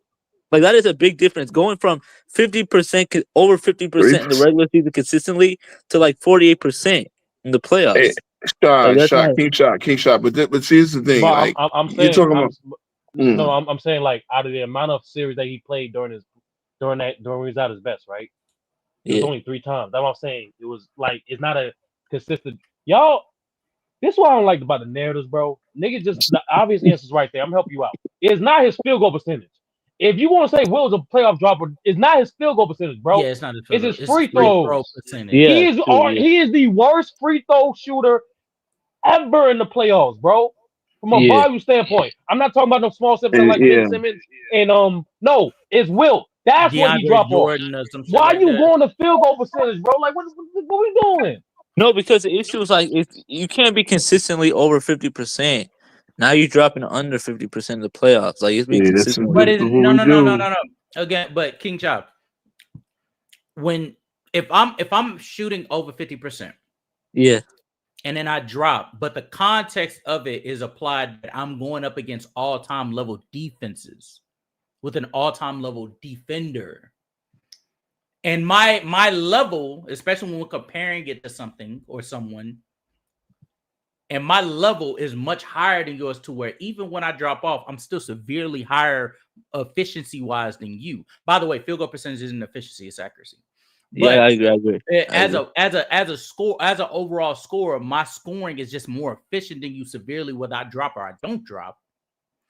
It ultimately becomes a point of what are we saying this for? Because even when he's dropping under 50, it's 49. Oh, I'm sorry. It's 49, 48, of 47.6. Like he's still higher than and his highs are historically higher than Jerry West's. So Yeah. going back to our original conversation, going not. back to what we were originally, it's factually correct. It's No, it's factually not. correct. His highs in terms of scoring and efficiency. He's arguing playoffs. Did Wilt Chamberlain ever average 45 in the playoffs playoff setting? That's crazy. Playoff setting? Playoff series. Oh, playoff 43 series. points. Okay. Because Yeah, I'm about to say, 43. Yeah. Empire is he about averaged 30, 40. He averaged 39. 40. Yeah. Yeah, he averaged 40.6. No, he never averaged 40 or 45. But the thing is, Wait, casual, so where that number even came from? What the fuck? Oh no. No, hold on. Tell me. No. I got a question before you ask that, shot. Now, Scott, since if we're gonna be genuine with this conversation, tell them who did Jerry West average 45 against? I don't remember what team it was. Okay. I'll give you a hint. It's the I agree. It's the It was some same bum team we just talked about. the Bullets. What year? I'm gonna make sure everything. 65. Yeah, 65. Yeah. He averaged 45 against the Baltimore Bullets, who literally only made the playoffs because they beat out a team that was led by I'm gonna figure out this fucking name. Hold on, I got it. But why was Wilt missing the playoffs in his prime though, in his absolute scoring peak? He missed the playoff one time. Yeah. Okay, Scott. Hold This on. is why I jump in. No, Scott, this is why I jump in. I've said this I many agree with you. times. Yeah, Will wasn't missing the playoffs. Yeah, he wasn't. He was not. No. Again, we're talking about them as a scorer. You're talking about overall play. His scoring was still at all-time levels, even with the year that he missed the playoffs. And even if you want to use that, well, Jerry West peaked that King Shot just pointed out, then that shit goes out the window because one of the years that he pointed out, the nigga only played one game. I didn't say that. What? Okay. All right. So Now I want to answer Scott's question. I didn't pick it. Hold on. If you don't want to count it, I'm fine. So we don't do this dance around. What is a year, Scotty? Give me a year. Okay, chill. Give me a year. I need a year. I'm gonna give you a year. No. That's fine. I need a year for what you think Jerry West was at his best. So ain't no. I didn't say this year, because so far we ain't had no problem having a conversation based off the years that King Shot put off. But now all of a sudden, because he all of a sudden, what is his one? He only played one game. What is his one game coming from? I don't. Jerry West only played one game in the postseason in '67. He got hurt. He rolled his ankle. He was no good. You know, it's funny because Scott is making this harder on himself. Like you could just pick, you could pinpoint Jerry I'm West's gonna final pick stats. 65. Yeah, there's one pick his year final pick he- stats 65. I'm picking Yes. 65. in the finals, right? Okay. Versus Celtics. All right. It's 65 versus the Celtics. All right. No, I'm And just he picking also that played. whole And he season as also a and he whole. also played the Bullets. Well, let's look at Will's comp. So we're gonna tax people comp now. Let's look at Will's comp. Well, shit. I'll run down. I'll run down the comp. Why was Wilt getting swept by Dolph Chase? Yeah. Okay. Because Why was Wilt getting swept by Dolph Chase? Because Dolph Chase don't be some Dolph Chase defender right now. Come on. Wait, Oh how do no you no no play? no no. Wait, what series are you talking about? He's talking about the series in Early 60s. 62. In 62. Yeah, early 60s. Yeah. Wait. What did Will average? Will average 36? and will average 37. I'm sorry, 35, 26.6 rebounds, 3.1 assists on 46.7% from the field, and he actually shot 63.6 from the free throw line on 12.6 attempts. So Do it's you- I wouldn't call it. I would not Proceed. call. Yeah, I would Proceed. not. I would not call it a Proceed. lockup That's job. like a nigga. That's That's like a nigga I never saying- that's like a I nigga never saying, called it a oh, the Yeah, hold Celtics- on. you said. Okay. Why did he get locked up by Celtics- Dolph Chase? I never You said why that. did he get No, locked that's up by not what I Dolph Chase? said.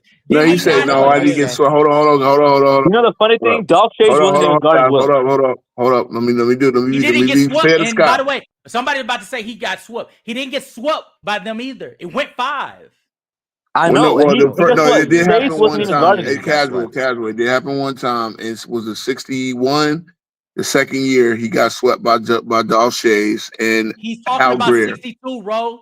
No, I'm No, not. okay, no, he got swept to 61 though. He got swept to No, That 61. was the year I was mentioning. That was the year I was mentioning. Okay. So 60. We all know 62 was the 50-point a game year, right? Yeah. But again, then think about this. Dolph Shade had Hal Greer, and again, I'm not one of these old where you had Hal Greer was thought of the Dwayne Wade of the 60s.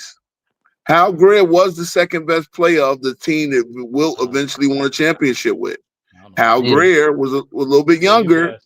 You guessed that, bro. Yeah, I don't know. No, I'm not gassing it. I've heard people say he it. was Clyde Drexler. He was the Clyde Drexler of the 60s. Not the Okay. Clyde Drexler, Dwayne Wade. You're talking about two. too, but that was crazy. Yeah, I know. That's pushing. He's I've more heard Clyde. again. Okay. Whether you believe it or not, that still was a Hall of Famer. That still was. Now again, Alex Hannum was the coach.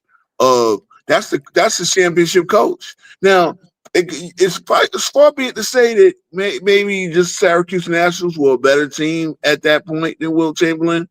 You know, I mean, again. No, it's right, factual. It's a factual thing. There was a more complete team. No, ain't no, bro. No.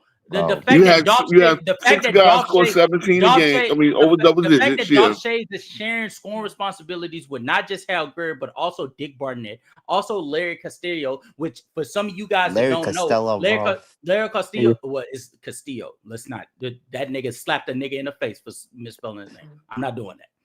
Castillo is literally facilitating the offense to the tune of averaging 16 to 6, something that Wilt Chamberlain didn't have on that roster at that time period. The best thing that could be able to come along with him playing on remember when they was Paul Arizin and Guy Rogers. And remember when they say Wilt Chamberlain played against a bunch of shrimps? Yeah. Sweet Harbrook was a 7'3". I believe Sweet Harbrook was 7'3", was the tallest guy in the NBA. He was on that Sixers team as well. Sweet Harbrook was 7'3". He played 14 minutes for that Syracuse national team. Say they became the Sixers eventually, he played 21 in that playoff in that series. Wow. Yeah, that's a dumb myth. That's a dumbass myth. When people say that, Wilt and Bill Russell were playing against 6'5" centers, that's a dumb myth. That's a myth. I'm glad you guys can acknowledge that. So we're saying we can acknowledge dumb narratives, bro.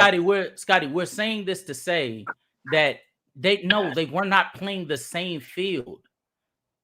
Wilt is going up against teams structured and designed to hinder him from scoring, and he's still doing such while having a supporting cast that is not designed to be able to carry the load as he has to shift to a different style.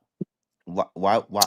And that's before, and Sturdy so eloquently loves to mention it, that he had a shitty fucking coaching situation. No, he Every didn't, bro. single, I always every hated single that. time, Man. every single time he had a coach, every single time he had a coach that he fucked around with, they kicked that nigga to the curb. He had 5 different. For those who don't know, Will Chamberlain's first 7 years of his career, he had 5 different head coaches. That some of that is on the Yeah, some of management. that's Some of on that Will. is I'm on not gonna him. hold you, bro. Some of that is on Will. No, He was kind okay, of okay, I'm okay. he was kind Hold of on, Only two. that is Only hold Scott, on. Let's get it Scott. straight. There's only one on There's a Will. question you Only asked one on Will. earlier. 2 got fired. One that actually got fired. Will actually wanted it.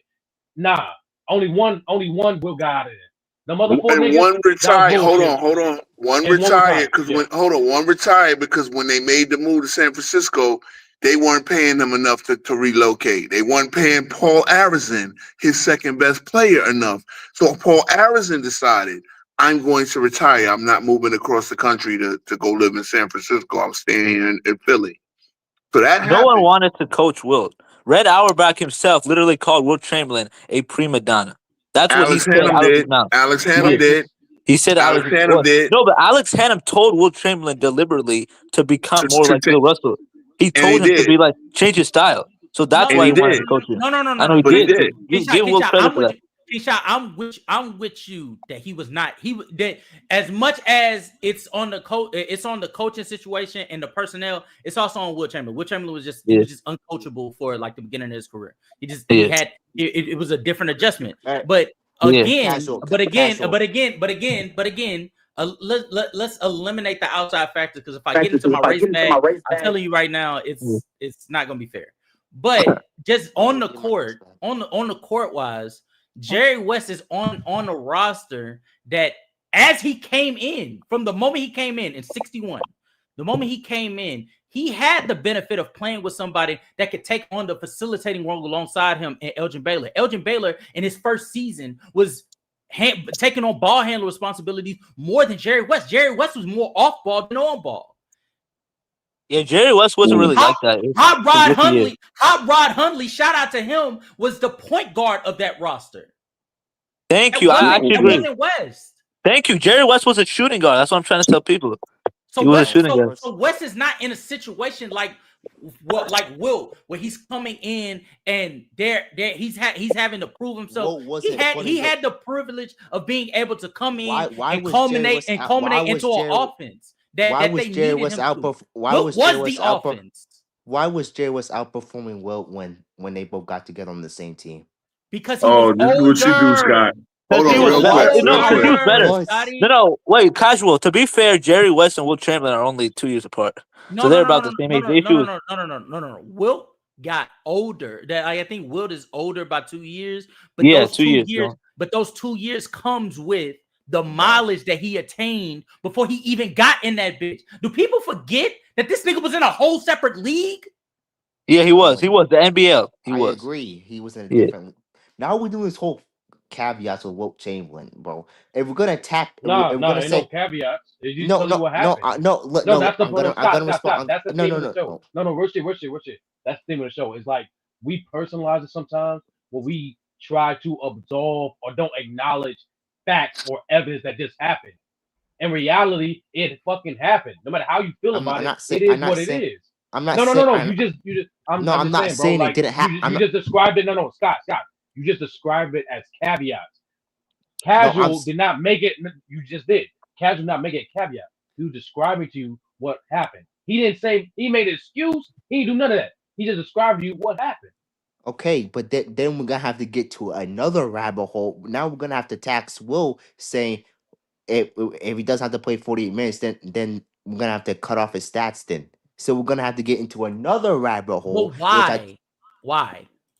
You can't have it both ways. You can't have it both. You can't say who else in that era was getting their time cut. The 60s. The 60s had no bench. Okay, so if that's the case, how are we taking it away from Will? But that's what you were doing. That's not what I'm doing. Actually, took nothing away from nobody. I didn't take nothing away. And actually, here's a fun fact. While you are saying this, Jerry West played less minutes than Will.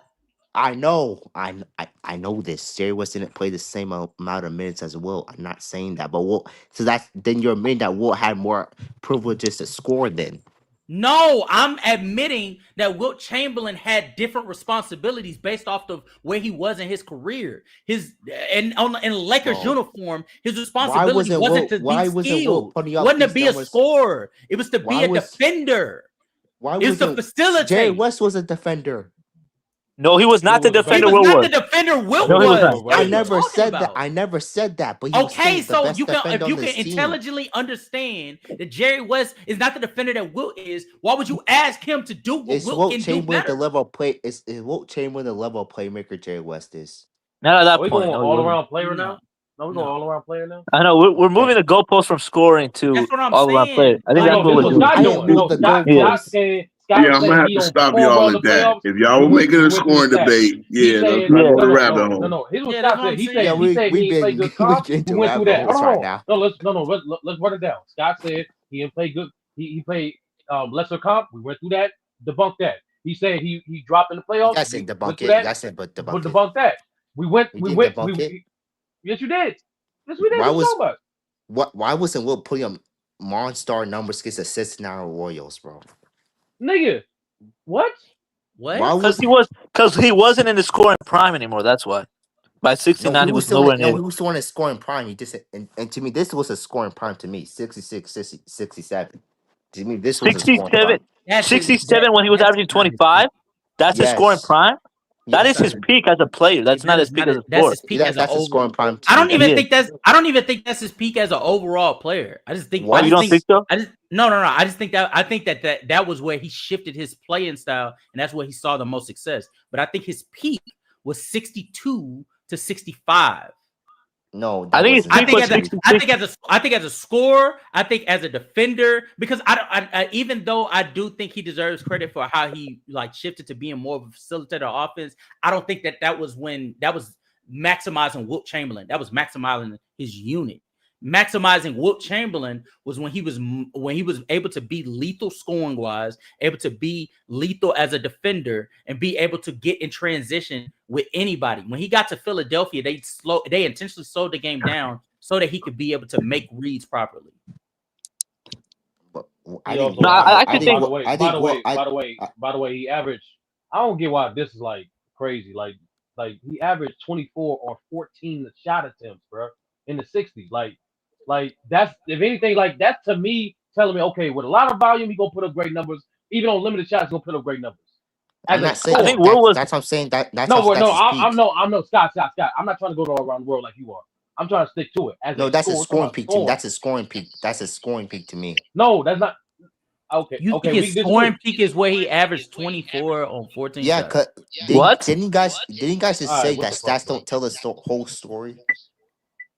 Yeah, What but is when you're averaging I 24, honestly no.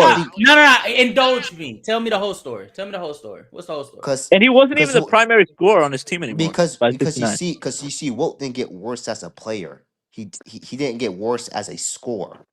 If he what scoring prowess didn't regress until he went with LA. That's when his scoring prowess started to regress.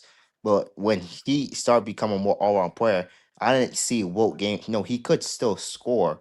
He just started to still like Herm said, he started being more like an intentional player, getting more teammates involved, it, like being more having more gravity, being better off the ball. In my opinion, this is the 1 year that he is the best defender in the NBA. So And he's what is Kobe Bryant's peak?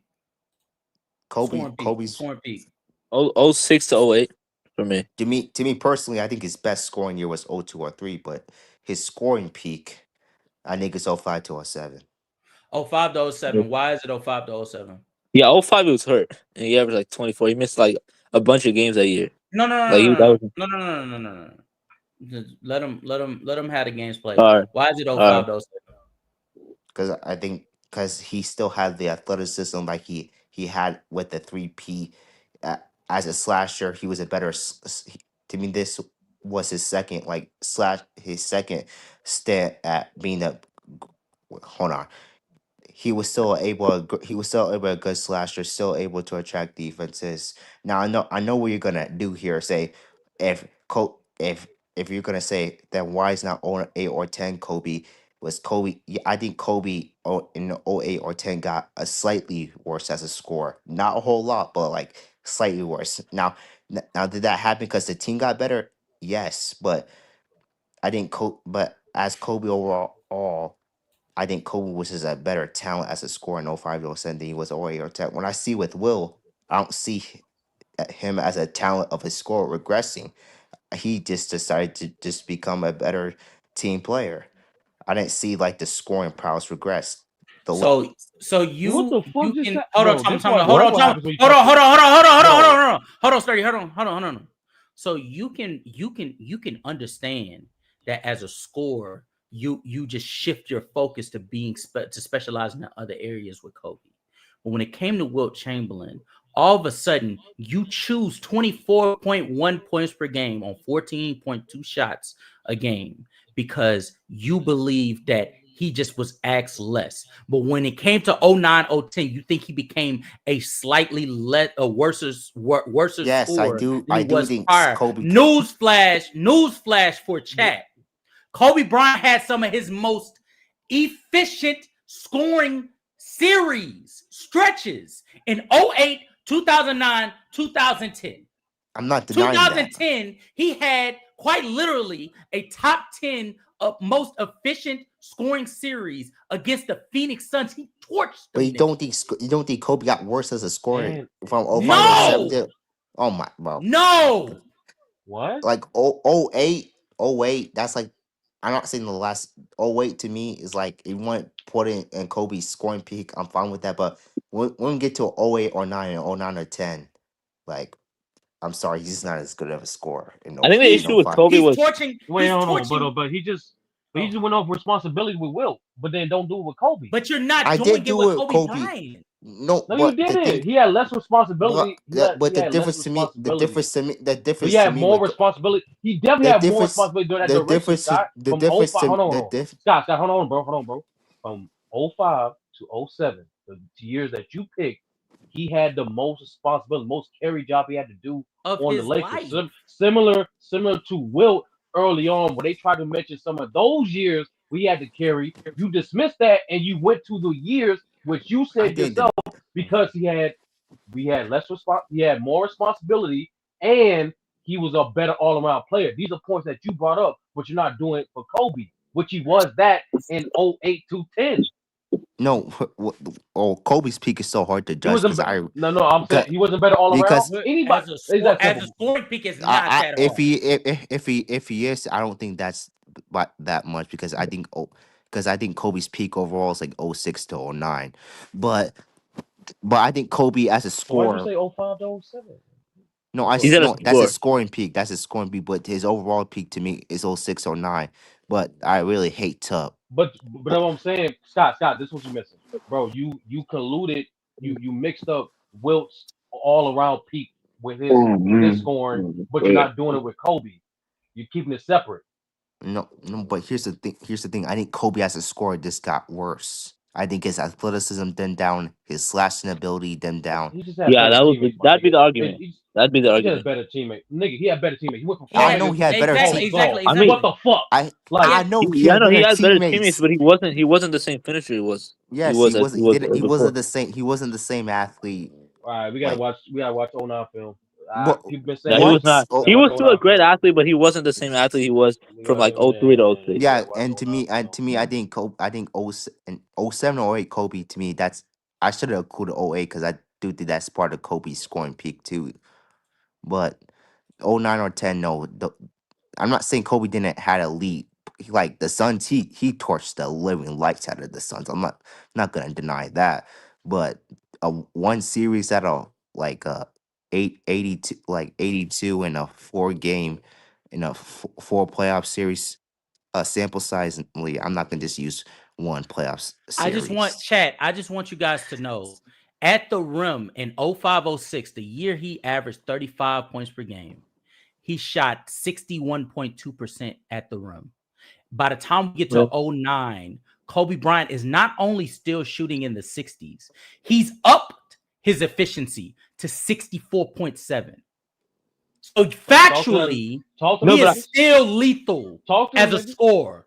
No, but I I never think the said he issue like wasn't lethal as a scorer. I said No, he was He's better. even He was he's better. even When you better. say no, he's better, but not. He's not a casual. The better. argument is nigga, you going against No, numbers now. but You but going against Now casual. you're numbers going now. against facts. Now you're speaking You in going against, feelings. you just mentioned 1 year. You we just gotta say mentioned 1 year. film. That's all I was saying. But 09. That's literally casual. my point, Scott. Like Casual. Let's I go think to this the is the film issue, right? We because got if you to go to film, Okay, Kobe okay, was okay, a okay. 09. You know what? He might be right. He might be right, Sturdy, bro. 09 is a little bit crazy. Okay, that's fine. How about 08? 08, the year that comes after a year after 06, 05, 06 season, where again, mind you, Chad, he shot 61.2% at the rim. Kobe Bryant in 08 shot 63.5 that year. So no, it wasn't just a 1 year hit off, Scotty. He was I think this is the consistently issue. he was still the same score. It was different because the personnel was different. I agree. I think that's the issue. The issue was by 09, 2008, 2010, I feel like Kobe had better floor spacing. So, like, even if you look at those offensive units Kobe had, like, him finishing at the rim would be more difficult when he had someone like Smush Parker or Kwame Brown as his, third or fourth best guys, as opposed to guys like Powell who could hit some mid-range shots, and here's the thing. Lamar, And Derek here's the Fisher. Derek Fisher could shoot. Like, he had some guys that could shoot on his team by 09, 2010. We had a top 3 offense in the league in 09. And we just did not have that same level of floor spacing that we once had in 06, and here's the thing. I think Kobe's like best scoring year was 02 or 03. So I'm not gonna try to go to like, oh, Kobe had more responsibility like argument. I just said Kobe's like scoring ability just went, it didn't went far down because he's still Kobe Bryant. He still was the best scorer in the NBA. But when I compare 05, 07 to 08 Kobe to 09 or 10, I see a gap in athleticism, a gap in slashing ability. Oh no, I agree with that. slashing As a the slashing ability though. no, Yeah. he was more methodical than he was 07 to 2010. Well, really 07 to 2013. Kobe just became more decisive as an athlete. He decided to stop leaning on his athleticism, a la Kobe Bryant, a la LeBron James, a la Michael Jordan in the late 90s. Instead of him leaning so heavily on his athleticism, he decided to pick and choose when he wanted to be explosive, when he wanted to jump out the gym, when he wanted to take ill-advised shots that some people would say is fucking out of his mind. That he still had that nut dunk. He still had that nuts in the face dunk on Dwight Howard in one of them years. He still that was 05. That was when he was younger, though, bro. No, that was no, 05. Oh, that was on 5? No, but yeah, that was 05. Yeah. Okay. Then we could go to the Madison Square Garden where Kobe Bryant is grabbing rebounds over the top of legit centers, 7 foot, 7'1", like they're not even there. He's Eddie grabbing Curry? alley-oops. He's grabbing alley-oops over 7-footers left and right. If he needs to, he can do it. He just didn't need to do it because he got more talent, so he don't have to do it. No, I will say this so casual. But Kobe's I think you case in guys, terms of his peak is similar to like 67 Wilt or like 2000 Shaq, where like in 06 Kobe, his athleticism and his overall skill, in my opinion, kind of peaked. So like 03, he was more athletic. He was better at getting to the rim. He could get downhill. He was more of a threat. He put more pressure on the rim back yeah, then. But 09, he became better as a shooter. He became better in the post. He became better as a clutch shot maker in the playoffs. He yeah, was a better decision maker. That's why I think like right in yeah. the middle of 06, right in the middle of the 2000s, that's why I think Kobe's No. athletic peak. If we pick And 1 year, I'm I'm with you. I'm saying taking going. 02 or 3 The Kobe too. reason why we went on this rabbit hole, because my yeah, God, it was a rabbit hole. The reason why This we got was a on this rabbit hole. the reason why we got on this rabbit hole shot is because originally when it came to Wilt Chamberlain and we mentioned 62 to 65. Oh, I'm sorry, I'm hearing an echo. Oh, Scotty. When we mentioned 62 to 65 for Wilt, it was pushed back because he was arguing that 66, 67 for Wilt was his offensive peak because he had less responsibilities. But then when we shifted over towards Kobe, he ironically picked the years 05 to 07 where Kobe Bryant had the most responsibility of I his life. agree. And so going back to our original conversation, that's the misnotion that goes with Wilt Chamberlain. I don't disagree that the nigga was uncoachable. I don't disagree that the nigga had to turn to Bill Russell like him to win a championship. I don't disagree that the nigga's offensive skills overall is a tad bit overrated. But to say that his scoring is lesser than Jerry West, Kobe Bryant, Wilt Chamberlain is a top 3 scorer in NBA history. Okay, I don't know about that. I don't know about that. No, he's not a top 3 scorer. He's a top 3. No. It is a fact at this point. Whether you want to go to regular season or postseason, Wilt Chamberlain is a top 3 scorer. But casual, why isn't he one? Why isn't he the best? KD? Because if he averaged because of the free throw discrepancy. Free throws. You can't make. So what was Wilt Chamberlain between Jordan and like someone like Kareem? The free throw gap. Kareem's on these combos. Yes, he is. What? That is disrespectful. See, that's disrespectful. That is disrespectful. That is very disrespectful. I'm not saying Kareem is a top 10 scorer, but when it comes to like the top 5, top 3, no. Yes, he is. No, he's arguably better than Kobe. Not, he's arguably a better scorer than Kobe. So no, that is a lie. What? No, he's not a better scorer than Kobe. Okay, tell me why Kobe's a better scorer. I'm not gonna. Well, you can argue with Dub on that. I'm not arguing with you on that. No. Because we're gonna get to another rabbit hole. All right. I mean, we done went through like 5 of them. Wait, why you ducking right? You ducking right? Hey, man, bro, we getting good, bro. We about to talk about nigga, this GOAT cast, nigga. About to talk about the GOAT, nigga, Kareem, nigga. Talk that shit. Kareem the GOAT. Oh yeah, Kareem the GOAT. Kareem. I forgot. Sturdy want that Kareem smoke with I'm curious. I'm just curious. I just want to I want to hear the brother case. You know what I'm saying? All I'm saying, and even if you don't have Wilt Chamberlain top 3 scoring, at the very least, he's top 5 if you properly contextualize. I'm telling you, the only way that you don't have Wilt Chamberlain, the only way you don't have Wilt Chamberlain as a top 5 scorer is if you don't rank him at all because you're not knowledgeable of the era that he played in, which is fine, or you're being disingenuous with air taxing. If you I'm not doing either. Then there's no way that you don't put him top 5 because in terms of efficiency, I can name the score. Wilt Chamberlain's like.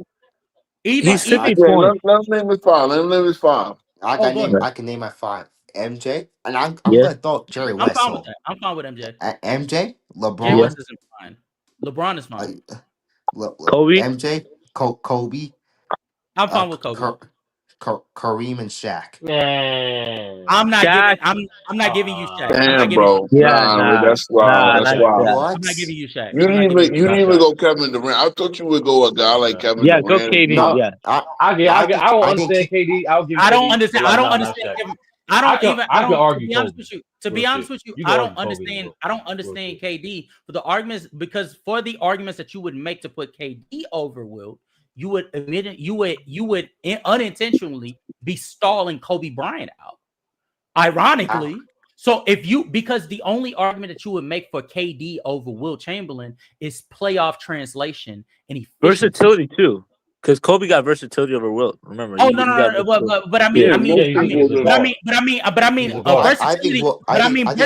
must not matter that much. Versatility must not matter that much because he had Kareem and Shaq over. No, I got Wilt as a better scorer than KD. What? But don't you value playoff translation? That's what I don't understand. Scott. How do you value? I'm not inconsistent. It's inconsistent. I'm about to say playoff translation and putting Wilt Chamberlain behind KD is crazy. No, because hold on, y'all. It ain't that wide of a gap. Y'all ain't gotta boost it. But Sturdy, he's arguing playoff translation. Let me Sturdy, he's arguing playoff translation. I don't know, because you niggas want to tax KD for his circumstance too. That Golden State Warriors. Oh, but he's not taxing. I agree, but So if we're taxing him, then tax Kobe then. How am I taxing Kobe? Because Kobe has years consecutive where he's dropping in the postseason, but yet we excuse it because of the quality of defenses that he goes up against. Well, then do that shit for Wilt. I do. Ooh. You saw the Hezzy pool? Saw the hissy fool. Like Kobe has to me like one bad postseason. That was 04. To me, there was no other like. 04, Oh wait, no. Oh wait, 2011. Oh We wait, go 2011. on. 2010. Yeah. 2010. Yeah, 2010. Hold 2010 on, versus Celtics. 2010. Hold on, 2010. Hold on. We gotta talk about it. That's one No, series. game 7. That's one Game series. 7. Nick, Yeah. and I hate when people do this, bro. Like Oh people no gotta no no stop separating the no no no finals no no from time the out, no no playoffs. It's the same shit. no because he's picking out series for Wilt because Wilt goes No, up I'm against not. Bill Russell because if you exclude the Bill You Russell was doing that. series, You he did is do that shit, nigga. dominating everyone. No, I no. You did that with First, Dog Shays. You yes, did it I with did Dog those. Days. So then Well, do that if shit with Kobe. I do, Yeah, nigga. I You do. didn't. I You taxed just fighting Kobe. against it. I did that to Kobe in 2011. Got swept by the Mavericks when he underperformed. So then do it against Boston where he shot like shit. Well, I'm not doing it against Question, Boston, bro. Scott. I'm not doing it against Well, No, Boston, bro. but that's Scott, not a what bad would you five, rank? Scott. But like, it's inconsistent as fuck though. Like based off Scott, everything we said in the Let first me Scott, hour, respond to Why this. it's don't you just tax Wilt for the era he played in as a scorer, I'm playing not gonna. 100 I plus don't put That, possessions? Shaq that's top a, Scott. five. Yeah, just do I that. Let put me Shaq ask top Scott a five. question. Everything you just said against Wilt. I'm about to say you Everything can you just said do about that. Wilt, but you said You can just do that. Let me ask Scott a question real quick. Where would you rank Iverson as a playoff scorer or Kobe former dropped scorer? well, Shut up. Lord, have mercy. respectfully, Iverson ain't top 25, bro. Let's keep it a buck. Eh, He ain't but I'm you, saying as a playoff scorer. I didn't say Yeah, about he as ain't a top 20. player. If I do it hard enough, and if I can be nasty and disgusting enough, You I can been name 20. nasty and disgusting. It ain't nothing. yeah. Yeah, Just go ahead. filthy ass nigga.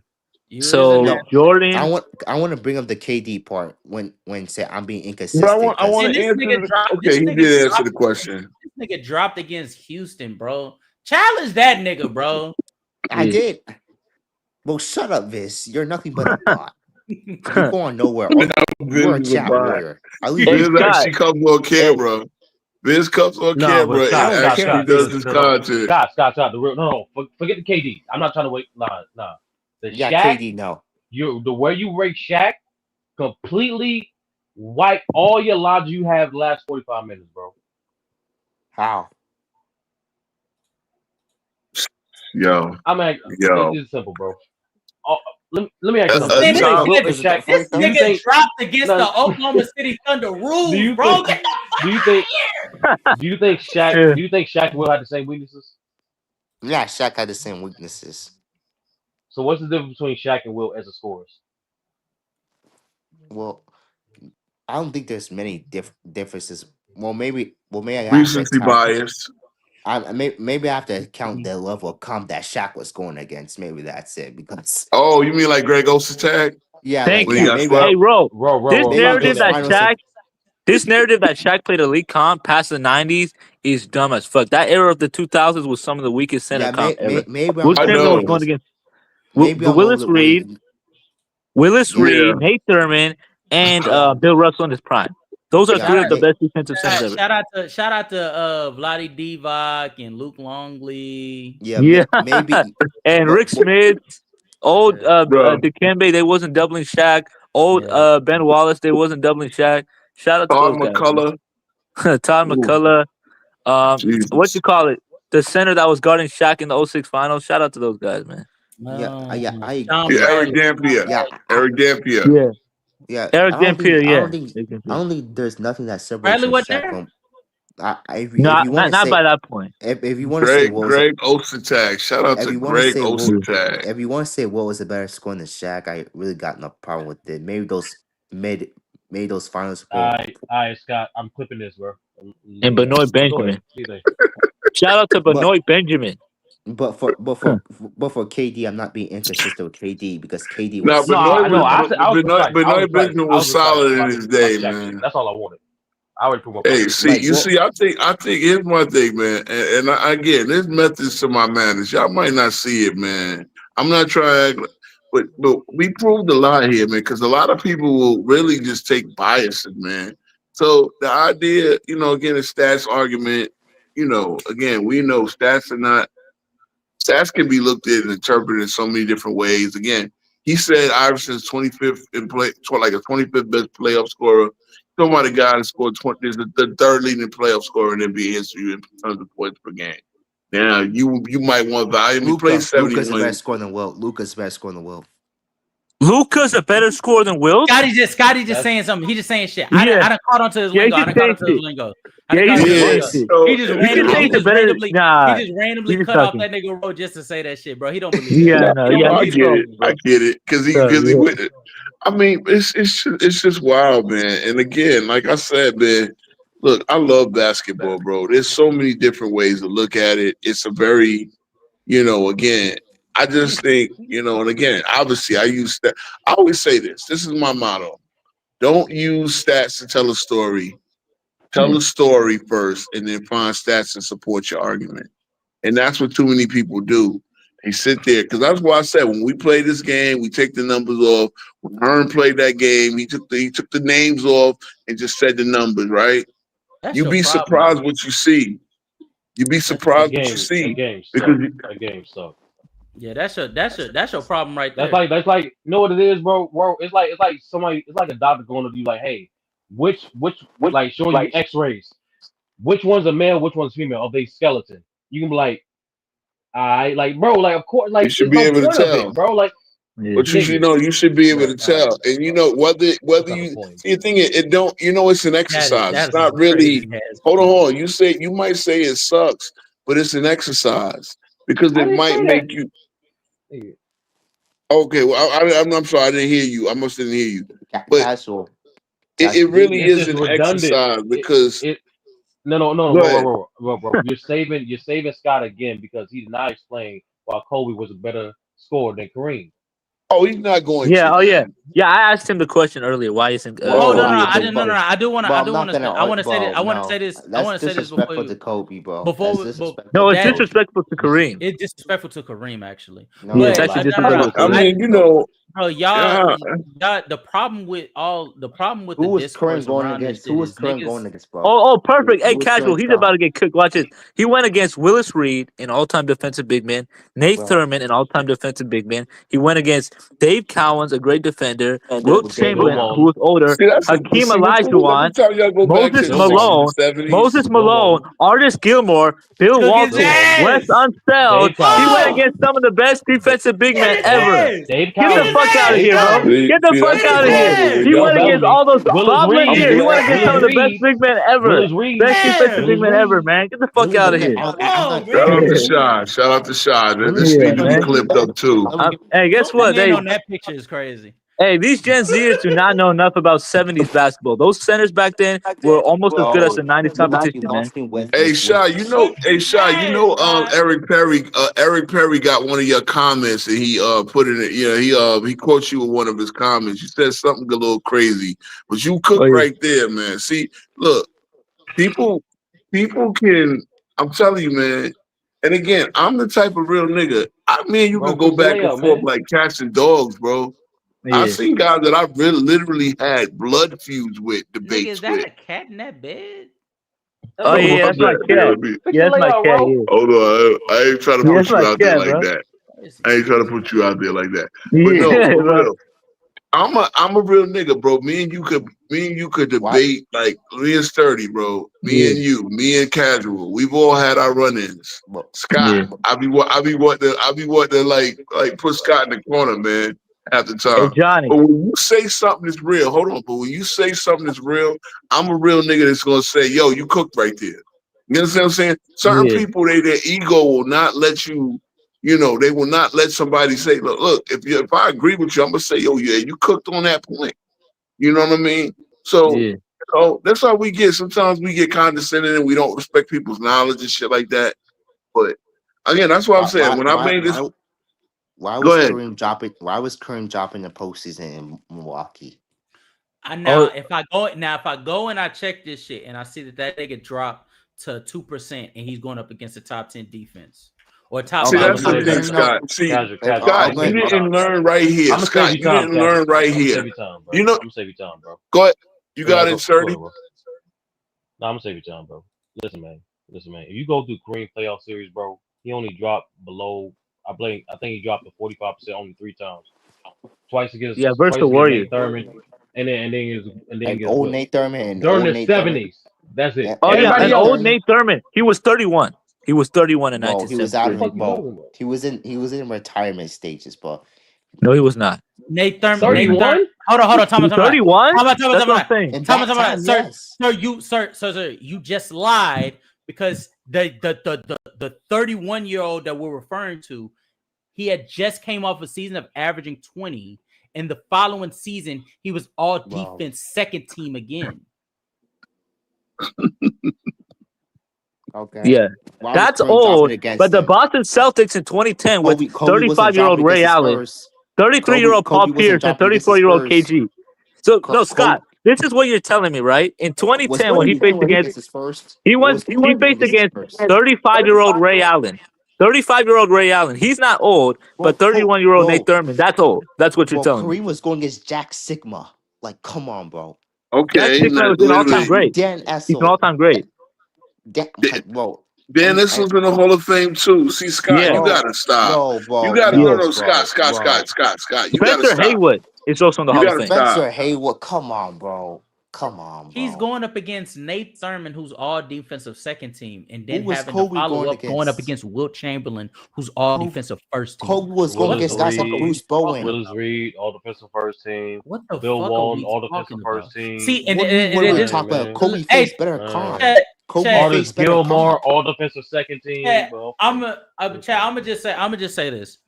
The part of the problem with all of these conversations and arguments is the fact that some of this shit ain't even arguments in the first place.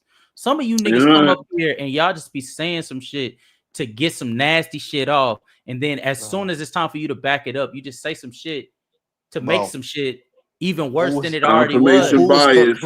Who was Kareem's comp in 76 with the Warriors? Who was Kareem's comp in 76? Yes, and don't say Robert Parrish because he's a center. He wasn't in the playoffs. Because he was a bench player. He wasn't in the playoffs in 76.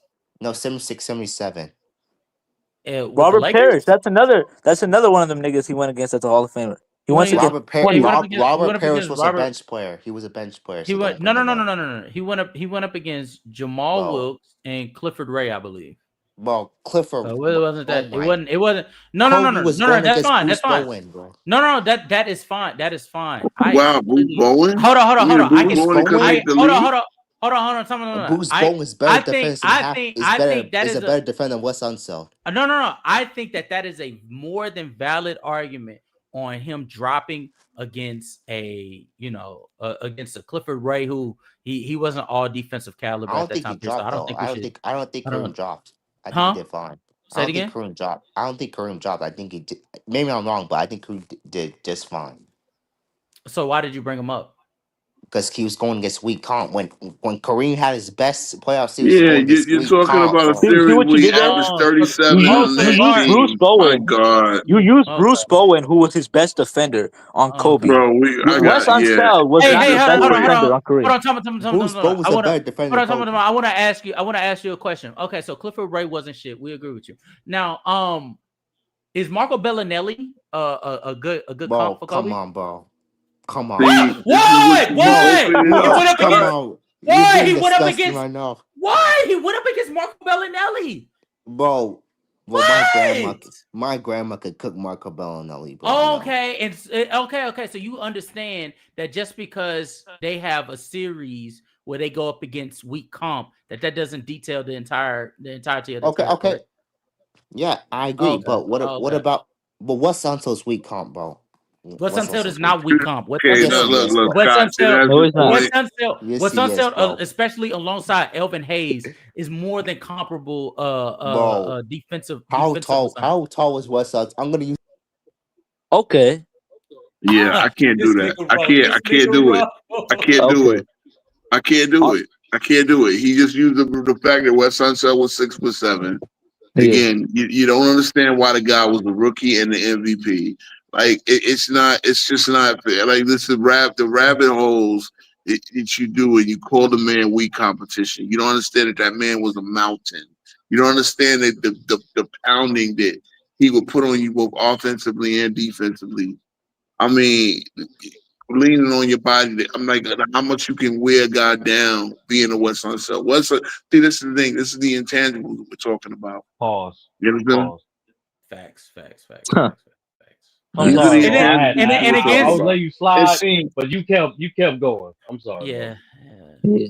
And then even against the Bullets, because I'm guessing he's referencing the Bullets. Even against the Bullets, he did just fine. yeah, that's He the did just worst fine against thing about them. Scott. Again, and look, he brings up Clifford Ray and Robin Parrish. They both got kind of equal time. They both got on the court. Jamal Wilkes, whatever. And Kareem went 37 and 19 in that series. Like, what was the point of bringing them up?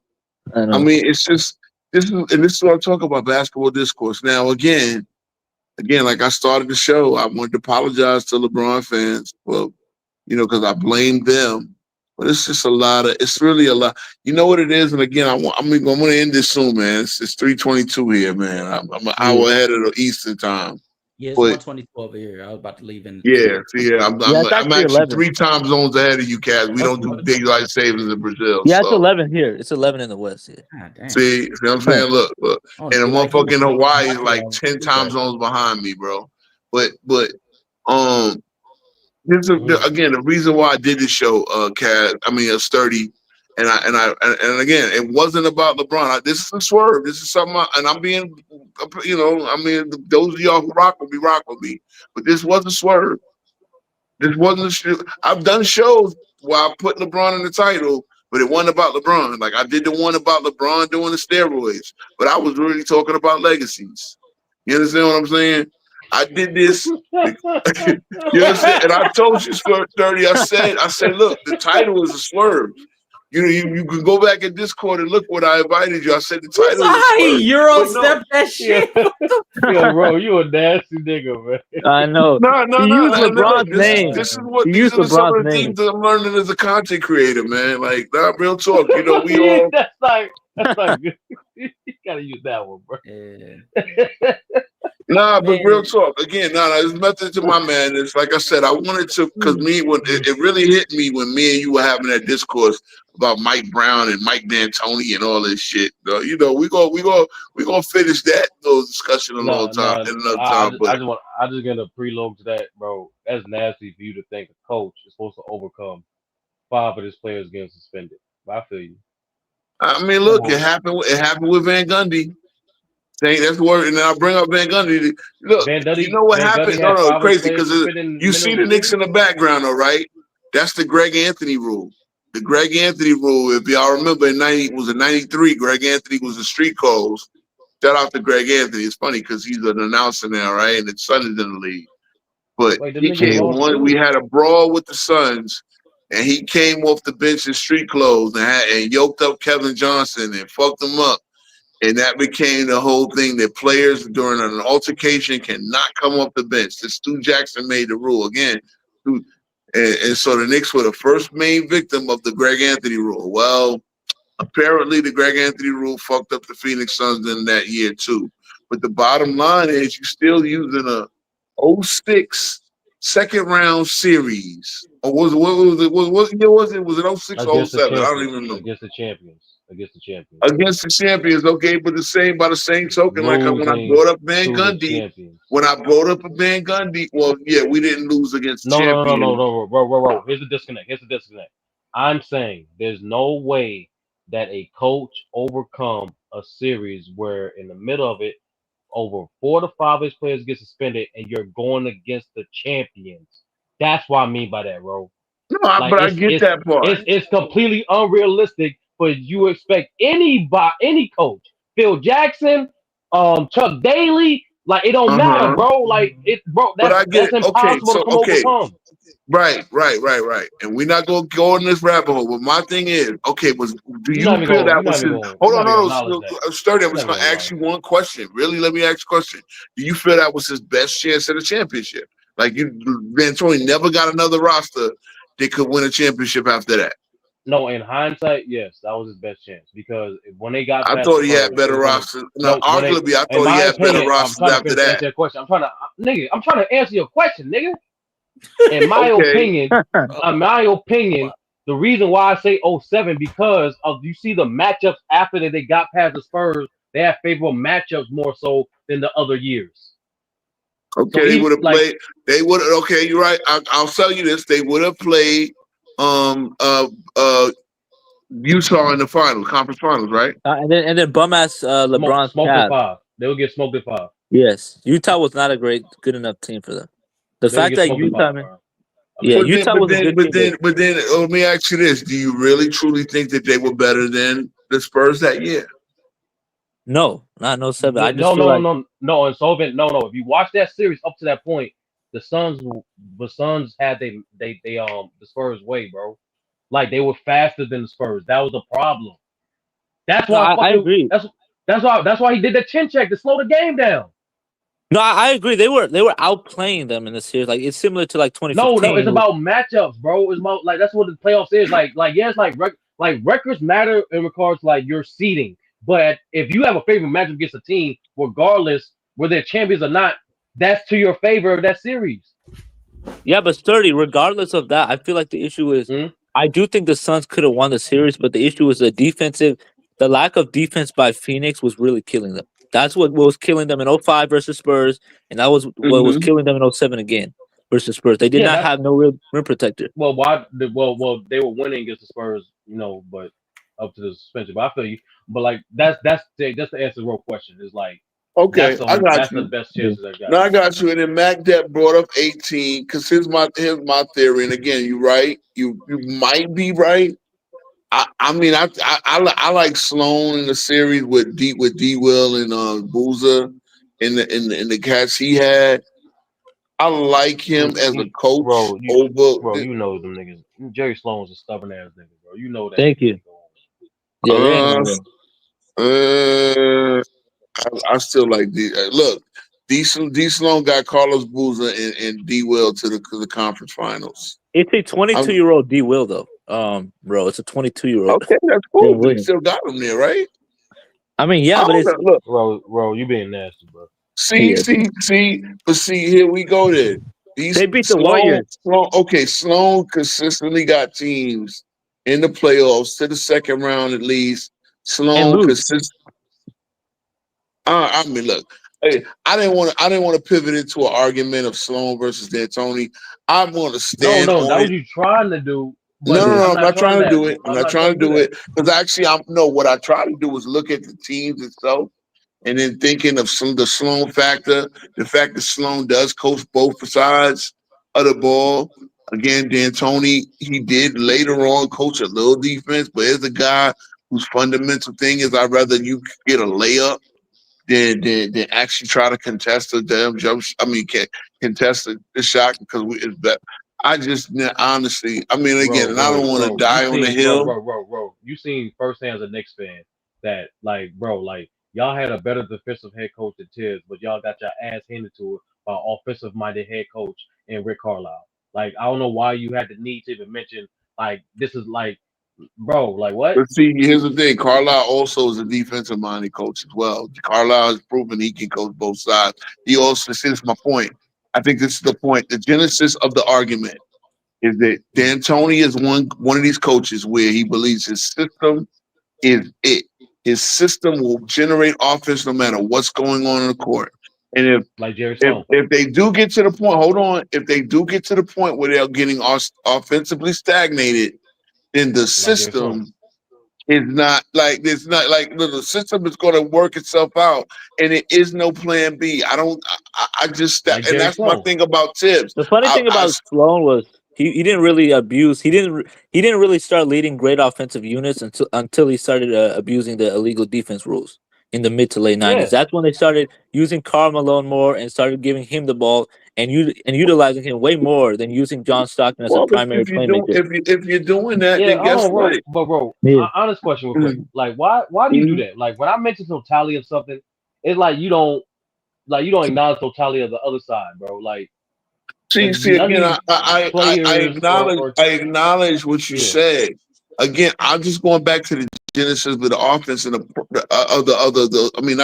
genesis of the debate and the problem that I have with D'Antoni as a whole, because I watched this man coach my team for 5 years. Yeah, that's what it is. Hold on. That's what it is, bro. Not only did I watch this man coach my team for 5 years, I watched the guys that I wanted to be hired Once he got hot, once I wanted the guy in 2009. I wanted Mark Jackson. He gets the job 2 years later, and he actually improves Golden State to the point where they get playoff experience enough. They get enough swag in their game to where Steve Kerr now turns them into a dynasty. Okay, but I mean that's me personally. I was telling you how I seen the game at Philadelphia where we was cooking them, and then all of a sudden Philadelphia made a defensive adjustment. He made I don't like coaches that make no adjustments in game, who think that their system and the way they run things, despite what's going on the court. Because again, I show many examples where things were going on the court, or a little bit of adversity, a monkey wrench got thrown in, and Mr. Offensive Genius had nothing. His team melted down. The 7 for 44 against the Warriors, and then losing by 40 against a Kawhi Leonard less team, bro. I'm sorry, bro. I just can't do it. I can't do it. You lose by 40 on your home court against a Kawhi Leonard less team with old Gasol, 16 years in the league, Gasol. I can't rock it. Patty Mills was there. I'm be honest with you, bro. I don't think you emphasize it unless Say again? honestly, bro. I don't think you will hold this type of grudge, this type of venom towards D'Antoni if he didn't play for the Knicks. I think if he did No, I've seen it other places but though. didn't play on the Knicks. No. That's not what I said. I'm saying I don't think you would have this venom if he didn't play for the Knicks. Honestly, I feel like if he did the same Well, thing, you would not be emphasizing okay, go if he back didn't to play the for the other Knicks. I'm genesis being of that honest with you. conversation. Hold up, but go back to the other genesis of that conversation. D'Antoni has gotten 5 head coaching jobs. He's one of those guys that yes, he's the offensive guru. Remember, people don't even realize he coached Denver in the 99 season. They weren't good either. He's only been relatively successful, I think, in one. Okay, you might say he was moderately successful with coaching Harden. But again, the best thing he did was lose a 3-2 lead. Now they lost Chris Paul. Okay, they lost Chris Paul. They still had a plan B. They still, mind you, the offensive genius wound up scoring 92 points. And you want to tell me that the Golden State Warriors were an all-time defense? Bro, if you're an offensive genius, he was a modern coach. Bro, that's not common, bro. When your second best player go down, that's not common for teams to win, bro. I'm gonna be honest with you. If you can I've tell seen me the it done amount of though. teams, But I've seen it done. Hold on, but I've seen it done. I didn't say that, bro. You keep you keep responding with absolutes, like as if I said it never happened. No, I said that's not common. Matter of fact, when you go back, I'm pretty sure you're gonna go through your history and be like, how many teams won when their second best player went down the middle of the series, and then you'll figure out, oh shit, this is not common. Yeah. Why is that? Okay, I but expected. okay, I but like you're right. what tactically? No, bro, shit, bro. Like this is like common sense. What tactically can a coach do to make up what the second best player provided for that team when you are built around your 2 best players? Well, I'll tell you this, especially because you brought it back to me saying that I give him smoke because of his Knicks tenure, right? You said it. No, you literally said it, bro. Like, so one of the things that I heard in these long 5 years where I had to watch Sergio Rodriguez and Chris Duhon and Tony Douglas and then eventually Lynn Sanity, and that was it. Like Lynn was his last point guard. Run this D'Antoni style offense is the system above all. He literally thought he could win with Sergio Rodriguez and Chris Duhon. Mind you, this is the guy that just said, I'm going to give Stephon Marbury, when he got the job, I'm going to give Stephon Marbury a chance to run my system honestly. And then he benched him. And then I had to go from Stephon Marbury, and who knows, maybe you could have turned Stephon Marbury into the point guard you wanted him to be, because you had him in Phoenix before that, right? Before you got Jason, you traded for him. Then you let him walk, and then you trade him to the Knicks, actually. Then that offseason, when they got Steve, they got Steve Nash. So Steve Nash was the guy that fit you perfectly, right? Then you had Steve Nash in LA, and that shit was a disaster. Hold on. The fact he was older though. Yeah, it was an old Steve Nash. I got it, but it still was it But still was an offensive. It was still was an offensive and defensive nightmare, that was an regardless of the injury fact. riddled team, bro. Okay, an injury riddled team. Okay, cool. It's always an excuse. Again. How is it? How is it always an excuse? We don't do Okay. this with any other coach. Stop.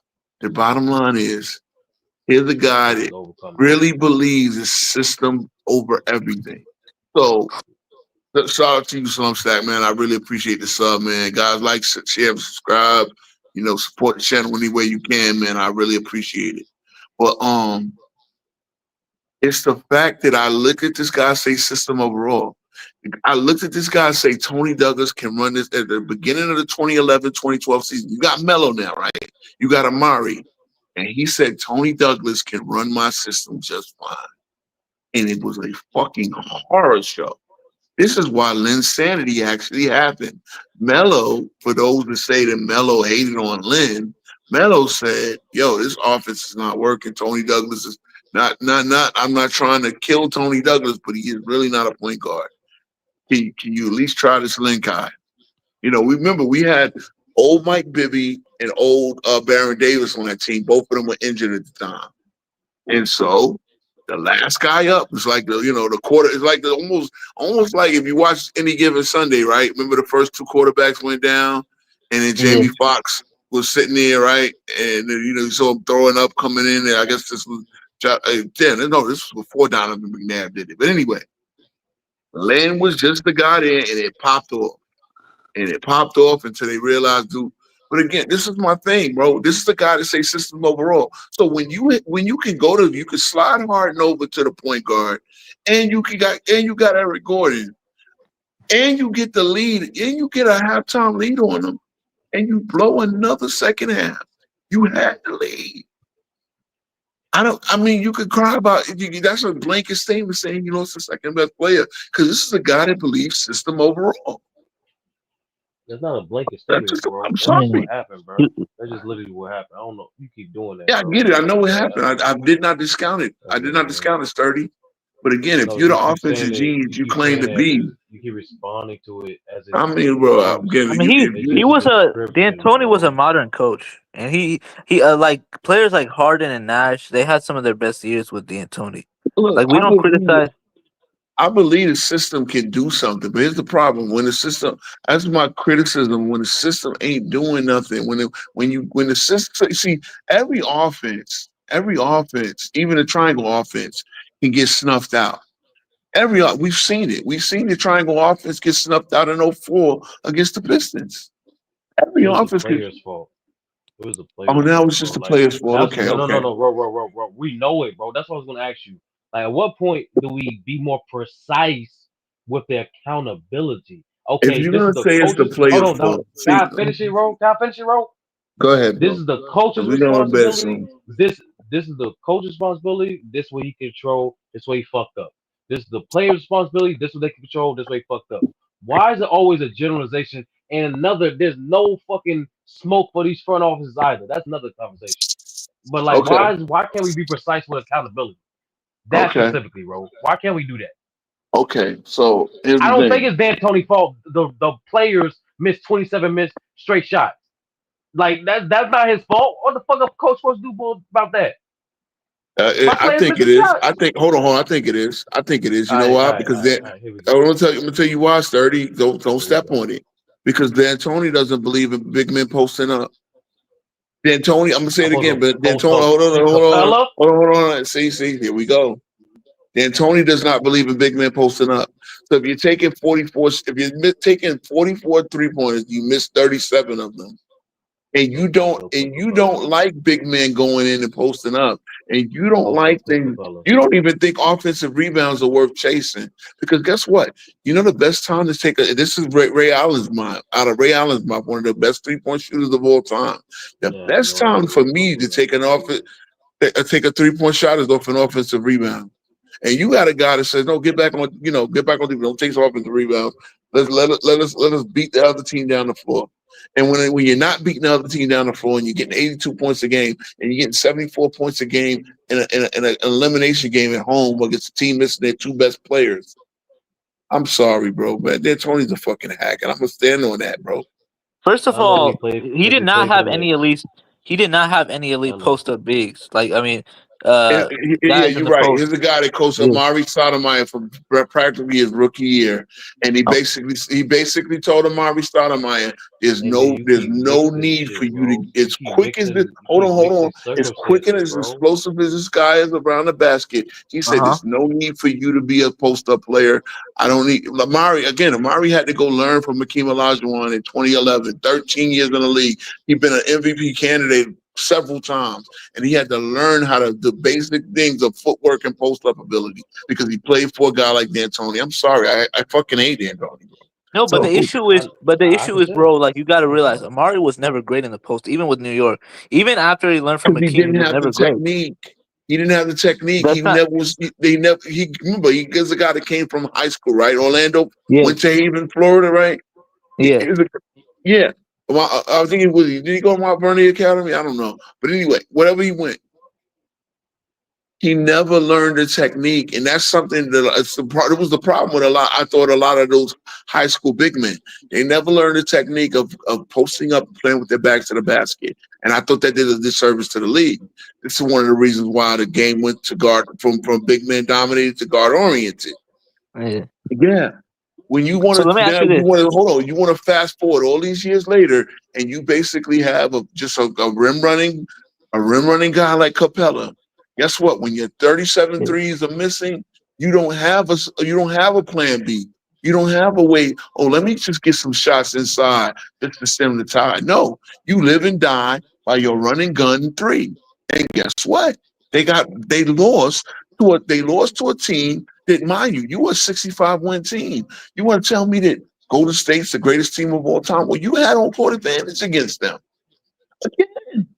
Because of how good they were, but Bro, also here's the you been issue, bro. unrealistic Let me about ask you this Carmelo, question: bro. if this was so Sure. much of Mike D'Antoni's fault, how come from 02 to 04, so Amari's first 2 years, how come he never developed a post game before Mike D'Antoni came on the team? Because Phoenix had a similar style already. Because Phoenix had a similar style, and again, you're talking about a league where you weren't teaching players these type of fundamentals.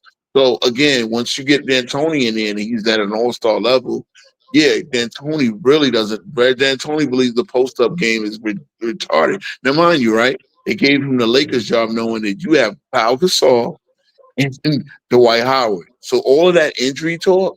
Yeah, you had two guys who were game were post up, right? We all know Pau Gasol. Pau Gasol could face as well. But Dwight Howard was pretty much, all post up and all wait around the basket. And and we knew when they gave him Showing that all job that black. he wasn't gonna work. Come on, back surgery. So it wasn't. So that means it wasn't Mike D'Antoni's fault then, because It is if his the run fault. and It gun is his offense fault was already if he's implemented, but it was already fundamentally, implemented. hold on. It is his fault if he's fundamentally, if his style fundamentally does not work with all-star level players he's been given. Come on now. How? See, But hold on. First of all, this idea That's that Mike another lie. D'Antoni is an offensive coach is actually a myth, because in 2018 he actually led a good Rockets defense when he had pieces like oh wow, PJ Tucker, so Trevor. his Yeah, fifth and last head coaching job position. yeah, He finally had a team that could play decent defense, right? And then yeah, again, what happened at the end of that season? They lost a 3-2 lead, mind you, because your offense wasn't kicking. Not because okay, so I'll give you credit with the defense. Maybe you found because I remember what happened too. Reason why Mike Woodson was there in 2012 because Mike Woodson was going to be his defensive coordinator, kind of looking over his shoulder because we signed Tyson Chandler that year, right? And we were trying yeah, to get a team.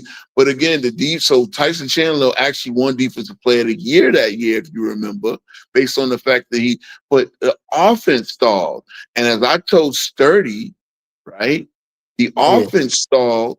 But then as soon as Mike Woodson got the job, we went out and won our first game by 37. We won our next game at a home and home against the Indiana Pacers. We beat the Indiana Pacers at home, and then we went on the road and beat the Indiana Pacers. We won our first 6 games with Mike Woodson after a 6-game losing streak with. So Woodson turned the same offense we were running, only he ran it in a style that made sense towards the personnel he had.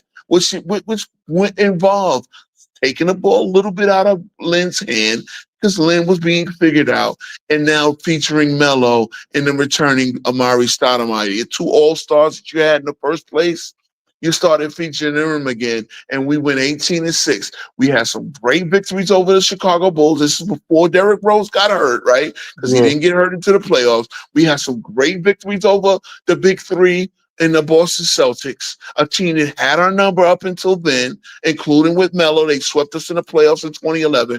See, you're gonna talk to a Knicks fan. Don't.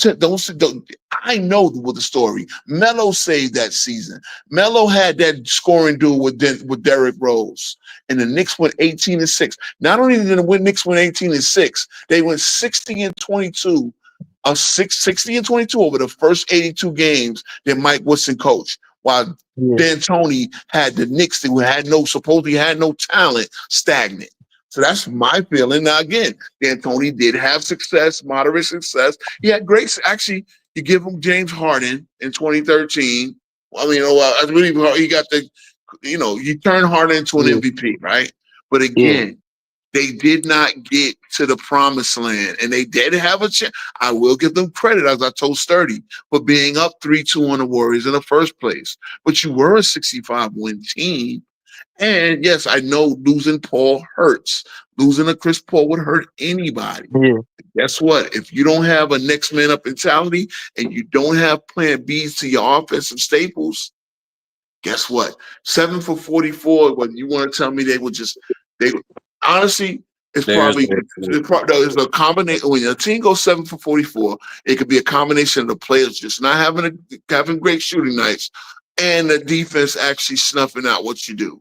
Either way, some point, like I said in football, if you keep throwing the ball down the fucking field and it's not working by third quarter, how about fourth quarter and you still got a chance to win? That's the worst part. So what coaches are making the adjustment? Which coaches are making the adjustment? Rick Carlisle. Let me give you some great adjustment coaches. Oh, Jason Kidd is a great adjustment coach. Rick Carlisle is a great adjustment coach. Phil Jackson was a great adjustment coach. Popovich, Spoelstra, every coach that I named, guys that actually have championships and multiple with greater adjustments, which is why they have fucking championships. D'Antoni has 2 conference finals. Hold on, bro. That's why you're being nasty, bro. I'm not generalizing. He asked me a question. You just generalized it, bro. You literally just said they got championships because they made adjustment. That's generalizing it. That's vague. I actually said they have multiple because they were greater adjustment. See, what y'all say? Well, he had Shaq and Kobe. He had this. He had that. No. I'm not generalizing shit. Okay, you're right. Look, Spoelstra is a guy. Hold on. Spoelstra, as a Knicks fan, I watched Spoelstra take Mike. I told you this. How he took Tom Thibodeau's lunch. You know how I know he took Tom Thibodeau's lunch? He realized the over pursuing. We had a guy. I forget. He over pursued a lot, and he got one of our guys in foul trouble. I think it was Josh Hart. Josh Hart over pursued, and he got a fucking Kyle Lowry to stop on a dime to get to get Josh Hart 2 cheap fouls. And it's just one of those things that it's a staple of, you know why? Because he's a film guy, right? Spoelstra's the film guy. And Spoelstra is really good at adjustment. Spoelstra is really good at finding players' tendencies. Spoelstra is really good at sniffing. It's guys like Thibodeau don't make in-game adjustments. There are a few coaches who really don't make in-game adjustments. This is not. The players have said this, man. His assistant coaches have said this. The reason why Thibodeau got fired last year is because everybody was saying this in the exit interviews. They said we didn't know what the hell our roles were. We didn't know what he wanted from us half the time. The communication has stopped. Sorry. So this is what I don't understand. So Mike D'Antoni is getting taxed for losing a top 4 5-point guard in the league. That's a generalization. That's a generalization. How? That's a generalization. Oh. Because whether you lost the top 4 point, so you telling me You about Chris to say Paul would have you about made to them say shoot the don't threes matter better? if you Are you lose telling me No, Chris no, Paul would have made them Paul? shoot the threes better? no. You Chris telling Paul would me have it been. didn't matter you lose Chris Paul? That's bro. This is stupid, bro. At this point, bro. No, losing Chris Paul, they would Because not you be have taking wait that a many minute, wait a threes. minute, wait. You They would have not be James taking that many Harden threes. to What run the the fuck, offense. bro? You have All right. James Harden. Hold on, not only you have James Harden, the same James Harden who ran this offense prior to Chris Paul even getting there. Chris Paul didn't matter, bro. All right, bro. I didn't Yeah. say it didn't matter. See, now you want to talk about generalization. I didn't say it didn't matter, bro. I didn't say that. But like I said, man, we coming No. up on 5 hours, guys, man. Yo, this was a Yeah. great stream. We're supposed to overcome Chris Paul's injury. That what you implied. Yes, because I've seen because it's been done. That's just It's been unrealistic. done. Hold All on, I it's been know is done. Jerry Sloan was a Wait. loser. Unrealistic. Who? Jerry Sloan was a loser. That's all I know. Mike D'Antoni gets penalized for being a Because loser. Jerry Sloan was a loser. Jerry Sloan got way more playoff success. Two teams in the finals. Mike D'Antoni never got to the finals, but Jerry Oh, you Sloan know was the funny a loser. thing about Okay, that? we'll take it. You know the We'll funny take thing it. about that, So bro? the He teams that ironically the two stopped times he them made to the get to the finals, finals he made the won the finals in the fucking era where championship. Hakeem Olajuwon was getting older, Charles Barkley was getting older, Clyde Drexler was getting Now, so older, now we got Magic excuses Johnson. online. They No, but also I'm putting in They also context. ran the number one offense in the league. They also swept Hakeem Olajuwon. They swept Shaq and Kobe. The Suns Come were on, doing bro. that easily. Yeah, they swept a young Kobe. That's what they did. They swept older Okay, but teams. but it was a prime Shaq, right? And it was also Okay. Dick Van Exel and Eddie Jones were all stars as well, right? Yeah. But you're not gonna mention none of Jerry Sloan's negatives, and that's the problem, bro. Okay, I can mention Jerry Sloan's negative, but I'm gonna start with the positive. Yes, Jerry Sloan was a little bit of a what do I say? A You little bit start too with the bit positive, with then Joe Tony, Sargent. bro. That's part of the problem. That's the problem. Him and D Will, and let's keep it real. Let's keep it real. I'm sorry, I'm taking his side over D Will. D Will's a fucking good Jesus. I'm not a Brooklyn Nets fan, but I've seen him enough in New York to know that D Will. Thank God thank God, because Mom, remember the Knicks were trying to trade for both D Will and Melo. Thank God we got Melo and not D Will. Hold on, this is the same fucking D Will. Hold on, this is the same D Will that lost the series to the Bulls, the first series in the Barclays Center, right? Yeah. He lost the series to the Bulls, where he had his whole team, but half the Bulls, Luol Deng, what's the name? The Bulls. Obviously Rose wasn't there. Luol Deng, Joakim Noah, Boozer was limping around. Literally half their fucking roster was. You had niggas who were in the hospital on IVs. The Bulls had half a roster and beat them in the 7th game. D. Will was garbage in that 7th game. D. Will, this is the same D. Will who in his last season in the league fucking tanked and decided I'm gonna play like shit. So Dallas buys me out so I can go to Cleveland. And then he goes to Cleveland and plays like shit. So what does this have to do with Utah? No. What does this have to do with Utah? No. I'm gonna tell you what it has to do, Sean. Sean, I'm gonna tell you what it has to do. I'm gonna tell you what it has to do with it. D. Will, the one player that had an issue with Jerry Sloan was D. Will. And D. Will himself was a fucking loser. Now, Jerry Sloan is no longer John here. Stockton was a winner? Shit. Okay. Yeah, John Stockton was a winner to row, John right? Stockton is a winner compared to fucking D. Will. Are you kidding If John me? Stockton is a winner, then Steve Nash They got to be a won winner the too. same amount of championships, bro. They won the same amount of Oh, championships. here we go. Okay, so Okay, no, he's gonna say intangibles. now conference titles mean nothing. Okay, I guess it mean nothing. Guess what? Conference titles is a I'm championship. just doing what you're doing, bro. I'm not doing. I'm not doing what. No, you're not doing what I'm doing because I've already given. I've already set the Mike, standard of if you 30, gave, if you 30, if you 30, put Mike 30. D'Antoni, championship level players. bro, 30. I've given getting to a championship at the genesis of this argument. I've given getting to the finals as proof of a championship level coach. I've started that. Championship level players. Again, I said getting to a conference finals means you a championship. I mean, getting to a finals, an NBA finals, because not everybody even does that in their career. So doing that proves so, that you for were at least in the LeBron, when championship. LeBron makes the finals, right? We could put context into the fact that he played in a weaker conference, right? Wait, bro. Are we boosting LeBron now? Like, Yeah. you gotta, Have you Because he ever made seen the me knock finals. LeBron? Have you ever seen me knock LeBron for losing the sixth final? Never yes, once. Well, I mean, then yes, why do you? I mean, why do yes, you care about winning then? You do. yes. I absolutely seen you knock LeBron for losing six Yeah. finals. No, 1000%. actually, the only thing I do, hold on, that's bullshit. The only thing I do is I do mention the two least competitive finals. LeBron was the losing end of it. That's about it. I don't knock him for losing the finals. I don't like, especially the finals. I expect him to lose. Now I knock him for playing poorly in the finals. In retrospect, especially when it's used against other players. Especially when in terms of efficiency and this, that, and the third, right? Going 4 for 16 with 7 turnovers in your first finals, getting 10 turnovers in a finals game. Those are things that I will tax him on. But no, the 4-6 record, you will never see me say he's 4-6. You will never see that. Now I will put into context you got mollywop by the old Spurs, right? I will put that in context. But that's Yeah. about it. No, but But that's they're the an thing. all-time Yeah, team, though. bro. Did you see? You didn't even catch it up, bro. Like, see, when you said the old Spurs, like, I don't. That's the thing. I want to use that adjective. They were I was just old. gonna say, They were no, old. They were They old, were but old. bro, they were They an were old. all-time team with the That's what I'm top three saying, offense in the bro. world. This is what I'm The saying the for a the, second, the 14 Spurs were bro. all-time team. Bro, Yes, they were listen to what 62 I'm saying. wins. They For had a an second. all-time great roster. Like their Yeah, roster was very that's what I'm balanced. They saying. had a great offense I too. would, you see, use the adjective old to add emphasis to your argument. I would just say great. Exactly. They were I would just say old. great. I would They just were say great. old. They See, were that's old. see, They were see, fucking bro. You old. see the difference, bro. You see the No, difference. no, no, I say great. no, no, Okay, no, okay, okay, no. okay. Ro, See the please difference. explain to me why the 97 See the Jazz difference. beating the 97 Rockets, an old-ass team, by your admission, why is that impressive? Because you're taxing Okay, LeBron for so losing. wait, okay, so in They 97, did beat them old ass Keem Rockets. Olajuwon was They did. 34.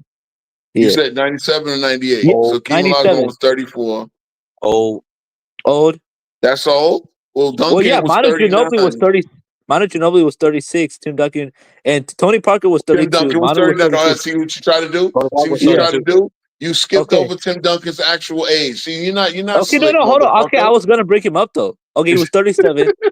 I was gonna bring him up. He was You see, 37. I'm too sharp for Tony y'all, Parker was man. 32. Who's Manu y'all, Ginobili was bro? 36. You got cooked on the stream. You couldn't I stay got on cooked on the topic, bro. stream. What? You No, couldn't stay on see, topic. The fuck? say again? You couldn't stay on topic, bro. Even now, you were supposed to talk about Jerry Stone. See, okay. Now I got cooked because we went down a rabbit hole. But wait a minute. I've already No, bro, you support. No, gotta no, talk no, no. about See, Jerry. here's what happens. You gotta Here's what talk about happens, right? The Jerry. rabbit hole. Hold on. The rabbit hole comes because people trying to challenge what I believe. Because mind you, we're on 4-6, right? We're on four Yeah. and six. You brought it up, and you're trying to judge my I never been standard. on LeBron's You final no, record. you're trying to test my standard. You're trying to say that I knocked LeBron for 4-6, and I'm proving that I don't. Now, I did No, I said say you knocked what I LeBron for do. 6 finals Hold on, rings. I do say That's why I what I said do specifically. knock LeBron for in it.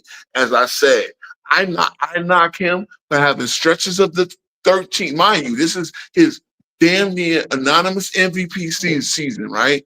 And Yeah. mind you, we talked about playoff dropping for LeBron James was a playoff dropper for that entire playoff run. You do realize that, right? What And we're run? not What even Especially run? the trying to get back to finals. Jerry Sloan. And that's the point, bro. We're not even trying to get back No, to no, Jerry no, no, Sloan. no, no, no, Yeah. no. Okay. We've been Jerry Sloan. Cool. But these are rabbit holes y'all went down, and all we're doing with these rabbit holes are testing my theories and No, this testing my you, standards. Okay, bro. so guess You what? got this, bro. You Guess what? did Guess this, what? bro. I see. I remember the genesis of the argument. See, that's the problem. People lose the genesis of the argument. I think Jerry Sloan is a championship level coach because he got to two finals. He's He didn't also win the gotten to championship. multiple other conference finals with teams that you wouldn't expect to get to the conference finals with underdog teams. So guess So what? you taxed. Hold on. All right. Also, he hold on. Also, he consistently Uh-huh. took teams to the playoffs. Consistently, the Jazz were a playoff. Wait a minute. I'm gonna tell you this: the Jazz in 1988, and I understand Jerry Sloan might not have been a coach in '88, but again, so I'm gonna jump on for that. Bottom line is every matter of fact. Let me just look that up because I think somebody else coached him, but that's a different story. Either way, he consistently got the Jazz through different iterations to the playoffs second round. Okay, D'Antoni, and again, I gotta be as a Knicks fan. What the fuck did he do for us? What he got Amari Stoudemire and went 28 and 26, and then got Melo and finished 42 What does and Sloan 40. do for Utah? What did Sloan do for Utah You're not besides gonna mention any He negative for Sloan, are you? consistently kept them in the playoffs. consistently lost, bro? Consistently lost. Okay, so now you want to say, okay, so now Yes. losing. So that means you, okay, yes, 89 he took over. He was on the staff. Yeah. Hold on one second. He was on the staff in 88 when they had to run in with the Lakers and they got to 7. But he took over by 89. He took over 89. They lost in the first round again, got to the second round, lost to the first round, second round, first round. Okay. So now from here on, he's got at least to a conference final from 96 on. Utah gets old.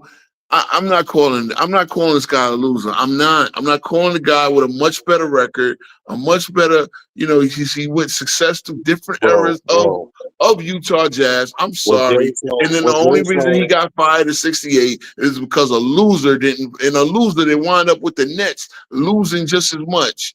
And the worst part is he took that loser. Was Jerry Sloan known for these adjustments, bro? I know. Yes. And so how come they didn't make an adjustment in the 97 and 98 finals when they were frequently double teaming Malone in the post? The Bulls understood that they were abusing the illegal defense tactics. So what they used to do was load Malone. We're not going to go to the fact that they were playing an all-time team. An all-time team. That 98 Bulls team was not all-time. The 98 Bulls were all time. Bro, they won 62 fucking games, bro. Come on, what are we talking about? They had an old Scottie Pippen with a broken back. And they had Ron Harper, and Dennis that was not an all-time team. The Jazz up in Game 6. Dennis Rodman was dealing with injury. That's a fact. And Scottie Pippen was coming off injury. That's a fact. Thank you. Yeah, Pat. Look, we don't. And I get at these other guys, but. What's going on? How come Jerry Sloan couldn't overcome? What was the adjustment? There's always an excuse when it comes to Jerry Sloan. Wait. It's not always an excuse. It's not always an excuse. There's not always. You're talking about a guy who was in a superior situation. Hold on, because right now we're comparing him to Mike D'Antoni. No, I'm just trying to talk about Jerry Sloan. Jerry Sloan got to play in a weak conference. He played in a weaker conference. You know why you can't just talk about Jerry Sloan? You know why you can't just talk about it? First of all, the West was never weak. First of all, the West was never weak. No, bro. 97 and 98. That West was weak. 97 and 98, that West was weaker. No, it wasn't. Not necessarily. No, it wasn't. Okay, old. Every team was either older, or younger. The Shaq and Kobe Lakers were younger. The Hakeem and Hakeem and Transfer Rockets were older. What were the Spurs? The Sonics were the only team that was legit in their prime. The Sonics were falling apart. What were the Spurs? The Spurs in 98? 98, yeah. This is Duncan. They were led by Tim Duncan, so it was still a younger team. They were younger and older because Robinson was still an All-Star, right? I know. David Robinson was still an All-Star, but they also didn't play them. David Robinson Robinson was also like an All-NBA first-team defender, shit like that, right? Well, hold on. In 98, because I remember the Spurs lost in the second round in 98. Did they face the Lakers or Jazz? I think they played the Jazz. So he beat. Okay. So you have a young, exciting Minnesota Timberwolves with Kevin Garnett, right? Okay. You have an underwhelming Rockets team that were 41 and 41. Okay, you want to say that Olajuwon was old and this that. I mean, remember Olajuwon and Malone are basically the same age, but we'll but bro, you got to put context. Hold on, the Sonics. You said you said what? The Sonics were young. They were 61 and 21. No, they were in their prime. Wait. How do you have a weak conference when you have 360 win teams in said conference? Bro, you're cooking yourself. Then you have two more 56 bro, we're not doing that. Hold on, we're not doing that. It's about the age. Hold on. But bro, you can't do this because you keep arguing about age. Anytime there's always an excuse about age. You can't. So when I bring up age, you don't care. Shay, you said the conference was weak and they have 360 win teams. No, bro, hold on. What year did they have 361 teams? Please tell me. 98, the season we're talking about. Oh yeah, so 98. That was the Lakers, Jazz, and the Sonics, right? And then you had two more 56 win teams. There are years where 56 wins win the first seed. So you mean to tell me with a straight face that the Eastern Conference wasn't so you mean to tell me with a straight face that the whether Jazz the Eastern Conference was strong or not is irrelevant. No, And but here's actually, the thing: the arguably, Jazz it were meant to wasn't. make the Patrick, hold on. Patrick Ewing was hurt out from the. Mind you, this is the season I'm in boot camp, right? So I didn't Yeah, even get to see how the season played out. I did see the yeah, start of the season before I went to boot camp. But I did come back and see the playoffs. Cavaliers was solid. They slow down team. Hawks.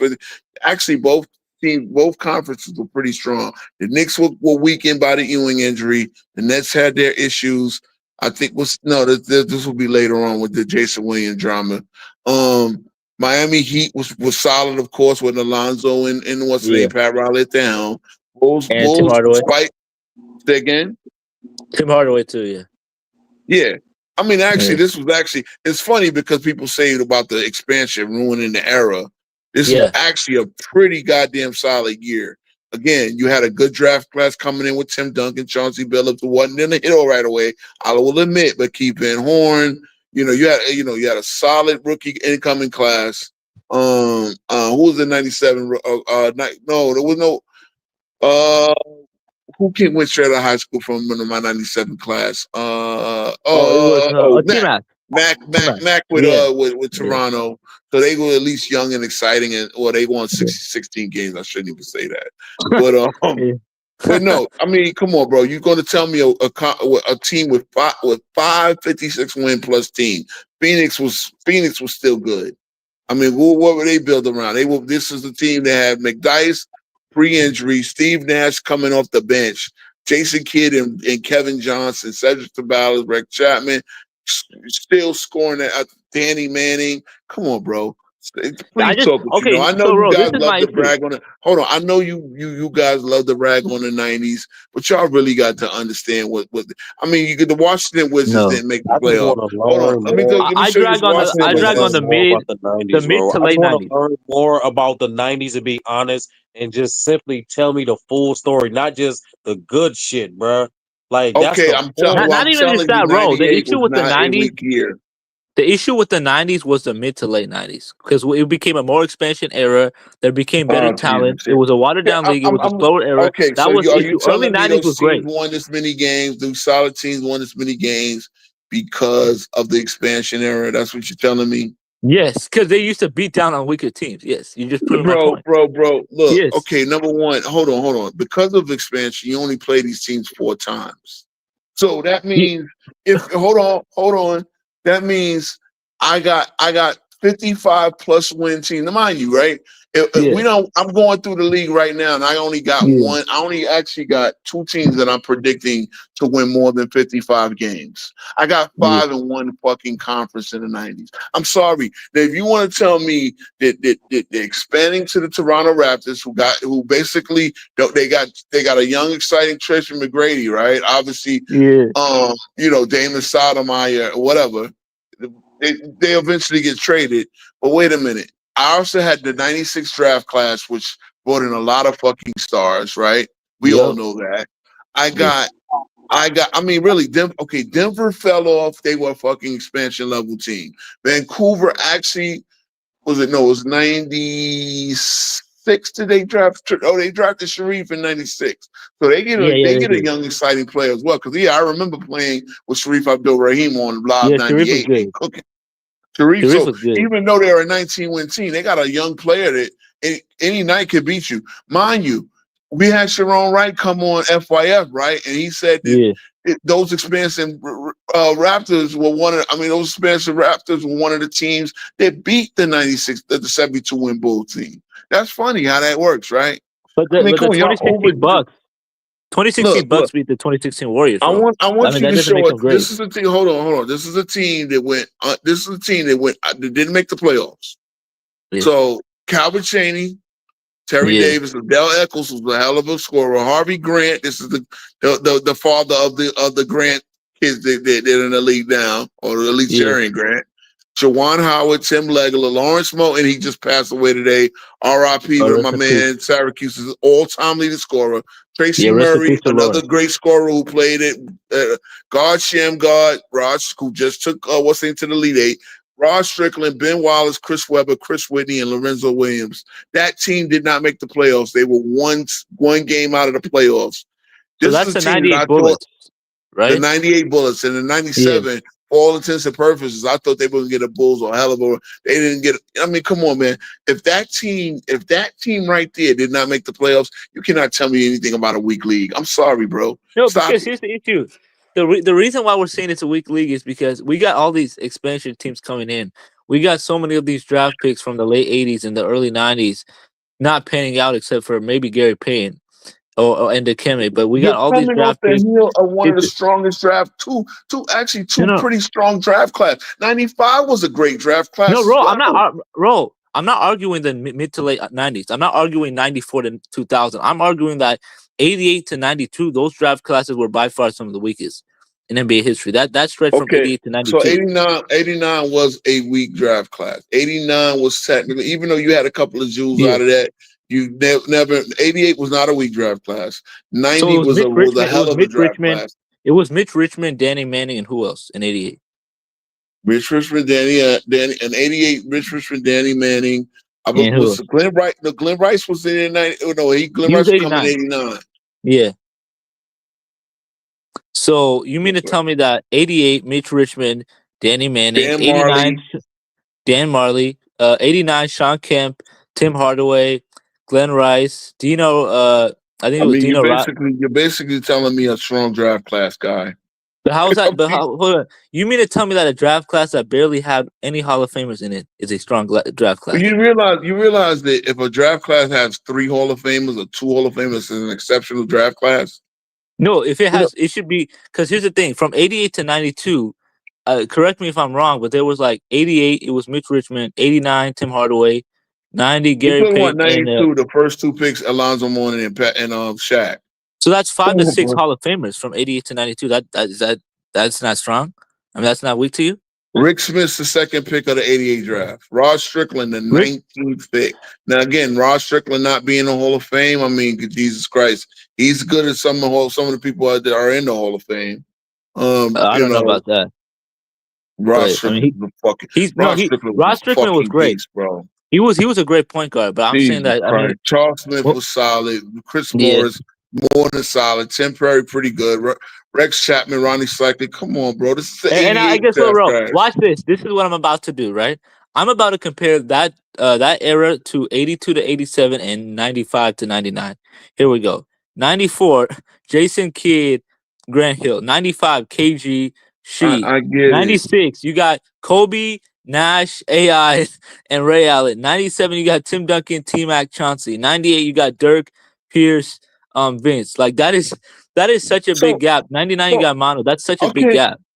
So what you're doing is you're basically proving that the influx of talent, because it's funny when you guys talk about when you guys talk about guys like Bruce Bowen and you talk about guys like mind you, guys who were in the 2000s become all NBA players and damn near all defensive player of the year. You're talking about 2 guys that did not get drafted. Bruce Bowen did not get drafted and played in the CBA in Italy for 4 seasons until he finally got a job. Okay. Wilson ain't got a job and was barely getting off the bench on this same Washington Wizards team I just gave you the roster of. Benny Del Negro was the 29th pick. Hold on. Benny Del Negro was the 29th pick of the he was the 2nd round pick in the 88 draft. I mean, come on, bro. Tom Tarbert, very solid player. Grant Long, Charles Shackelford, pretty good solid. Liddell Eccles, I just was talking about him. Tito Horford, Al's father. He played for a minute. Keith Smart, great in college, not really good. I mean, but bro, okay, this is the 89 was the 1 week draft you're talking about, and I'm still gonna find some gems in there. So, but here's the thing: I'm not arguing that there wasn't gems. My issue is that we're talking about a period of Tim time. Hardaway, the 10th pick.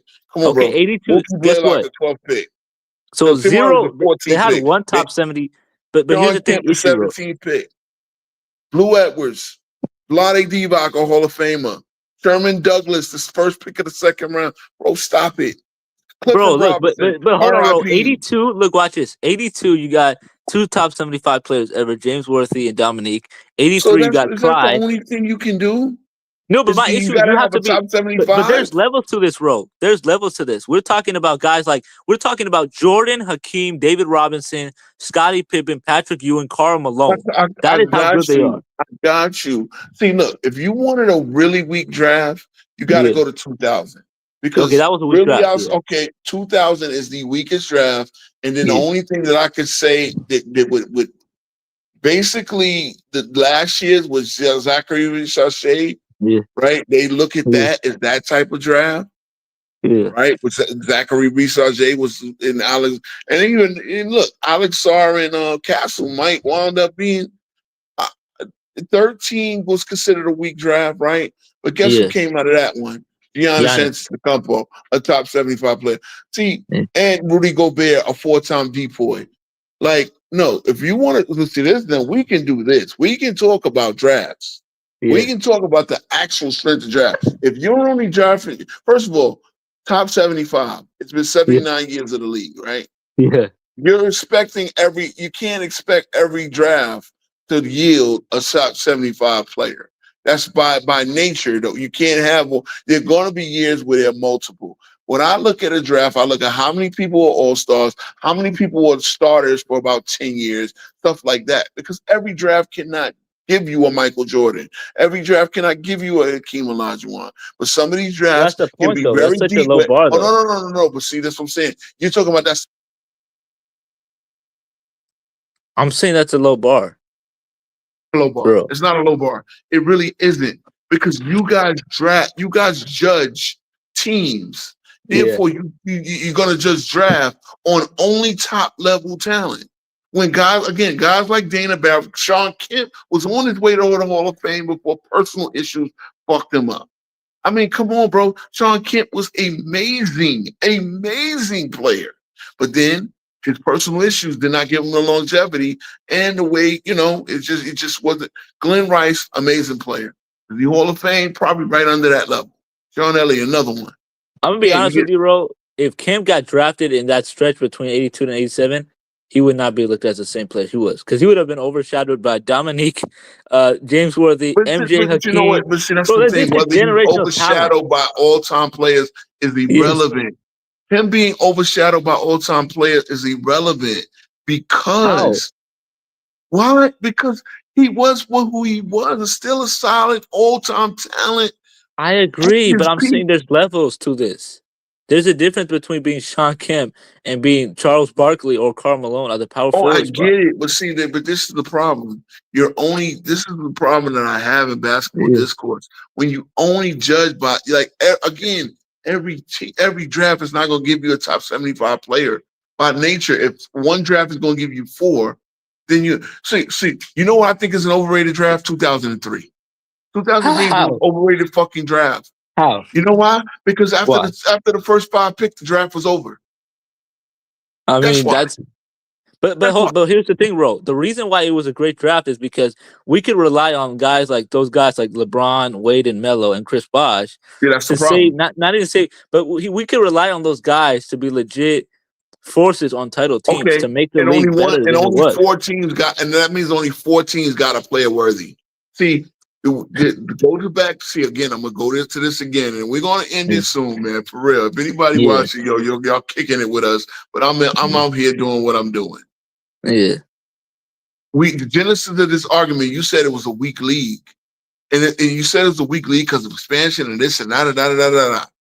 But see, a league is overall strong when there's an influx of talent. Where, like I said, most teams that are drafting get a player that they can add to their roster to help them win games. If you're only judging based on Hall of Fame level talent at the top of draft, well, guess what? Those teams that are not getting Hall of Fame level talent are going to get weaker. Like the 03 draft when my team got Michael fucking Sweeting. Okay? Yeah. Like, I would have liked to gotten a shot, but guess what?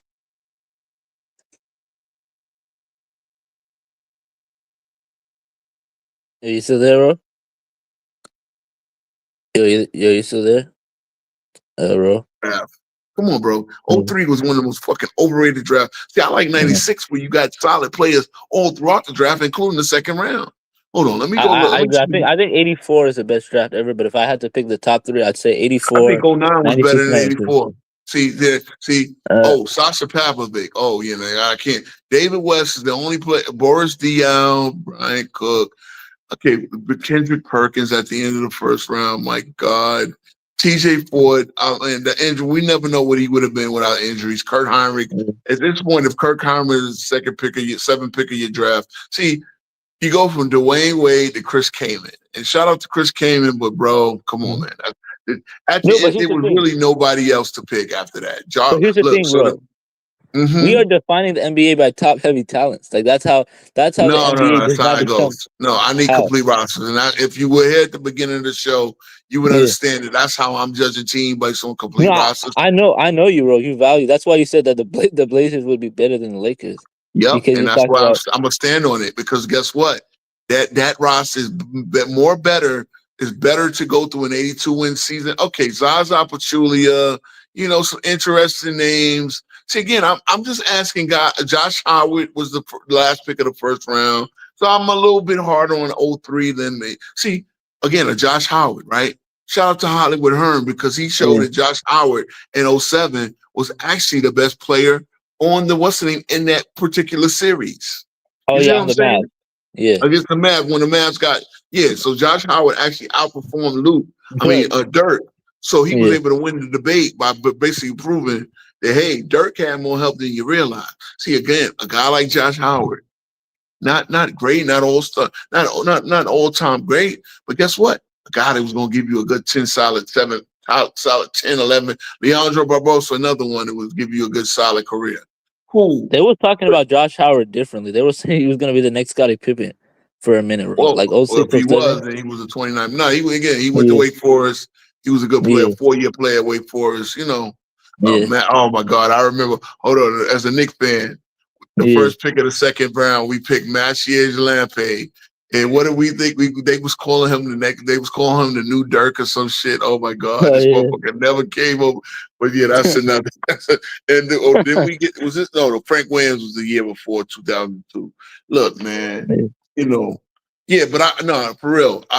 But see, the argument that you tried to make is that the draft was so weak. That's why expansion and all. No, the drafts was strong, and that goes to show you why 98. See, we don't went all the way from Jerry Sloan to drafts, and yeah, we go through rabbit holes, but that's me because I love all debates and I love all aspects of the game. You know, shout out to Sturdy for coming through. Shout out Herm is just sitting in the background, probably Shout out sleeping. Casual.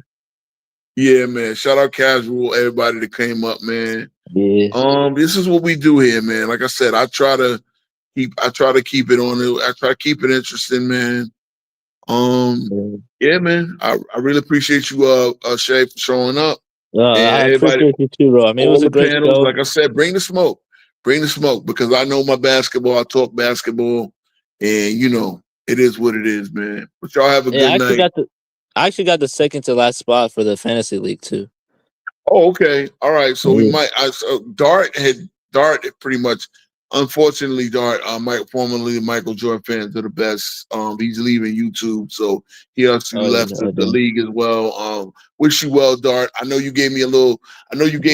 Pep talk or whatever because a little criticism, and I really take it to heart, and I'm trying to do better at being a moderator and all this and listening and more talking. But yeah, sometimes again, like people will have to interject because people are trying to make an argument that I'm trying not to make, but we're gonna figure this out. And I'm glad to have a panel up here. I'm glad to have people watching y'all that rock with me.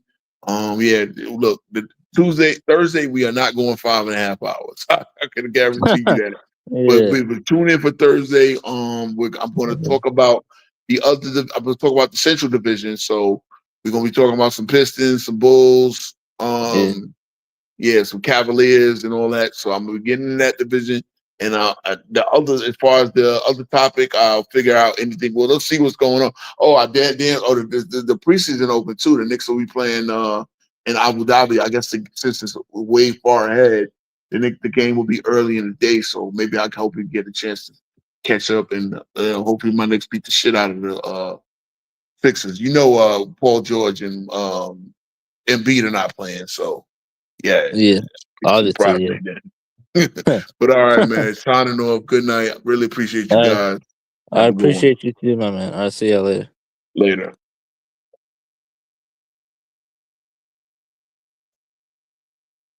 Oof, boy.